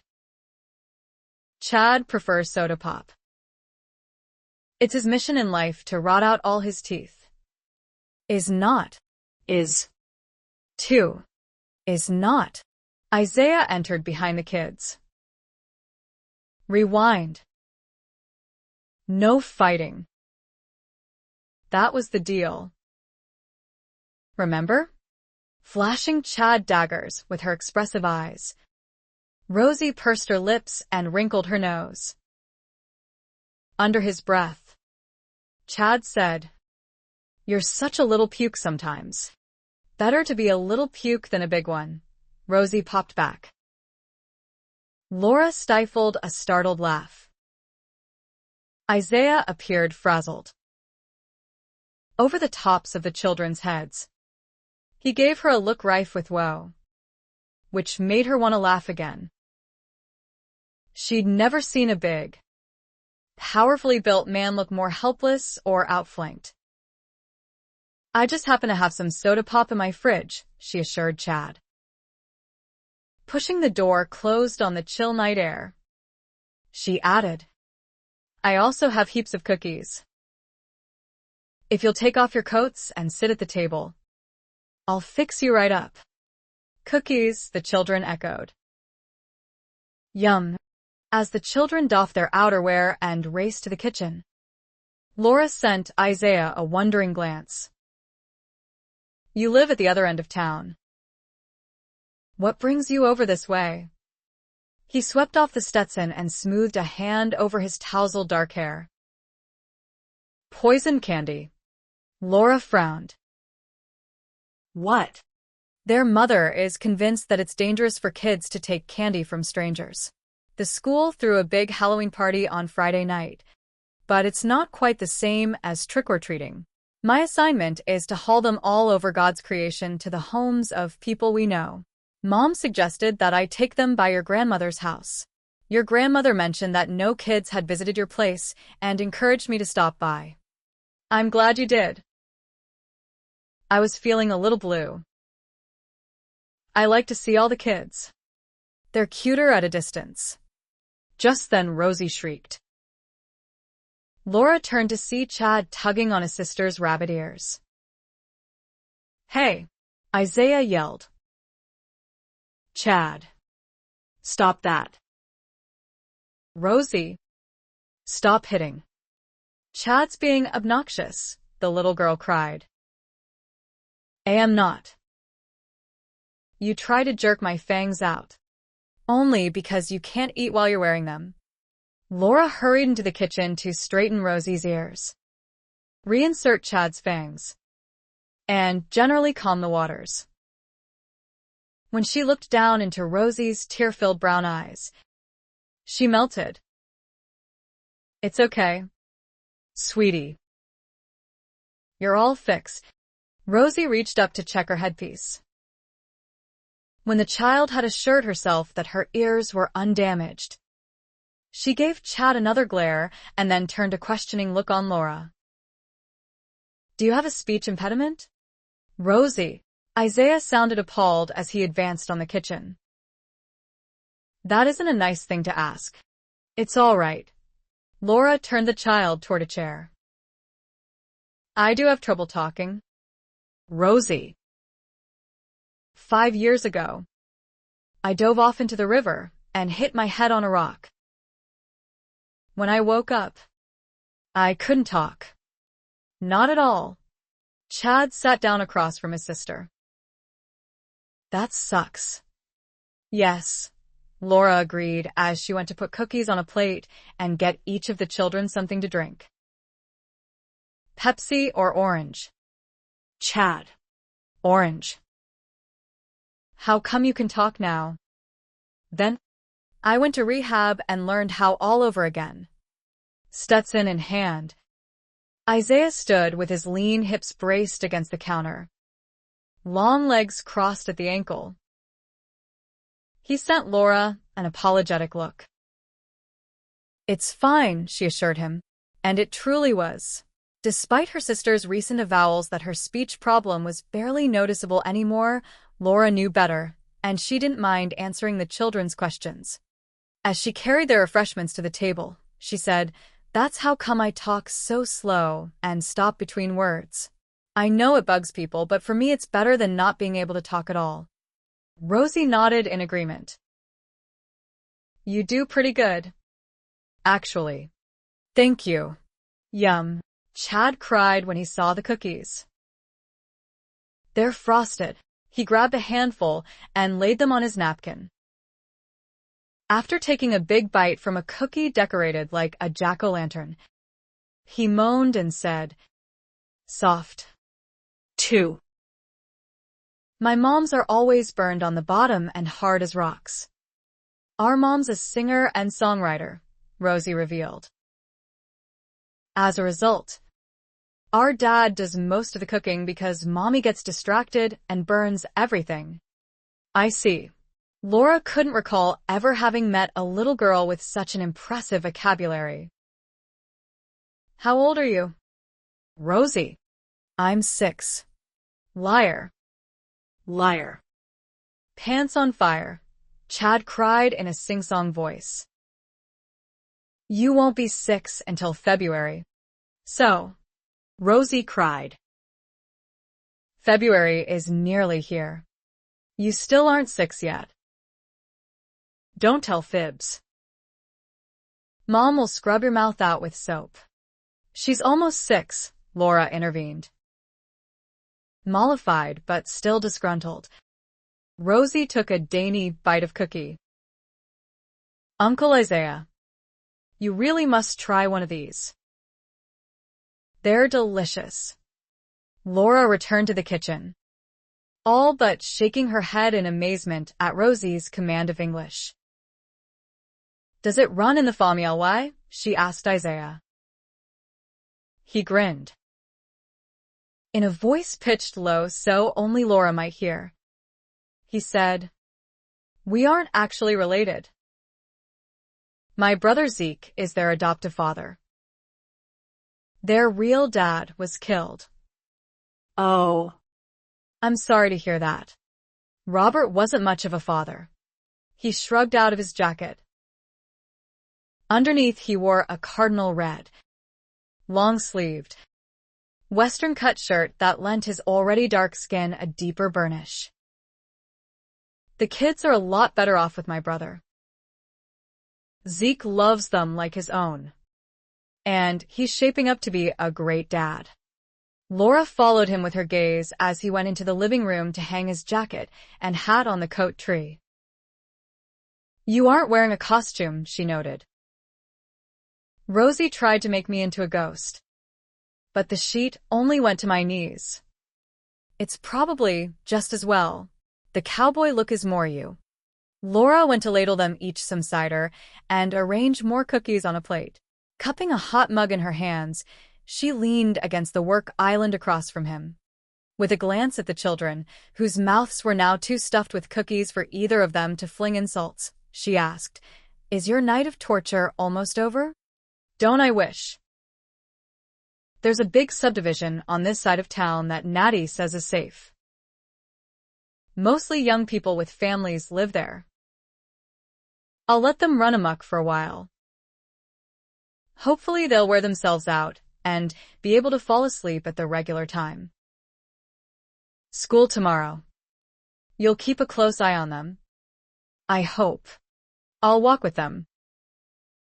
"Chad's old enough to look after Rosie. But you never know what kind of kooks may be out on the streets tonight." He cocked a dark eyebrow. "You want to come?" Laura hadn't been out on Halloween in years. It sounded like fun, and she wanted very badly to say yes. But her deepening affection for him was starting to alarm her. "Thanks for asking me. But I should stick around here just in case any kids come. No one's knocked on your door all night." Laura felt herself wavering. He was so nice, and she enjoyed his company so much. as long as she kept her head out of the clouds. What harm could come from their being friends? Only if I can go as I am and trick or treat with the kids. She fully expected him to hoot with laughter. Instead, he grinned, shrugged, and said, "Whatever turns your crank. I'd appreciate some adult company." He tipped his head, arched a dark brow, and gave her a pleading look. "Please? If you don't come along, I may strangle them before the evening's over." Laura wasn't at all worried that Isaiah might do his niece and nephew physical harm. She'd seen him with animals and knew how limitless his stores of patience could be in trying situations. And wasn't that the whole problem? She didn't just like this man. She admired him as well. For the second time in as many minutes, little warning bells jangled in her mind. Unfortunately, Isaiah Coulter had an irresistible way about him, even when he wasn't trying. When he shifted into persuasive mode, Laura found it difficult, if not impossible, to tell him no. For Isaiah, what had begun as a begrudging duty, playing chauffeur to two quarreling children, turned out to be a delightful evening. Just as Laura had threatened, she wore her bunny costume to the upscale subdivision, her only concession to practicality the pink parka she sometimes wore to work, donned for warmth. Isaiah had always thought Laura was beautiful, but watching her traipse up countless steps with Rosie to knock on doors and holler, "Trick or treat," in that slow, halting way of hers drove home to him that real loveliness ran much deeper than the skin. Over the years, he had dated countless women, most of them physically gorgeous, but never had he known anyone as natural, spontaneous, or sweet as Laura Townsend. Oh, sure, he'd known gals who made a good show of it, pretending to love on emails, kids, and spur-of-the-moment activities. But then an acrylic nail got broken, hosiery got snagged, or a child's gooey hands met with perfectly styled hair, and the pretense ended. There was no pretentiousness in Laura. When a barking, growling Great Dane managed to slip past its owner onto a porch, she didn't tumble backward down the steps in terror, as many women might have. Instead, she removed her bunny ears to look more normal and crouched down to make friends with the snarling beast. When Rosie got Snickers chocolate all over her hands and touched Laura's cheek, Laura laughed, licked a fingertip to clean away the stickiness, and then popped the digit back in her mouth, saying, "Yum, can I have some more?" In short, the kids absolutely loved her, and Isaiah found her pretty hard to resist himself. Even with rabbit whiskers and floppy ears, she managed to appeal to him in a way no other woman ever had. Over the course of the evening, Isaiah kept recalling how she'd looked earlier when she opened the door to Rosie, all dressed up with nowhere to go. The decorations inside her apartment indicated that she really got into celebrating the holidays. Seeing her surrounded by Halloween cheer, yet so terribly alone, had saddened him. It seemed a shame that someone with so much to offer had no one to share it with.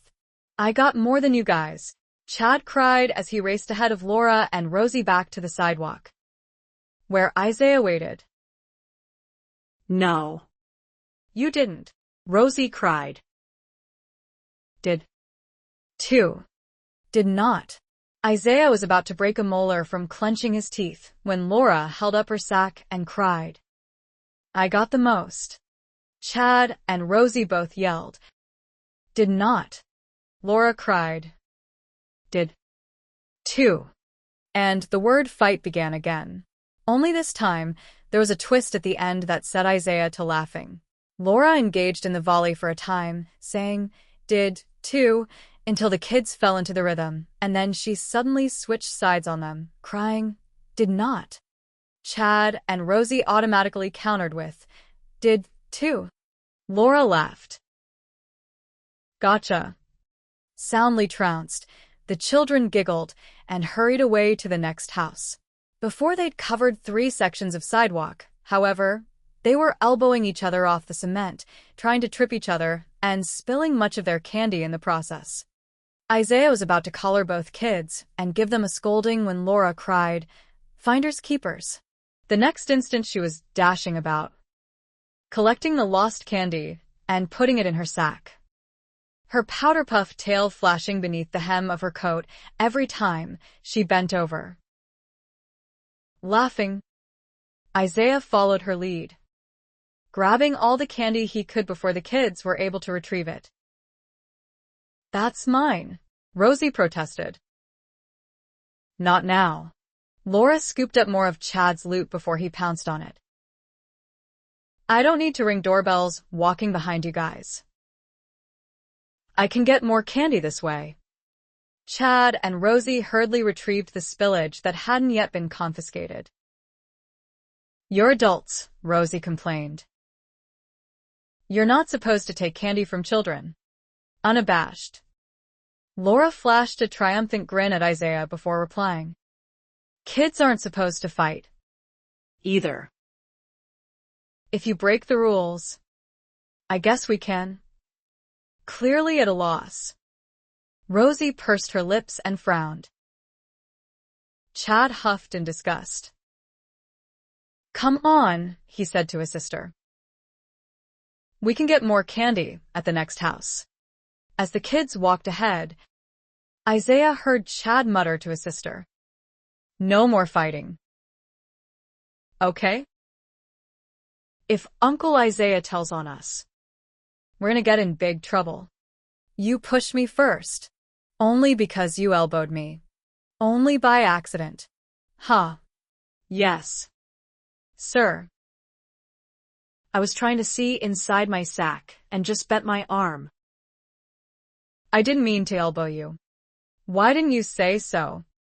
Then, "Because you pushed me." Chad sighed, straightened his sister's ears, and compromised with, "I'll say I'm sorry if you will." Rosie sighed theatrically. "I'm sorry." Me, too." Having reached a tentative peace agreement, they broke into a run. Isaiah shook his head, wondering if Laura's slow speech made the children listen more closely to her than they did to him.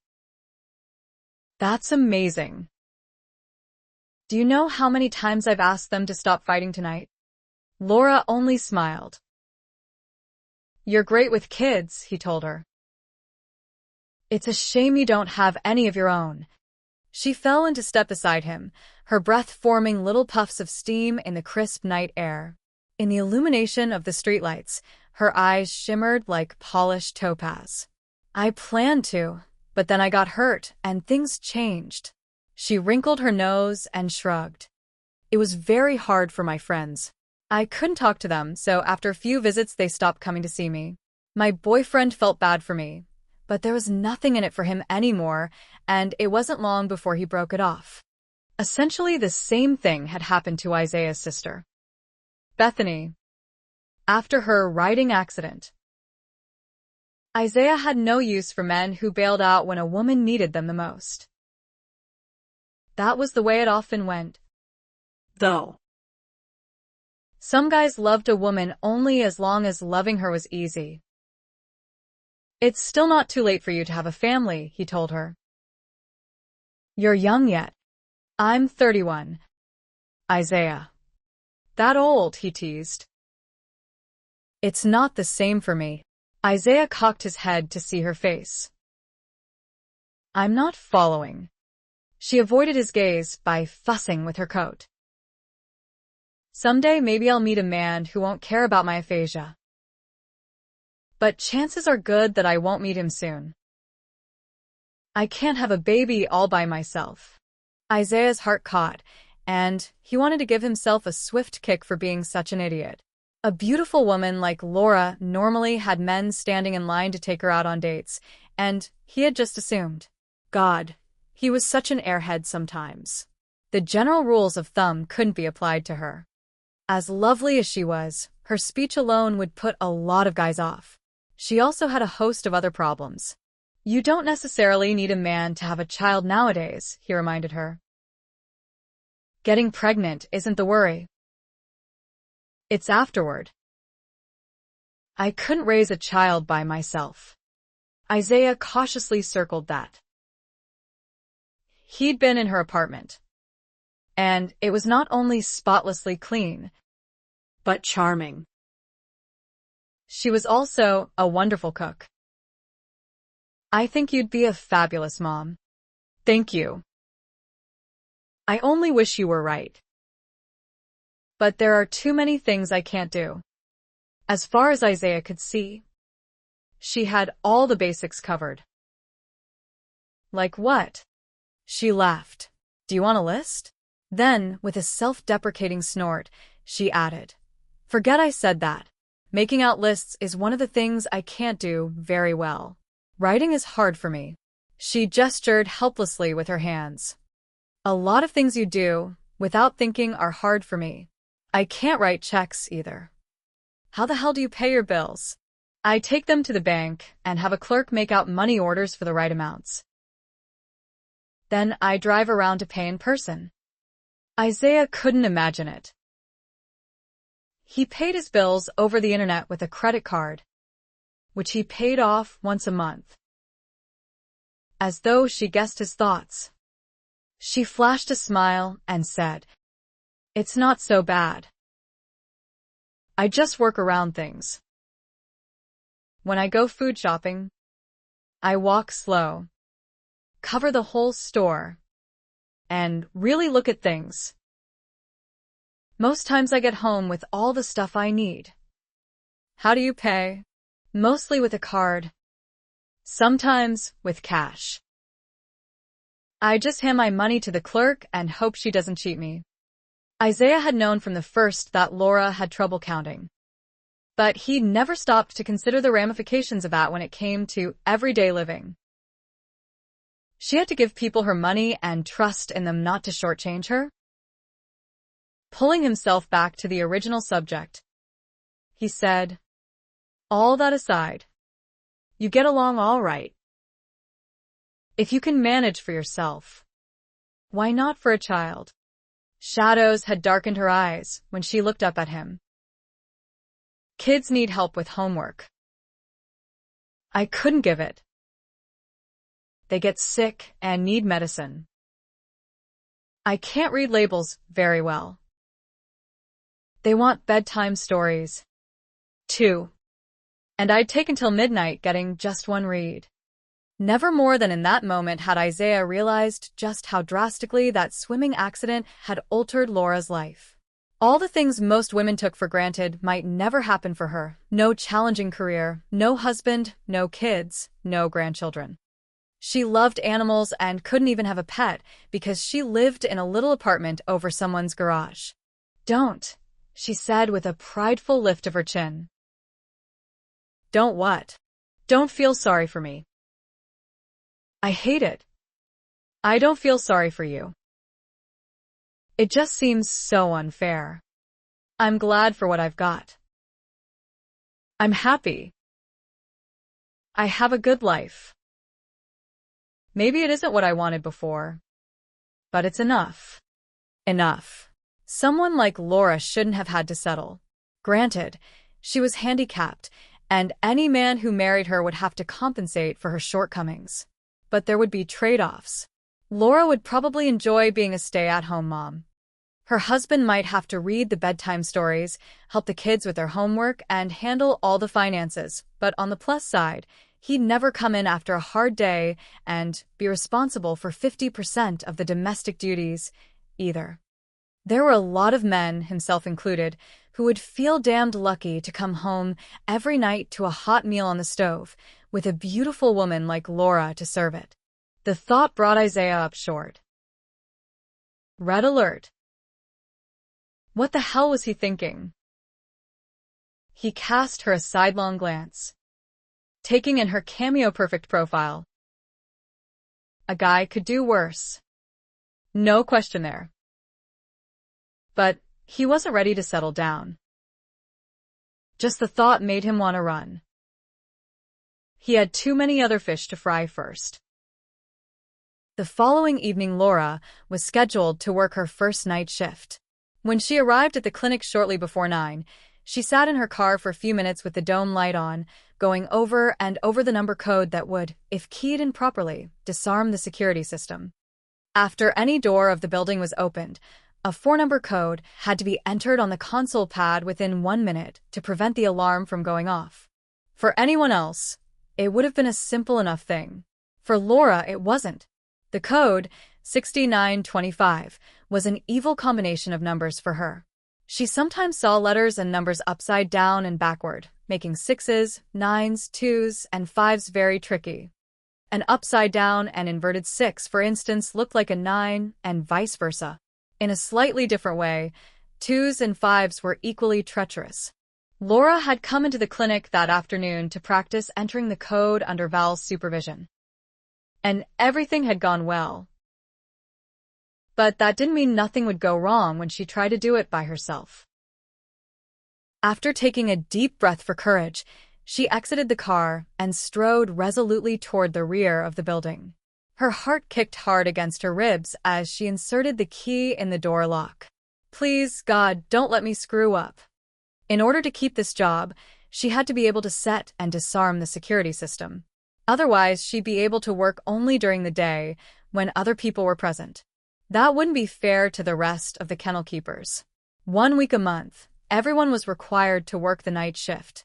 Laura's pulse was racing as she pushed open the door and entered the dimly lighted back room. Hurry, hurry. A minute was only 60 seconds long. How many of those seconds had already passed? She closed and locked the door, just as Val had instructed.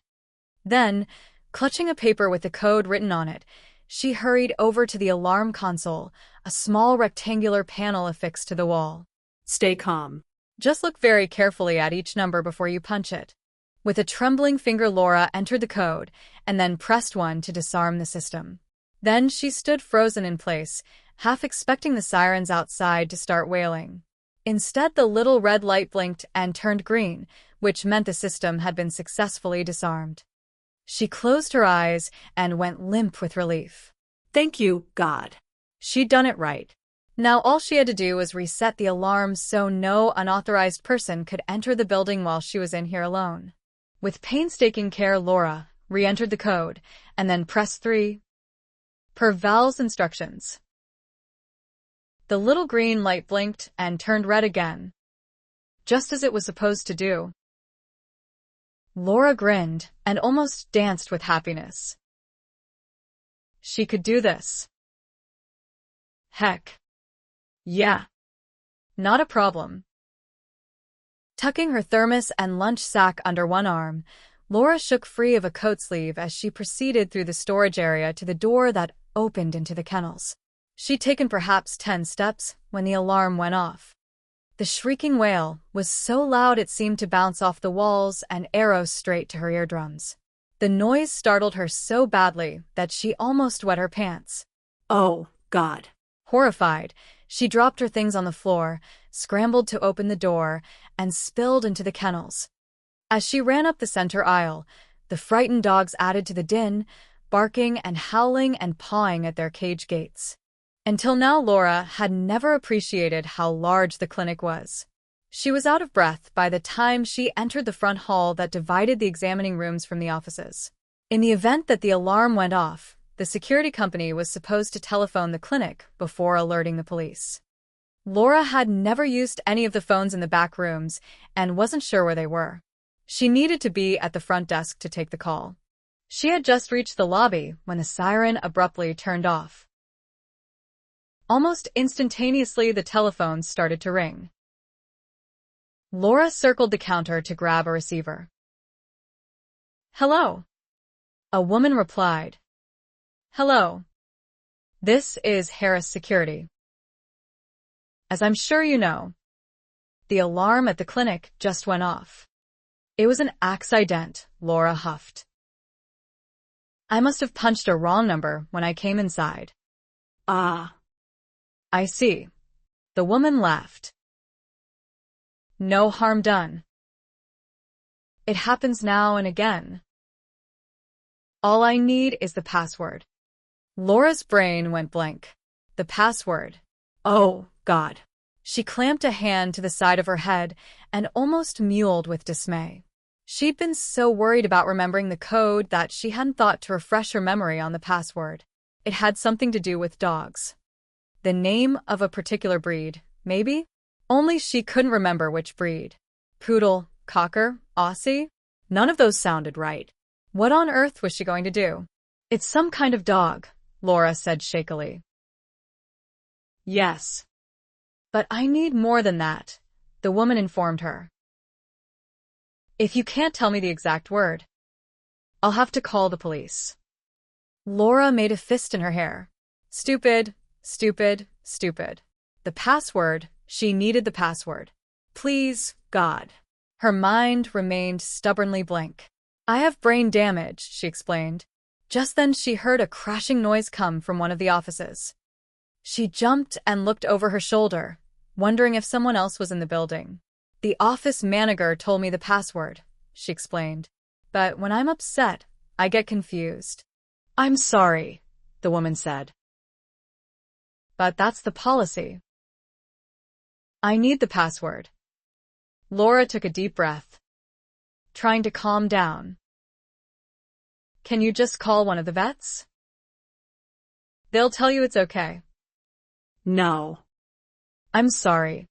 Isaiah had just finished eating and was tossing the plastic dinner tray into the recycle bin under the kitchen sink when the phone rang. He groaned and grabbed the portable from the counter before the answering machine could pick up. As was his habit, he bypassed saying hello. This is Isaiah. Dr. Coulter, a man asked. Speaking. Thinking it was a client with a question about a pet. Isaiah grabbed the bottle of beer he'd just uncapped and circled the bar to sit down while he talked. After he'd been on his feet all day, his back was killing him. How can I help you? This is Officer Radcliffe. Oregon State Police. Isaiah shifted his hips to sit on a bar stool. The rattan creaked as he settled his weight. It wasn't always bad news when law enforcement called. Only last week, the Oregon State Sheriff's Association had hit him up for a donation. Nevertheless, Isaiah's heart beat just a little faster. Is there a problem? That's what I'm hoping to find out. The security alarm at your clinic went off a few minutes ago. The woman inside the building was unable to give the security company the correct password, so we were notified. The tension eased from Isaiah's shoulders. He glanced at his watch and saw that it was shortly after 9. A picture of Laura's face flashed in his mind, and he smiled slightly. I see. She says she works for you. A lady named Laura Townsend. MS. Townsend does work for me. This is just her first time on night shift. She's never had to deal with a security system before.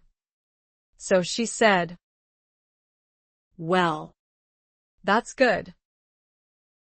She isn't a burglar. At least. Nope. She's authorized to be there. According to her. The problem with the alarm could happen again. She says she has a condition of some kind that can make her see letters and numbers backward. That being the case, it might be best if you keep her on days, so she doesn't have to mess with the alarm. The officer had a point. I'll come in and take care of it, Isaiah said. Tell MS. Townsend I'll be there in about 30 minutes. After the police left, Laura decided to work in the kennels until Isaiah arrived. The time would pass more quickly if she kept busy. She assured herself.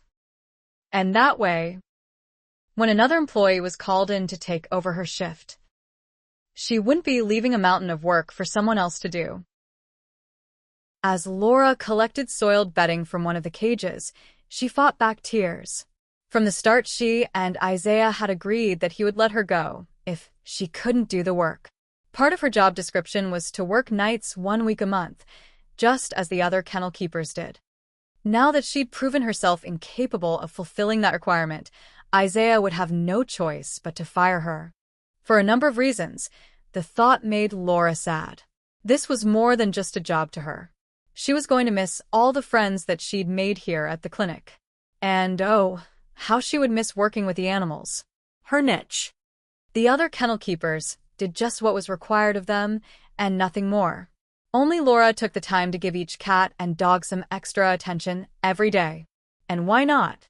She had no one waiting at home for her, no kids, no husband, not even a significant other. If she wanted to dawdle in the kennels after her shift was over, she could, and often did. As a result, in a very short while, this job had become the center of her life. She suspected that Isaiah knew how much she loved working for him. He would probably feel terrible about having to let her go. At the thought, Laura wiped the tears from her cheeks and straightened her shoulders. Time to put a cheerful face on it. She didn't want to be all puffy-eyed and blotchy when he came in. That would only make him feel worse. They had made a bargain, and she meant to hold up her end of it. She was hosing out cages when he finally arrived. The instant she saw him striding up the center aisle, she shut off the nozzle, hooked it through the wire, and went out to meet him. He wore a dark blue sweatshirt that looked as if it had been washed almost as many times as his faded Wranglers, yet he still managed to look wonderful. "Hi," was all she could think to say. His blue eyes twinkled with laughter. "Sounds like your first night shift started off with a bang. Or should I say with a bell?" Forcing a smile, Laura pushed up the sleeves of her pink knit top. "I'm sorry you had to come in so late. I practiced setting the alarm with Val today, and I thought I could do it." He tucked the tips of his fingers into the front pockets of his jeans. "What's the problem?" "Exactly? Maybe we can work around it." "I wish. But I don't think we can." Her throat felt tight.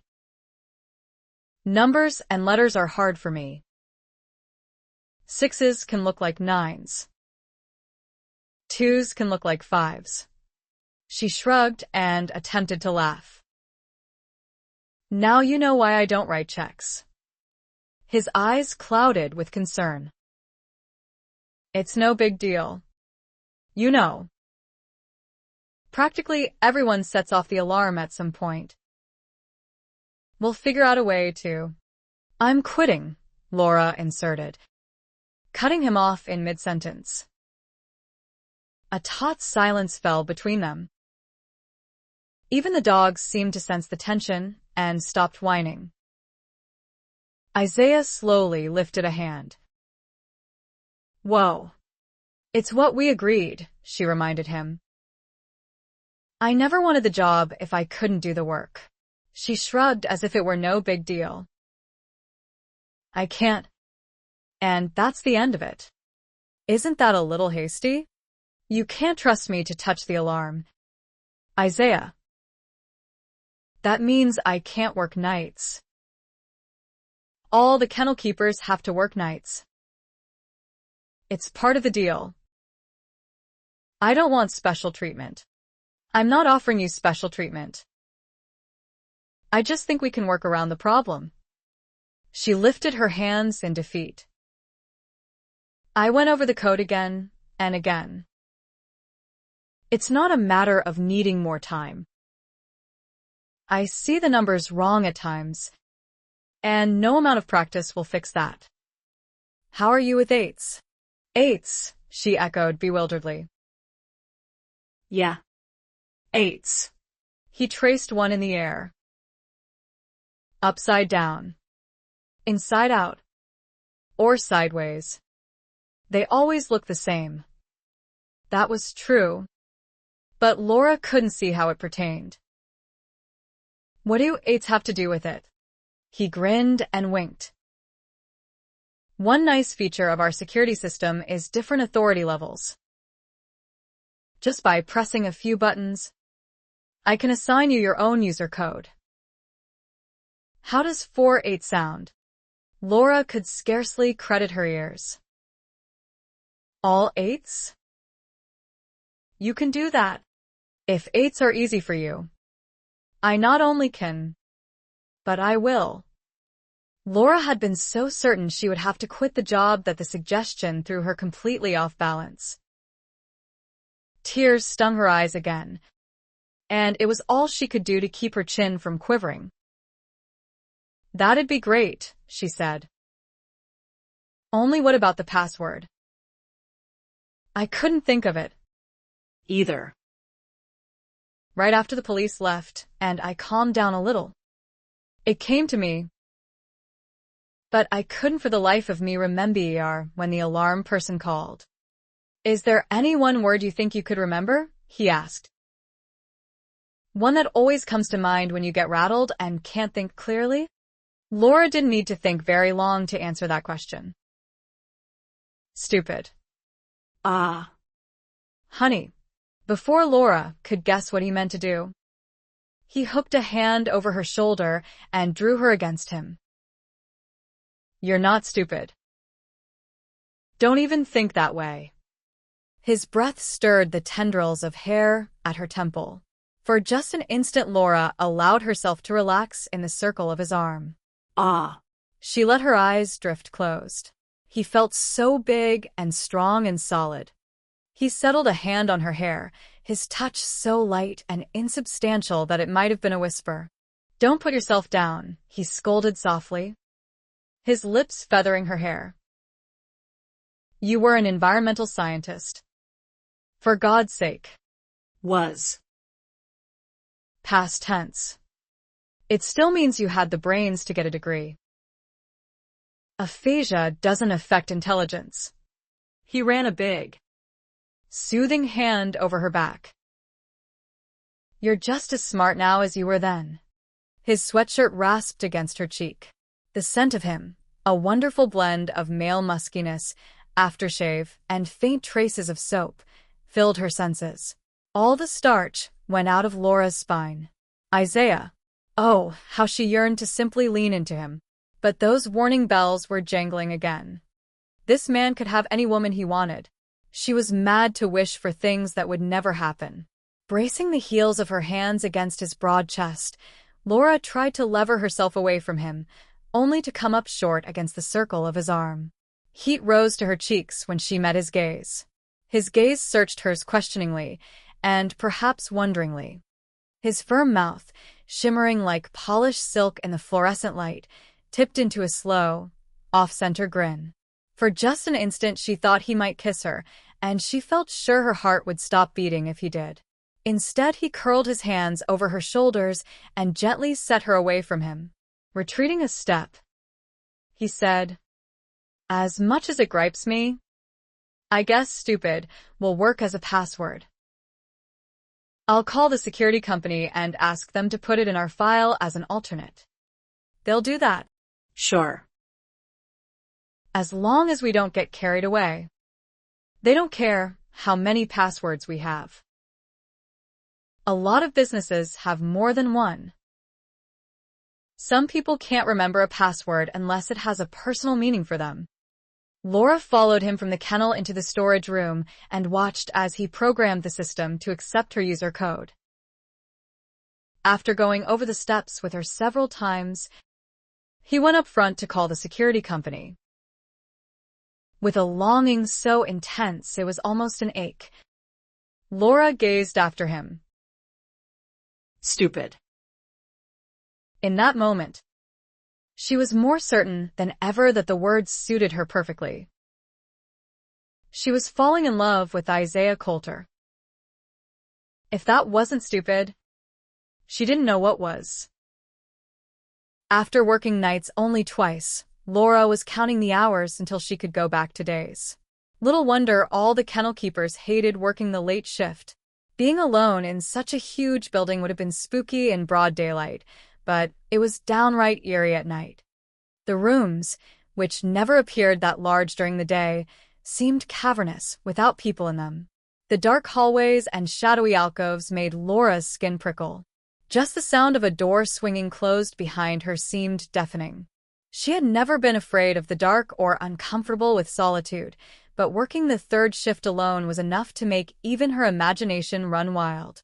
Several times a night, she found herself looking over her shoulder, unable to shake the feeling that someone was watching her. At certain times, she could have sworn she heard movement in another part of the building as well, the stealthy whisper of footsteps or the muted click of a door swinging closed. She might not have felt quite so uneasy if only the dogs had stayed awake to keep her company, but even their inner clocks seemed to be set for the daylight hours. They barely stirred when she entered their cages to collect the soiled bedding and wash their dishes. She missed their insistent nudging for pats and scratches, the excited barking when she walked up the center aisle, and the sense of purpose that interacting with them always gave her. She also sorely missed the camaraderie with her coworkers. At night, she couldn't look forward to coffee breaks with Lena, Jerry, and Tina. Sally wasn't there to tell her funny jokes. James never sneaked into the kennels to slip the dogs a treat. In short, night shift was downright boring.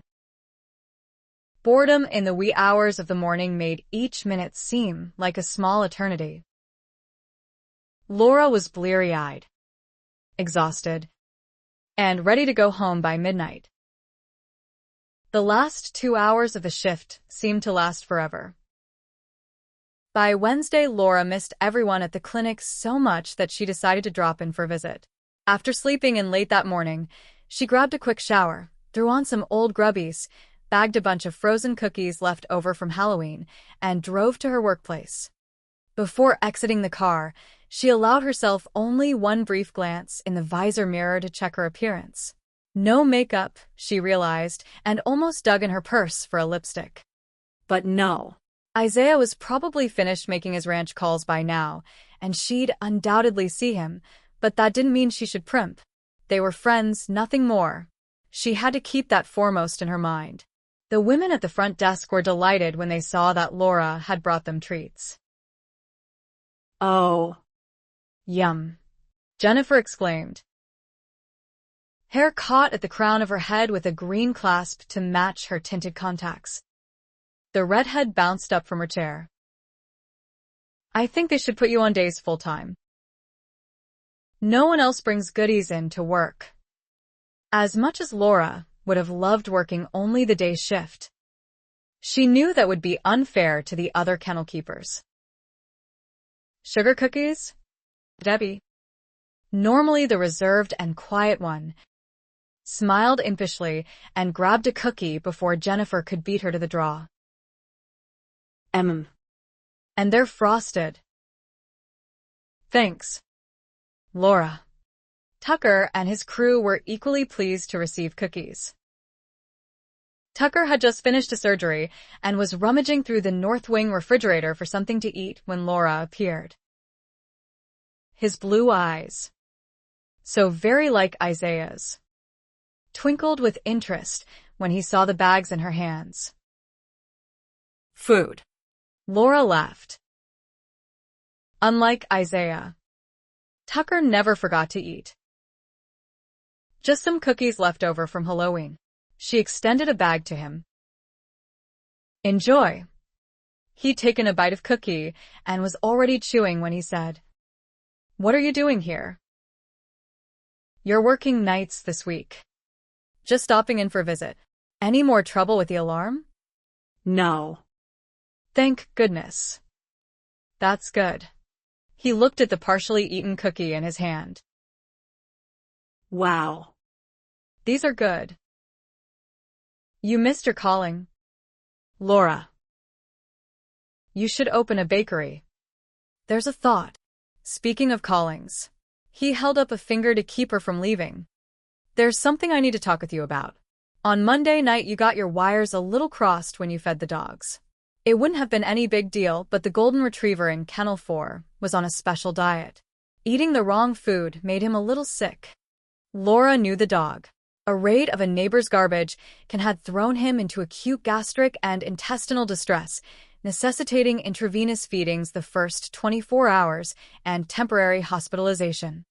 The animal had a hypothyroid disorder of long standing that required medication and a bland, Low-fat diet to keep it under control. He'd be going back home soon. I gave him the wrong food, she echoed incredulously. Tucker shrugged. It was your first time working nights alone, and with the alarm going off and everything, I know it was a tough shift.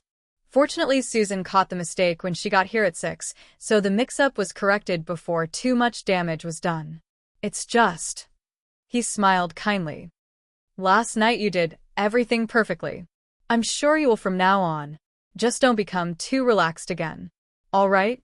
Other mistakes might not be so easily fixed. Laura's stomach felt as if it had dropped to her knees. She couldn't believe she'd gotten the cages confused. She was always so careful. A person like her had to be. That being the case, how on earth had she managed to get the food mixed up? I'm sorry, she said thinly. It won't happen again. Tucker nodded. Good. His smile faded. Because we can't let it happen again. You understand. Laura swallowed and bobbed her head. Oh.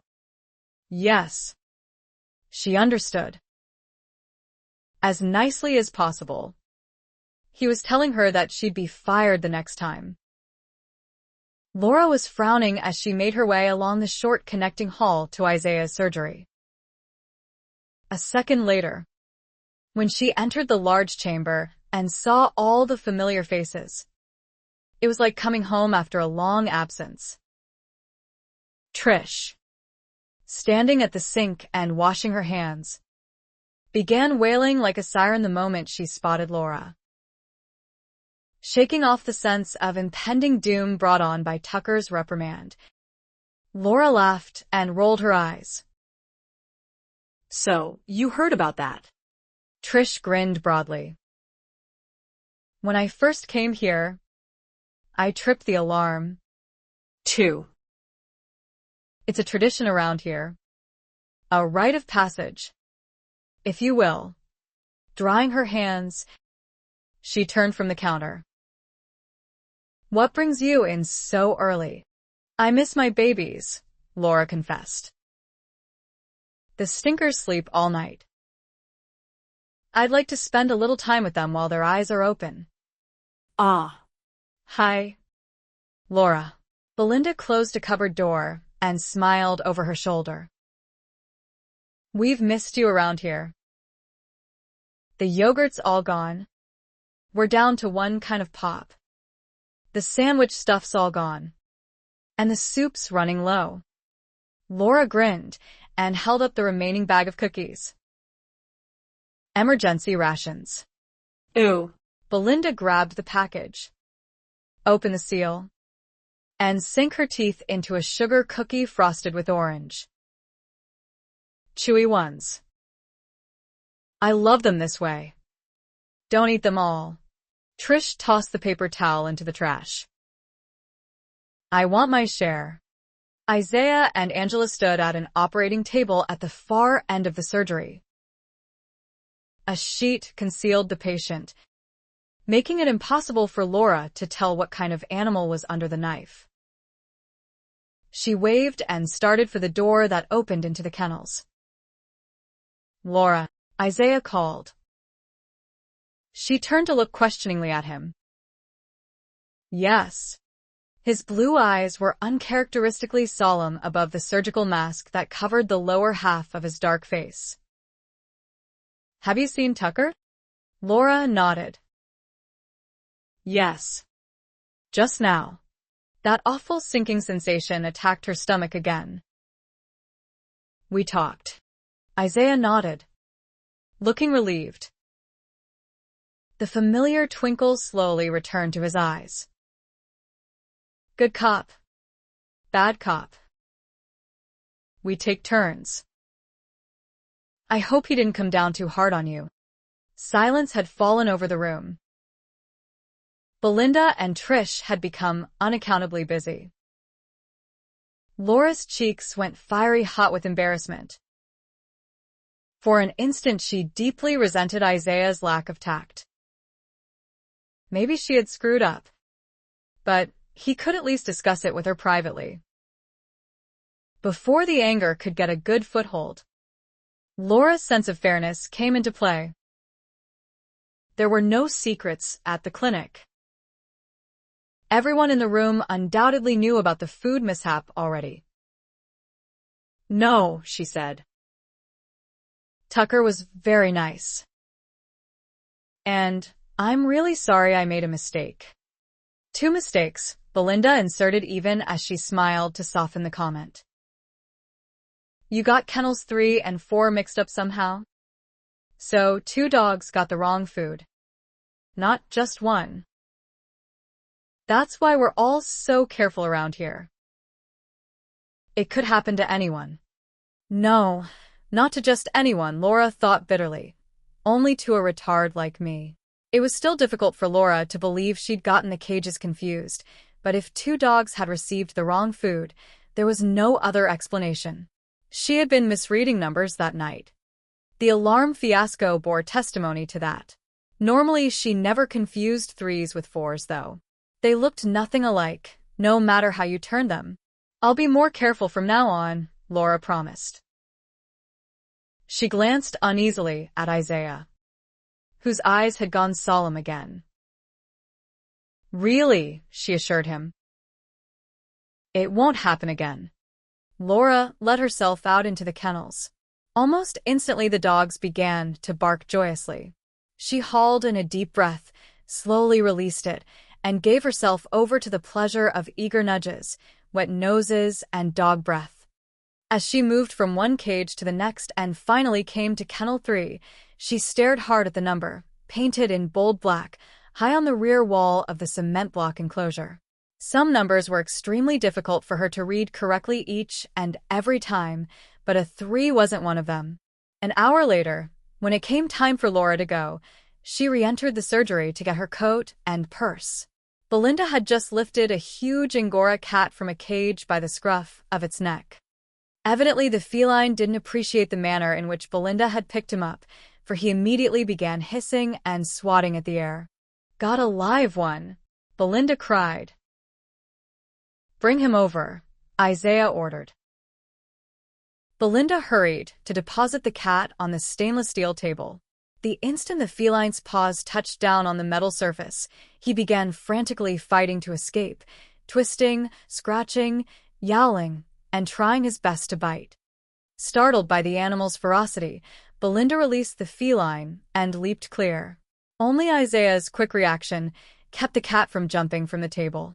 He snaked out a hand, caught the Angora by its scruff again, and lifted him high in the air.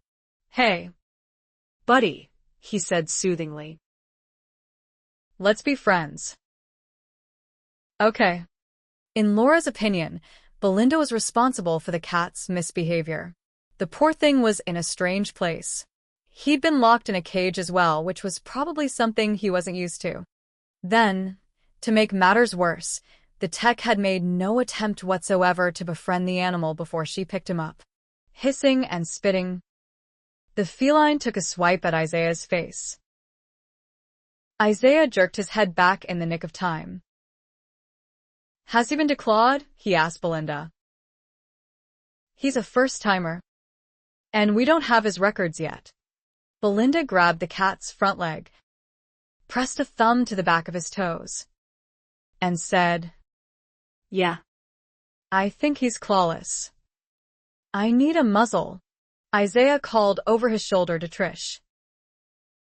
To the cat he said, "Look, Cuddles, we can do this the easy way or the hard way. Your choice." "Rah," was Cuddles' reply, quickly followed by vicious but futile swipes at Isaiah's face and chest. "What's his owner smoking?" James asked from across the room. "Cuddles isn't a good name for him." "How about Terminator?" Laura smiled and approached the table. Belinda's blue smock was covered with so much white fur that Laura was surprised Cuddles had any left on his fat body. Before Isaiah could guess what Laura meant to do, she curled her hands around the feline's belly, tugged gently to loosen Isaiah's hold, and drew the terrified kitty to her chest. "Poor baby," she crooned. Cuddles snarled and hissed, attempted to claw his way up and over Laura's shoulder without success, and then gave up the fight. "Shh," Laura soothed, lightly stroking the cat's fur. "Such a pretty kitty." "Yes, you are." "It's okay." Responding to her gentle tone, Cuddles ceased his struggles. "There. You see," she whispered. "No one's going to hurt you." Brushing fur from his green shirt, Isaiah shook his head. "That's amazing. I can't believe he isn't biting you." The cat pressed close to Laura's chest and nuzzled his nose under her collar. "He's scared," she explained.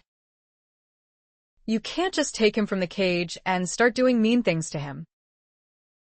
Someone should hold him for a little while first." Belinda huffed under her breath. "Unlike some people, we have a schedule to keep."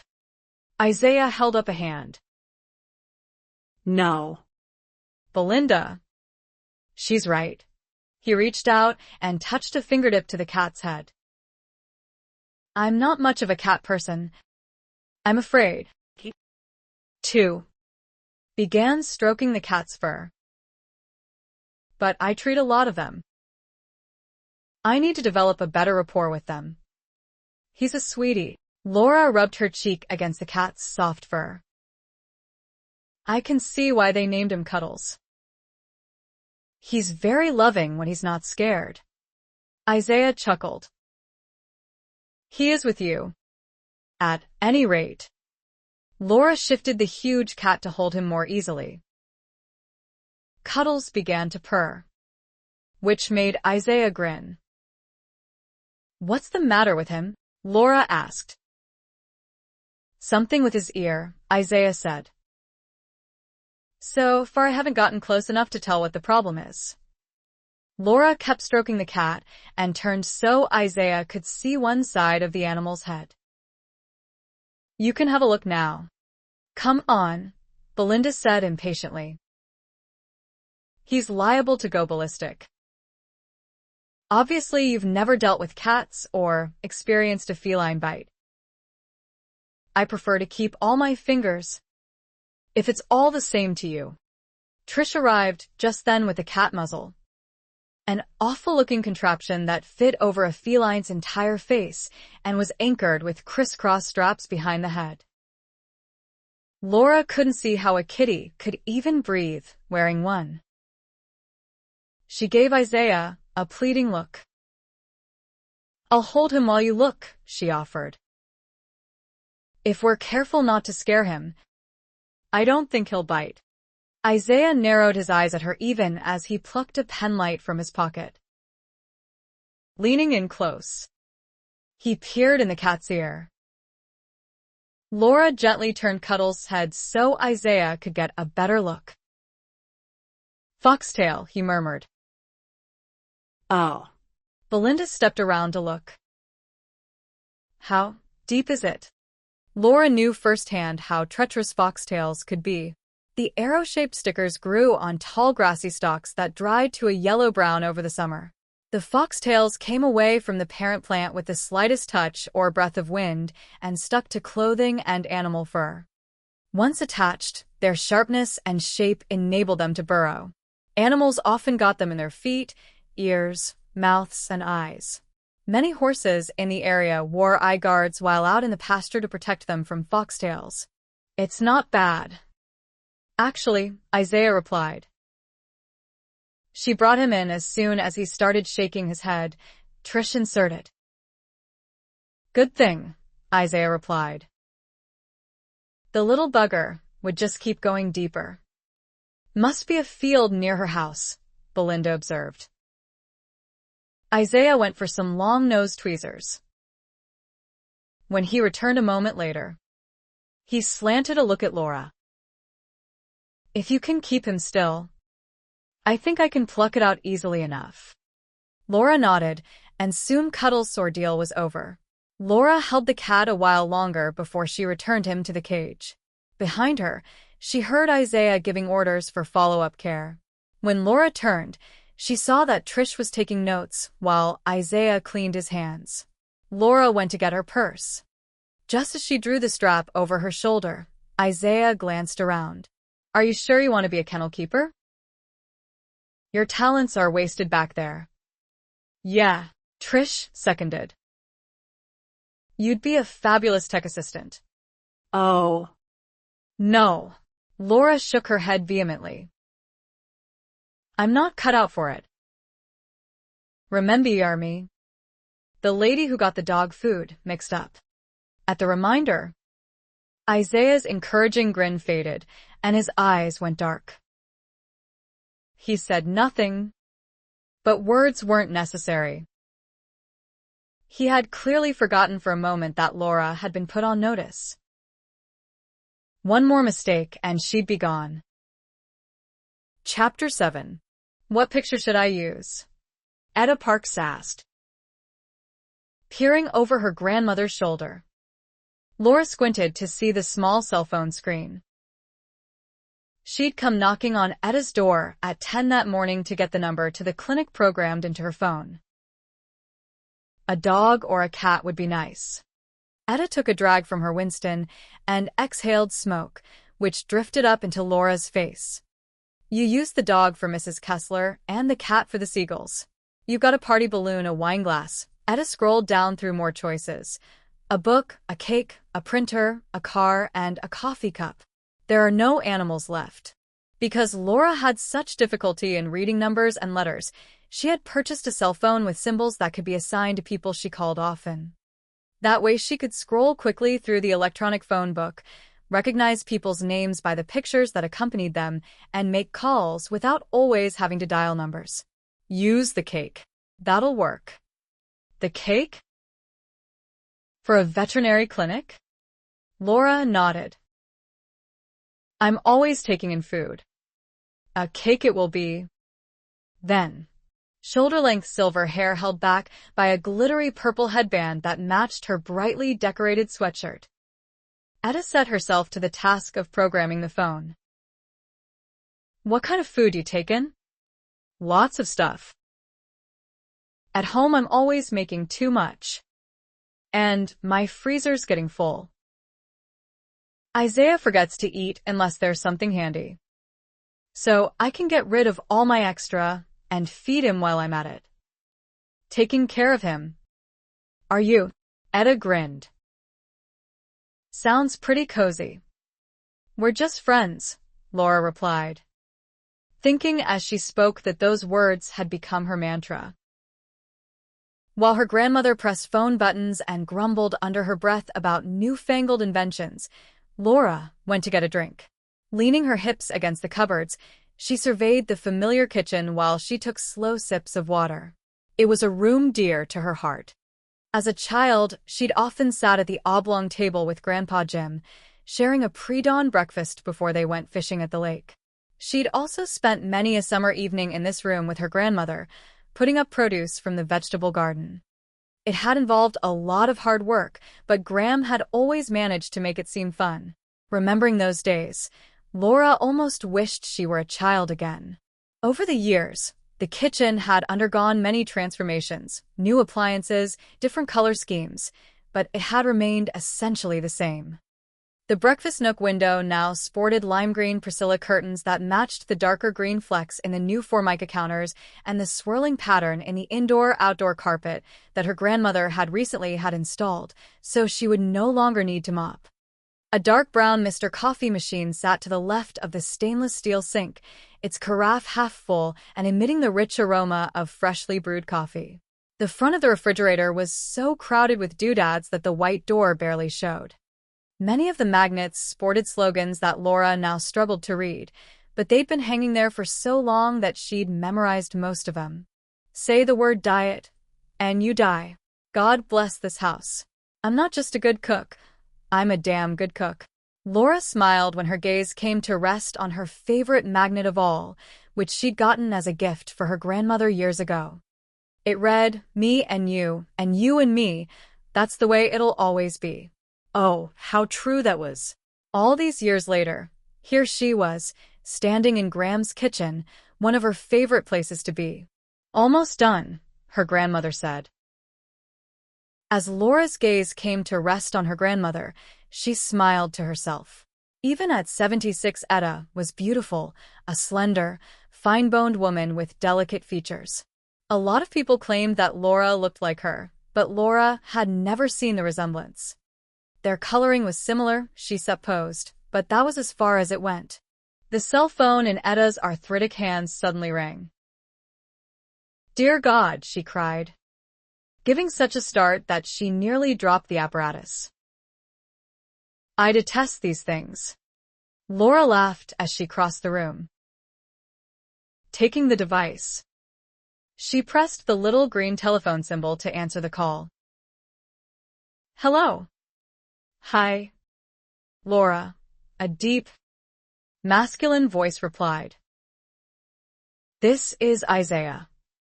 Her heart thumped just a little faster. "Hi." Long silence. Then he said, "There's a spot of trouble here this morning.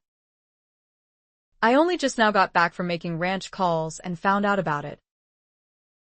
I think we need to talk. Is there any way you can come in to see me today?" Laura's glad smile faded. Isaiah's voice was taut, almost grim. Sure. "What kind of trouble?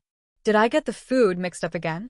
Laura frowned even as she asked the question, for she'd been extra careful last night, checking and double-checking her work at every turn. "I can't believe I made a mistake. We'll talk when you get here." Laura was starting to get a very bad feeling. Isaiah also sounded distant. "All right. What time is good for you?" Another silence. "Just come in when you can. I'll be here the rest of the day." After ending the call, Isaiah rocked back in his desk chair and rubbed his eyes. Tucker, sitting on a corner of the desk, heaved an audible sigh, fiddled with the stapler for a moment, and then said, "We have to let her go." "Isaiah, it's nothing short of a miracle that that dog didn't die." A brutal fist of emotion squeezed Isaiah's throat. "She's so careful, Tucker. I can't believe she left that kennel gate unlatched." Tucker hissed a vile curse through clenched teeth. "Damn it, Isaiah. Don't go there. She was the only one here last night. Who else could have done it?" Isaiah had no reasonable explanation. He knew only that Laura was meticulous in all that she did. "Okay," he tried. "Just for the sake of discussion, let's say she did leave the gate open. It could happen to almost anyone. Why can't I just chew her out and let it go at that? It seems pretty harsh to fire her over a mistake she may never make again." Tucker threw up his hands. His blue eyes sparked with anger. "You didn't see the condition that dog was in. There was so much blood, the kennel looked like a war zone. He could have died, Isaiah. He's an expensive animal. The owners might have sued. Leaving a kennel gate unlatched is no small mistake." Isaiah nodded. "I realize the gravity, Tucker. You're missing my point. Laura is fabulous with the animals. I think we should work with her and give her another chance." "How many chances?" Tucker pushed up from the desk. "We're financially liable for her screw-ups." With each word, his voice grew louder. "We can't just slap her on the wrist and take the risk that she may do it again." "That makes no sense." Isaiah rose from his chair. Fists braced on the desk. He leaned forward to look his brother in the eye. "I'm the one who decided to hire her. I think it should be me who decides when to fire her. I've worked with the lady. I know her a hell of a lot better than you do. That's what worries me. Do you have a thing for her or something? No. Of course not. Then why this reluctance to cover our asses? Use your head, brother. And I'm not referring to the one behind your fly. What the hell is that supposed to mean? She's an attractive woman. We have a number of attractive women working here, Isaiah pointed out. I'd argue against firing any one of them if I felt she didn't deserve it. Tucker took a calming breath, raked a hand through his hair, and stared at the floor. Watching him, Isaiah had to wonder if he looked as intimidating when he grew angry. The muscles that roped Tucker's shoulders were bunched, his cheek was ticking, and his large hands curled into fists each time he lowered his arms to his sides. All right, he finally ground out, his tone conveying intense displeasure. You've worked with her, and I haven't. You're right in saying that you know her better. I'll let you make the call. But if anything happens again, no matter how insignificant, she's gone. No discussion. Agreed. Isaiah nodded. Agreed. Tucker opened the door and started out. Then he swung back around. In a voice pitched low so it wouldn't carry to the front desk, he said, "Keep your head about you, Isaiah. Laura's a sweetheart, and there's no denying she's pretty, but she's packing a lot of baggage. Don't go falling in love with her." Isaiah shook his head. The warning is completely unnecessary. Muscles locked. Laura gripped the arms of the chair as she waited for Isaiah to stop fiddling with things on his desk and tell her what she'd done wrong. He obviously dreaded this conversation. He seemed unable to look her directly in the eye. And it was totally unlike him to fidget. All her life, Laura had wondered why people sometimes described silence as being so loud it was deafening. Now she knew. It was so quiet in the office that she could have sworn she heard the sweat oozing from her pores. Finally, Isaiah settled back and looked at her. Once he made eye contact, his blue gaze was direct and unrelenting. Last night you left a kennel gate unlatched. Laura's heart caught. But that can't be. The dog got out, he went on, cutting her off in mid-protest. A black lab that underwent abdominal surgery yesterday. He was on in 4 drip. When he left the cage, the fluid bag was jerked loose from the hook, fell to the floor, and the dog dragged it around behind him. At some point, he jumped up on some packing crates under one of the windows, probably in an attempt to get outside, and the fluid bag was at a lower level than the 4, resulting in reverse flow. Laura had no idea what that meant. Evidently, he saw the confusion in her expression, for he went on to explain, that means that instead of infusing fluid into the patient's vein, the blood is siphoned out. In this case, thank God, the dog must have jumped up on the crates just before Susan arrived. He'd lost a lot of blood, both from the 4 insert and the incision, which at some point was ripped open, but he wasn't dead. She called Tucker. He transfused the animal, performed emergency surgery, and, by the grace of God, it looks as if he'll make it. Laura was so stunned, she could only shake her head. No, she finally managed to whisper. No.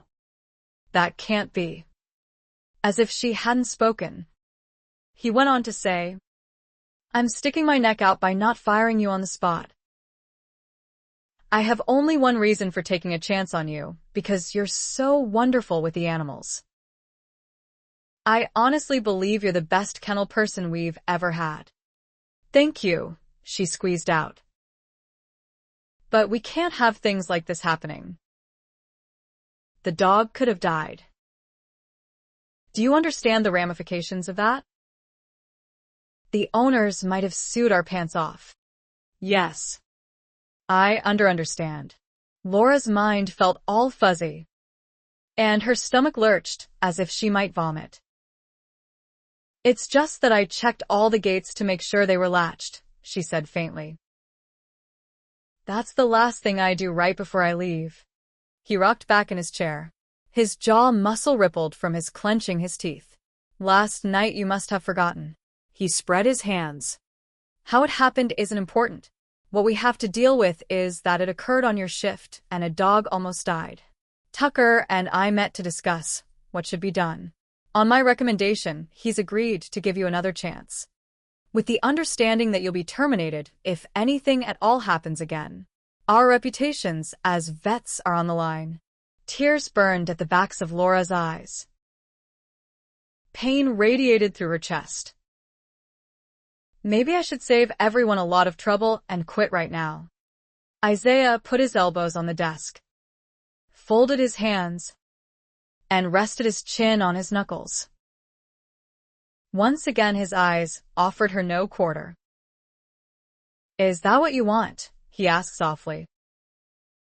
To just quit? No. Of course not. I love this job. But I don't like being blamed for something I didn't do. I check those gates. I always do. I know I didn't leave a cage open. Someone did. And you are the only someone here. Laura pushed up from her chair. Are you sure? His face a mask of stunned incredulity. He stared up at her. Laura curled her hands into throbbing fists. Words crowded at the back of her throat. She wanted so badly to defend herself, but he would undoubtedly think she'd lost what was left of her mind. Look, he said reasonably. Let's reverse that question. Can you swear to the fact, are you absolutely positive, that you couldn't have accidentally left that one gate unlatched? Laura almost said yes.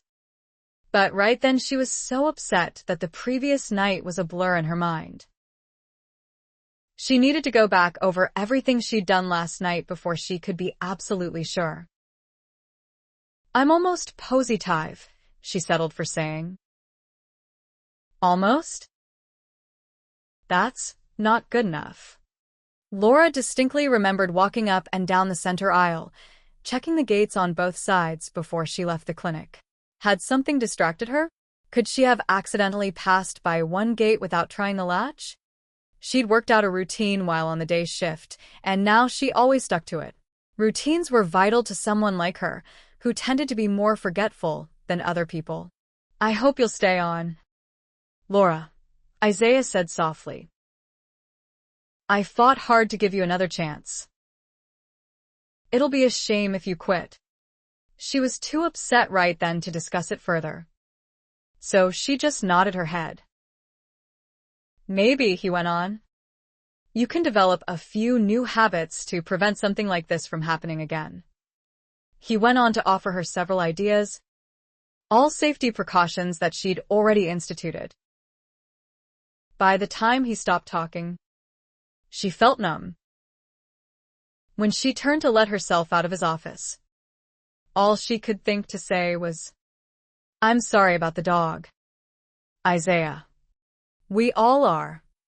It was almost 7 when Isaiah left the clinic that night. A vague ache had taken up residence behind his eyes, and his mind swam with bits and pieces of several phone conversations he'd had with respected colleagues. One of Isaiah's patients, a neutered Chesapeake, was dying of autoimmune disease, and the usual treatments, heavy doses of antibiotics and prednisone, weren't working. It was time to go for broke and try something new, hormone replacement therapy. It was difficult for Isaiah to believe that injections of testosterone might save the Chesapeake when the more traditional approaches had failed. But, hey, compared to Rodney Porter, head man at Eastern Oregon Veterinary Research Center, Isaiah was still a rookie. If Porter felt that the deprivation of natural hormones could weaken the immune system, Isaiah would try giving the Chesapeake injections of testosterone. Why the hell not? Bone-deep weariness and a leaden feeling of defeat tempted Isaiah to try a testosterone cocktail himself. As he walked through the crisp night air toward his Hummer, He pressed the switch on the remote to unlock the rear doors, so he might stow some research tomes on the back seat. It was going to be another late night, he thought dismally. He wouldn't be able to sleep until he'd read everything he could get his hands on about autoimmune disease. When the Hummer's door locks disengaged, the clearance and interior dome lights blinked on. The sudden illumination brightened the dark parking area. Isaiah was surprised to see another car on the opposite side of the hulking SUV. Someone from the cleaning company who was working overtime, maybe? As he drew closer, he was even more surprised to see that it was Laura's red Mazda. After tossing the books inside the Hummer, he glanced at his watch, thinking it might be later than he thought. But no, it was only 7. Laura's shift didn't begin until 9. What on earth was she doing here so early? Retracing his steps, Isaiah re-entered the building and made his way to the kennels. Instinct led him directly to the black lab's cage. He found Laura sitting inside the enclosure on the cold cement, the dog's massive head cradled on her lap. Expression sad, shoulders slumped, she put him in mind of the little lost angel in one of his nephew Garrett's storybooks. Golden wisps of hair trailed forward over her cheeks. There was a stricken look in her large, hazel eyes. At the sound of his footsteps, she didn't even glance up. "You haven't been here ever since we talked, have you?" "Yes," she said hollowly. "Why?" "You work the late shift tonight, Laura. You'll be dead on your feet by 2 in the morning, and more likely to make another mistake," he thought. She trailed a hand lightly over the dog's shoulder. "Dusty almost died. He's still feeling pretty bad. Sitting with him is the least I can do." His heart caught at her flat tone of voice, which accentuated the halting way she spoke. When he'd stood there for several seconds and she still hadn't looked up, he opened the gate and entered the cage. Bracing his back against the cement, Isaiah slid down the wall into a crouch. "Well," he said softly, "I can see you're still upset with me." When she continued to avoid making eye contact, he tried a chuckle to lessen the tension. "Hey, it's not that bad. You're still on the payroll. Dusty will recover. Before you know it, this whole mess will be nothing but a memory." She finally lifted her gaze to his. Her hazel eyes burned with resentment. "If I had left the gate open, I wouldn't mind being blamed for it. I wouldn't even mind being fired. Only it wasn't me who did it. It wasn't like Laura to so stubbornly deny responsibility for something that was so obviously her fault. From the very start, she'd been uncommonly humble and uncertain of her ability to do this job." "This cage was left open," he said evenly. "You were the only person in the building. Who else could have done it? Laura? I don't know. I only know that I always check the gates to be sure they're closed." Her hand stilled on the dog's shoulder.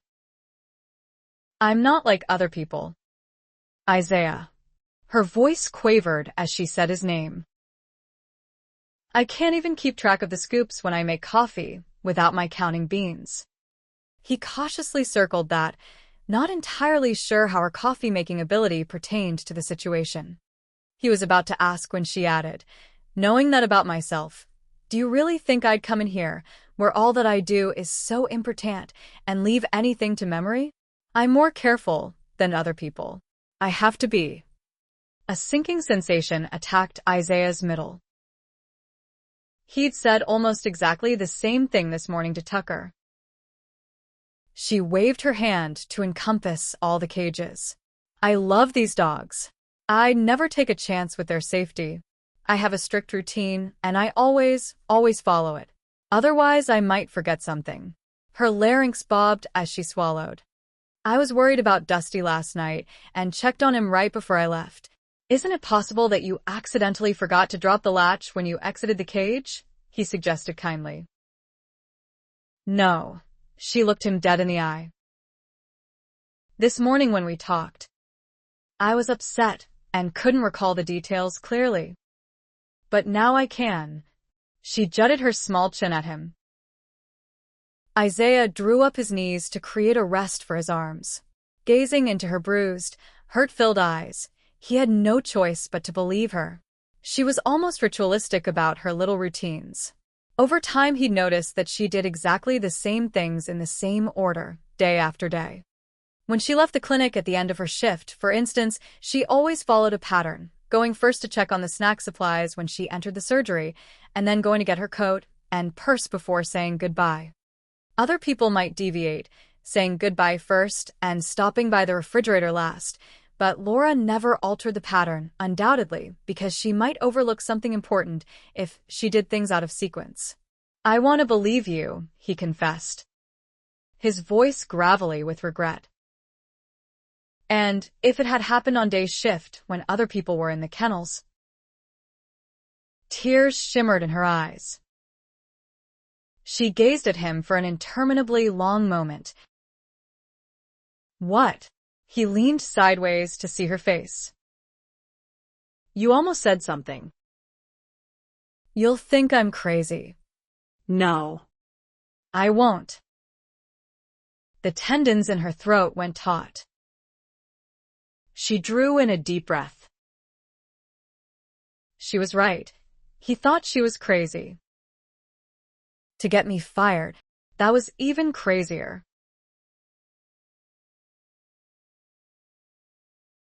Her lips quivered at the corners. I don't know. I only know someone does. Maybe somebody who doesn't like me because I have brain damage. And it's easy to set me up. If the dog food gets mixed up, I must have done it. If a kennel gate is left open, I must have done it. Well, newsflash, it's true that I misread numbers sometimes. But I never get my 3s confused with 4s. The dog in kennel F4 got the food for the D-dog in kennel 3, she explained, agitation slowing her speech even more. A TH3 is the same no matter how you turn it, and a F4 looks nothing like a 3. Upside down, inside out, or SS sideways. She stopped petting Dusty to gesture at the 7 painted in bold black high on the back wall of the enclosure. It's not like the numbers are small or hard to read. I'm brain damaged. Isaiah. Not blind. Normally, Isaiah was analytical to a fault. A man who dealt only in facts and carefully gathered data. But even though Laura's allegations made no sense to him intellectually, he found himself believing her. She wasn't a person to dream up something this wild, and for the life of him, he couldn't think of anything she stood to gain. She hadn't lost her job, so this wasn't a ploy to get it back. She was also smart enough to realize that making such allegations could easily backfire, casting even more doubt on her credibility. Isaiah slid the soles of his boots forward and plopped his rump on the cement. In for a penny, in for a pound. If he could believe that someone had sneaked in here to switch the feeding dishes and leave a gate open, it wasn't difficult to go a step farther and believe someone else had tripped the alarm. That's right. You're sure that the light turned green when you disarmed the system?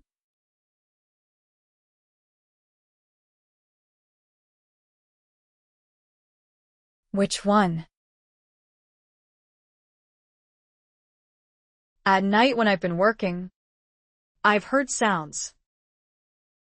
Sometimes soft footsteps like you might hear if someone was in another part of the building. Sometimes it was the faint sound of things being moved, scraping noises or thumps. Until today, I kept telling myself it was all in my head. Now I'm sure it wasn't. Isaiah stared thoughtfully at the wall. There are 2 alarm consoles in the building, one at the front and one at the rear. If someone had been standing near the front doors, watching that console, he would have known by the indicator light when you got the system rearmed. Then he could have hurried into one of the offices to open a window. Once the alarm went off, he could have closed the window and remained in the office until after the police came and left.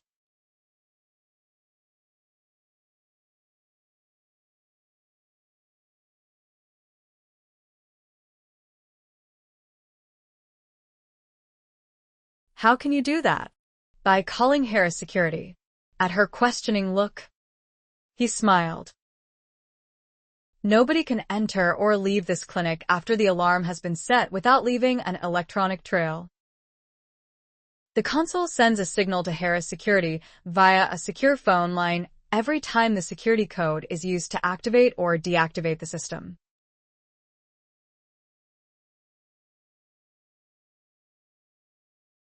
Chapter 8. Tucker's Victorian farmhouse sat on 40 acres at the east side of town. Some sections of the land were treed and others were in pasture, creating a perfect balance for a busy veterinarian who wanted to keep a few horses but didn't have time to operate a full-scale ranch.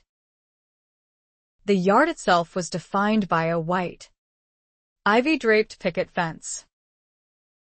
An old, dented mailbox on a post stood next to the front gate. When Tucker had purchased the property, he'd taken a lot of razzying from his father and brothers. They'd asked him if his feminine side was coming out, teased him about getting a white cottage with a picket fence, and wondered aloud if Tucker would start serving tea in fancy cups when they came to visit. Finally, when their mother had been out of earshot, Tucker had held up all 5 fingers of one hand and cheerfully informed them it was a bouquet of FUs, one for each of them, that had pretty much put a stop to the teasing. Secretly, Isaiah admired his twin's attitude. There was nobody tougher or more masculine than Tucker, but he wasn't hung up on cultivating that image. He was who he was and didn't worry about what other people thought. He'd liked this house and its location. Turrets, elaborate porches, gingerbread trim, and English gardens appealed to him. Isaiah was more into gleaming wood and simple architectural lines, but to each his own. If Tucker was happy, that was all that mattered. As Isaiah strode up the stepping-stone path to the veranda steps, he scrunched his shoulders to push the collar of his jacket higher on the nape of his neck. In November, the nighttime temperatures in central Oregon dived to freezing, crystallizing the air with particles of ice and frosting the pine branches. A full moon bathed the landscape in silvery light, making the trees look more gray than green.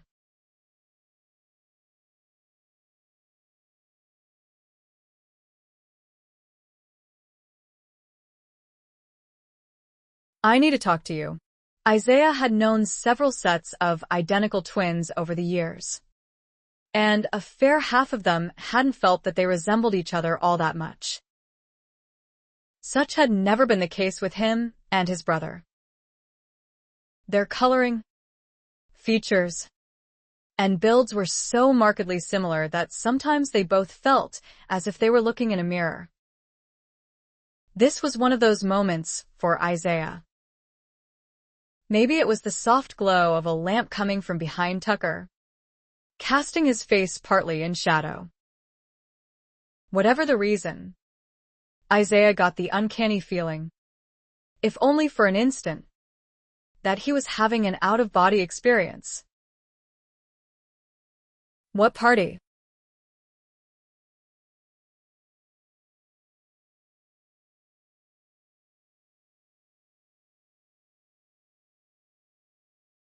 tonight? It can't wait until morning.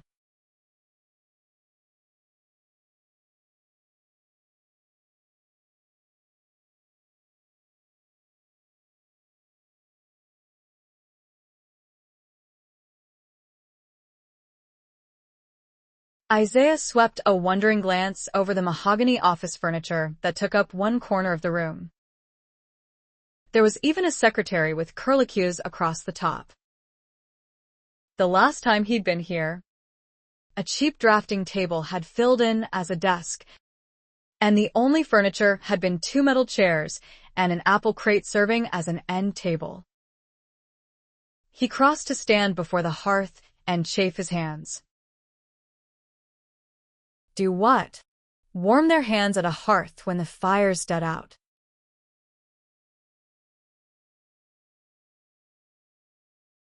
Isaiah studied a nature painting in an oval frame that hung above the mantel. This is really great, Tucker. And Isaiah realized he actually meant it. The house had a warm, lived-in feeling now. Maybe I should hire a decorator. I've been in my place for over 6 months, and I'm still sitting on beanbags in the living room to watch TV. That's no way to impress the babes. After handing Isaiah a whiskey, Tucker sank onto a sage-green wingback chair set at an angle in front of the hearth. Females go for well-established men with refined tastes. A devilish twinkle entered his blue eyes. Not to mention that it's harder than hell to seduce a woman on a folding chair.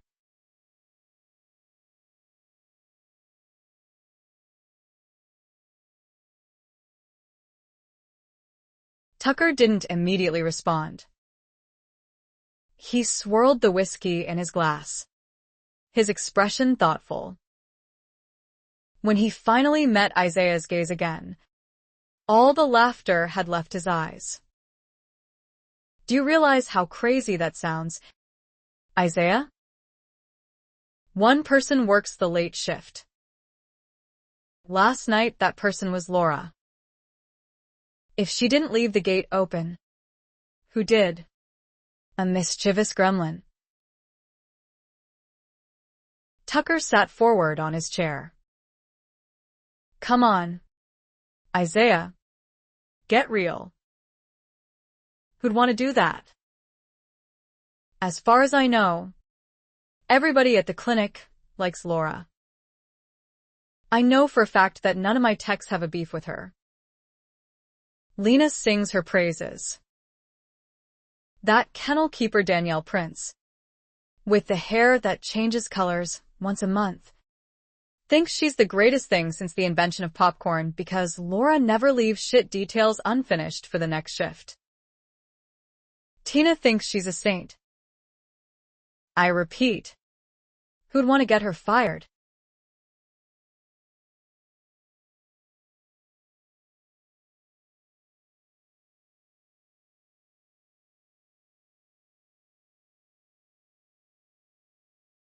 That's a record of all our alarm activity this week.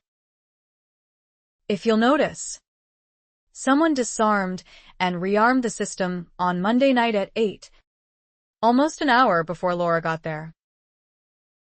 Also notice that, according to that record, Laura successfully disarmed and rearmed the system just before 9. Less than 30 seconds later, the alarm went off. Pay attention to the cause that's listed, please. It says, perimeter breach. That means the alarm was properly reset and someone opened a door or possibly a window to make it go off. So she says. Right now I'm just royally pissed off. Look at the damned readout. It speaks for itself. Someone else was already in the building that night when Laura got there. Moving his drink to the arm of the chair, Isaiah rested a boot on his knee. Think, Tucker. At night, when you visit the clinic and plan to stay for a while, What procedure do you follow with the alarm? And when you leave, I go through the whole process again to exit the building.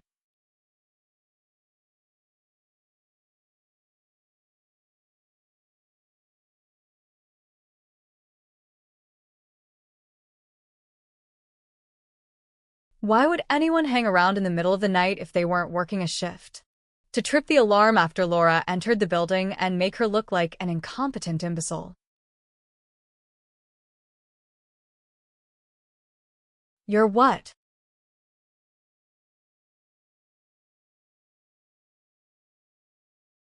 That was me. Reprogramming the console to give Laura her own user code. Isaiah set his drink on the hearth and vacated the chair to crouch beside his brother. He tapped the paper to point out other pertinent entries.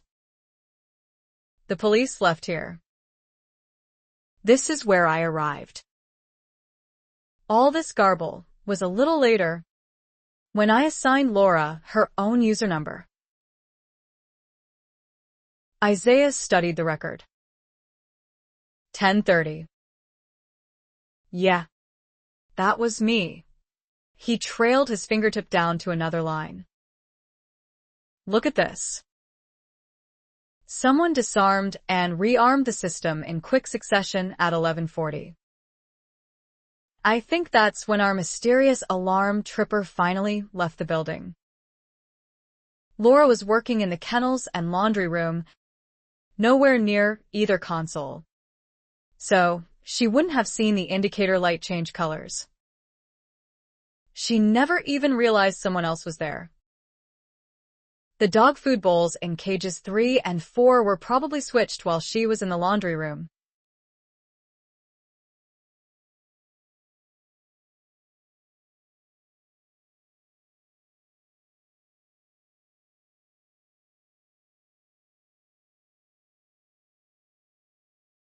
Tucker smoothed the printout over his thigh to review the entries again.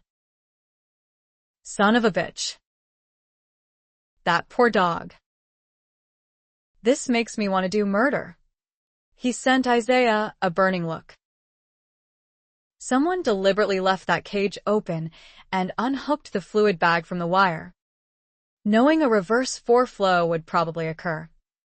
That's how I see it. Who could possibly hate her that much? You think it's a man or a woman? Isaiah shrugged. We have more women working for us than men, but when I try to imagine which one of them it might be, my brain shorts out. As gruff and militant as Susan can be, she's a kind person, and she seems to really like Laura. Trish is an absolute sweetheart. 2. And Belinda has worked way too hard to get her certification as a vet assistant to put it at risk. It could be someone on my team. I guess, Tucker mused aloud. Only I can't imagine who. Everyone in my wing seems to like Laura and think she does a great job. Tucker frowned slightly. We can't rule out the possibility that it could be one of the men in your wing. James and... What's the other guy's name? Could be one of them has a thing for her. Unrequited love can make people who already have a few screws loose do some pretty off-the-wall things. We could chase our tails for a month trying to figure out who did this. Meanwhile, what's to stop it from happening again? I've already taken steps. What kind of steps? If anyone enters the building tonight and tries to disarm the system using the old numbers, the alarm will go off. I decided it would be too easy for someone to guess if we used yours this time. Instead, I combined the last 2 digits of the years Dad and Mom were born. That'll work. No one at the clinic knows when they were born. Someone could find out. I suppose. But it'd take some digging. 2. If the old code is defunct, how will they disarm the system to enter the building?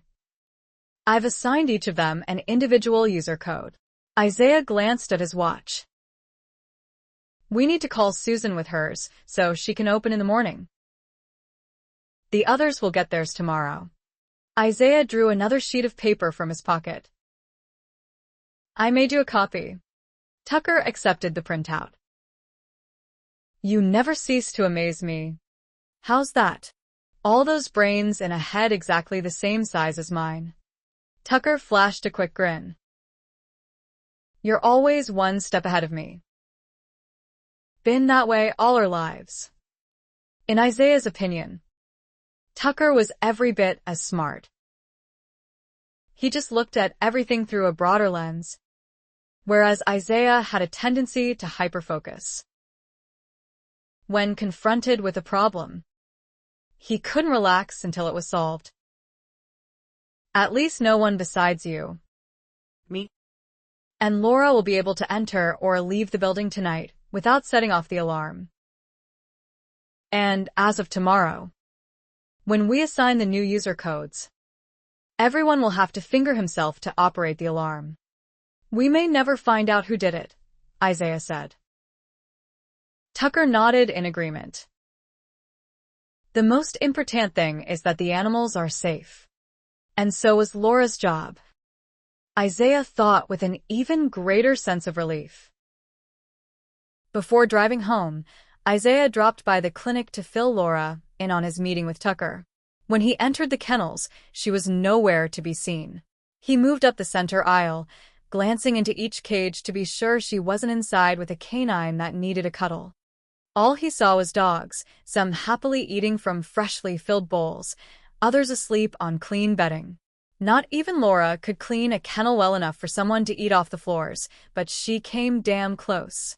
The cement gleamed in the fluorescent light. The whole place smelled primarily of lemon cleaning solution. The lady was a wonder.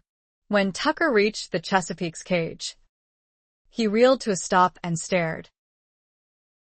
The big red dog was on his feet. That morning and again this evening, when Isaiah had administered the injections of testosterone, the Chesapeake had been almost comatose.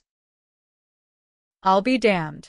Visibly shaky and weak, Rocky tried to wag his plumed tail and wobbled forward to poke his nose through the wire mesh. Hey, buddy. Delight swept through Isaiah. He opened the cage and went inside. As he settled his hands on the animal's silky fur, Rocky sank exhausted to the floor and whined. You're still a mighty sick boy. Isaiah checked the canine's gums. You're getting some color back, though. I can't believe it. I thought you were a goner. Isaiah. Laura's voice startled him. He glanced over his shoulder and smiled.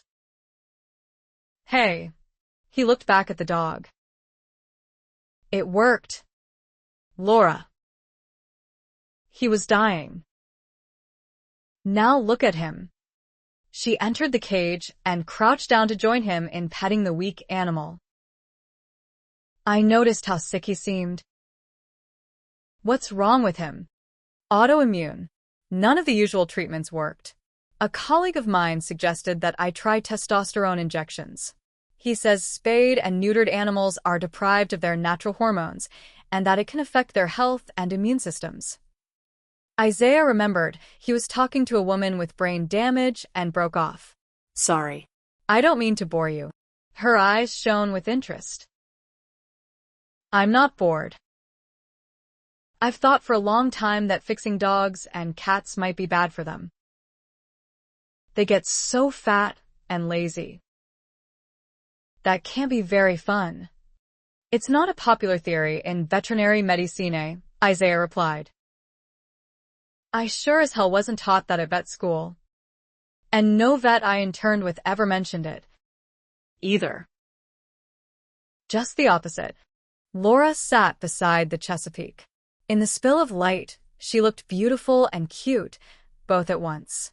Over a pink knit top, she wore an old flannel shirt that was so oversized it nearly swallowed her. Her hair lay in tousled disarray, the shiny wisps tempting his fingertips to touch them. Her mouth, a delicate rose pink, curved sweetly in a Madonna smile. That doesn't mean all those vets were right. She sent him an impish grin that dimpled her cheeks. When they spayed my mom, she had an awful time. Isaiah had never heard anyone refer to a hysterectomy as a spay, and he almost laughed. Then he remembered that Laura couldn't say hysterectomy, and sobered. It wasn't the word she said that mattered, he decided. What did matter was that she could comprehend his line of reasoning, be a sounding board, and give him intelligent feedback. Go on, he urged. What happened with your mom? She shrugged and wrinkled her nose. They couldn't get her hormones right. She gained weight and got cranky. She cried a lot. Hair came on her upper lip and chin, even on her toes. She lifted her finely arched brows. It was pretty bad. When they finally got the dose right, she got better and lost the whiskers. If messed up hormones could do all that to her, why wouldn't it be just as bad for a dog or cat? Isaiah nodded. It's a foreign concept to me, but you're absolutely right. Hormones are important. His were raging at the moment. He wanted to kiss her so badly. He caught himself leaning closer until her faint perfume teased his senses. Not a good plan. Being friends with her was fine. Taking it beyond that would be exhilarating, but Laura might take it seriously, and he wasn't ready for anything serious. He lowered his gaze to the dog. It calls for more research. Thank God there are fabulous vets who devote their careers to that. Rocky just might make it. Thanks to them. Maybe it's a fluke. Maybe it's not. I only know he's turned around since I gave him the testosterone injections. Laura ran a slender hand over the dog's glistening coat. Give yourself some credit. You were willing to take a chance and try the shots. I couldn't see how it would hurt, and it didn't. He's getting well. She leaned forward to look into the dog's sad eyes. Aren't you, Rocky? And it's all because Isaiah tried something new. It felt good to talk with Laura like this. He realized. To share his concerns and get some thoughtful feedback. She had some interesting insights. Maybe she couldn't wrap her tongue around long words anymore, but her mind was as sharp as ever. I dropped by to tell you about my talk with Tucker. Her eyes darkened. What did he say? He feels rotten for jumping to conclusions this morning. He's also mad as hell. He wants to find out who left that gate open and rack his ass. The tension eased from her narrow shoulders. He believes it wasn't me? Absolutely. Those records prove it wasn't. Before Isaiah left, he did a quick walkthrough of the clinic to be absolutely sure no one was hiding somewhere in the building. Silly. Nothing had been done directly to Laura. She would be perfectly safe, and he shouldn't have felt worried. Only he was. Leaving a kennel gate open wasn't overtly hostile, but the result definitely had been. No matter how Isaiah cut it, the perpetrator of that act had meant to harm Laura. When Isaiah factored in the pain and suffering of Dusty, a poor, defenseless dog, it made his blood run icy. The person who'd left the cage open was an employee at the clinic. It followed that the individual had known in advance that the consequences of his actions would inflict pain and possibly even death on the animal. That was not indicative of someone with a conscience, and Isaiah couldn't shake his concern that the next prank might be aimed more directly at Laura. If it hadn't been for the fact that assisting him was so taxing for her, Isaiah would have removed Laura from the kennel position immediately and started training her to be his assistant. She'd done a fabulous job when everyone had been off sick. Plain and simple, Isaiah didn't like the thought of her being in the clinic alone at night. Not to mention that he enjoyed being around her and wished he could work with her all the time. He liked the other techs. Trish was a doll. He enjoyed Belinda's dry sense of humor, and Angela was a whiz with anesthesia. All in all, they comprised a fabulous team. It was just that none of them were as fun to be with as Laura.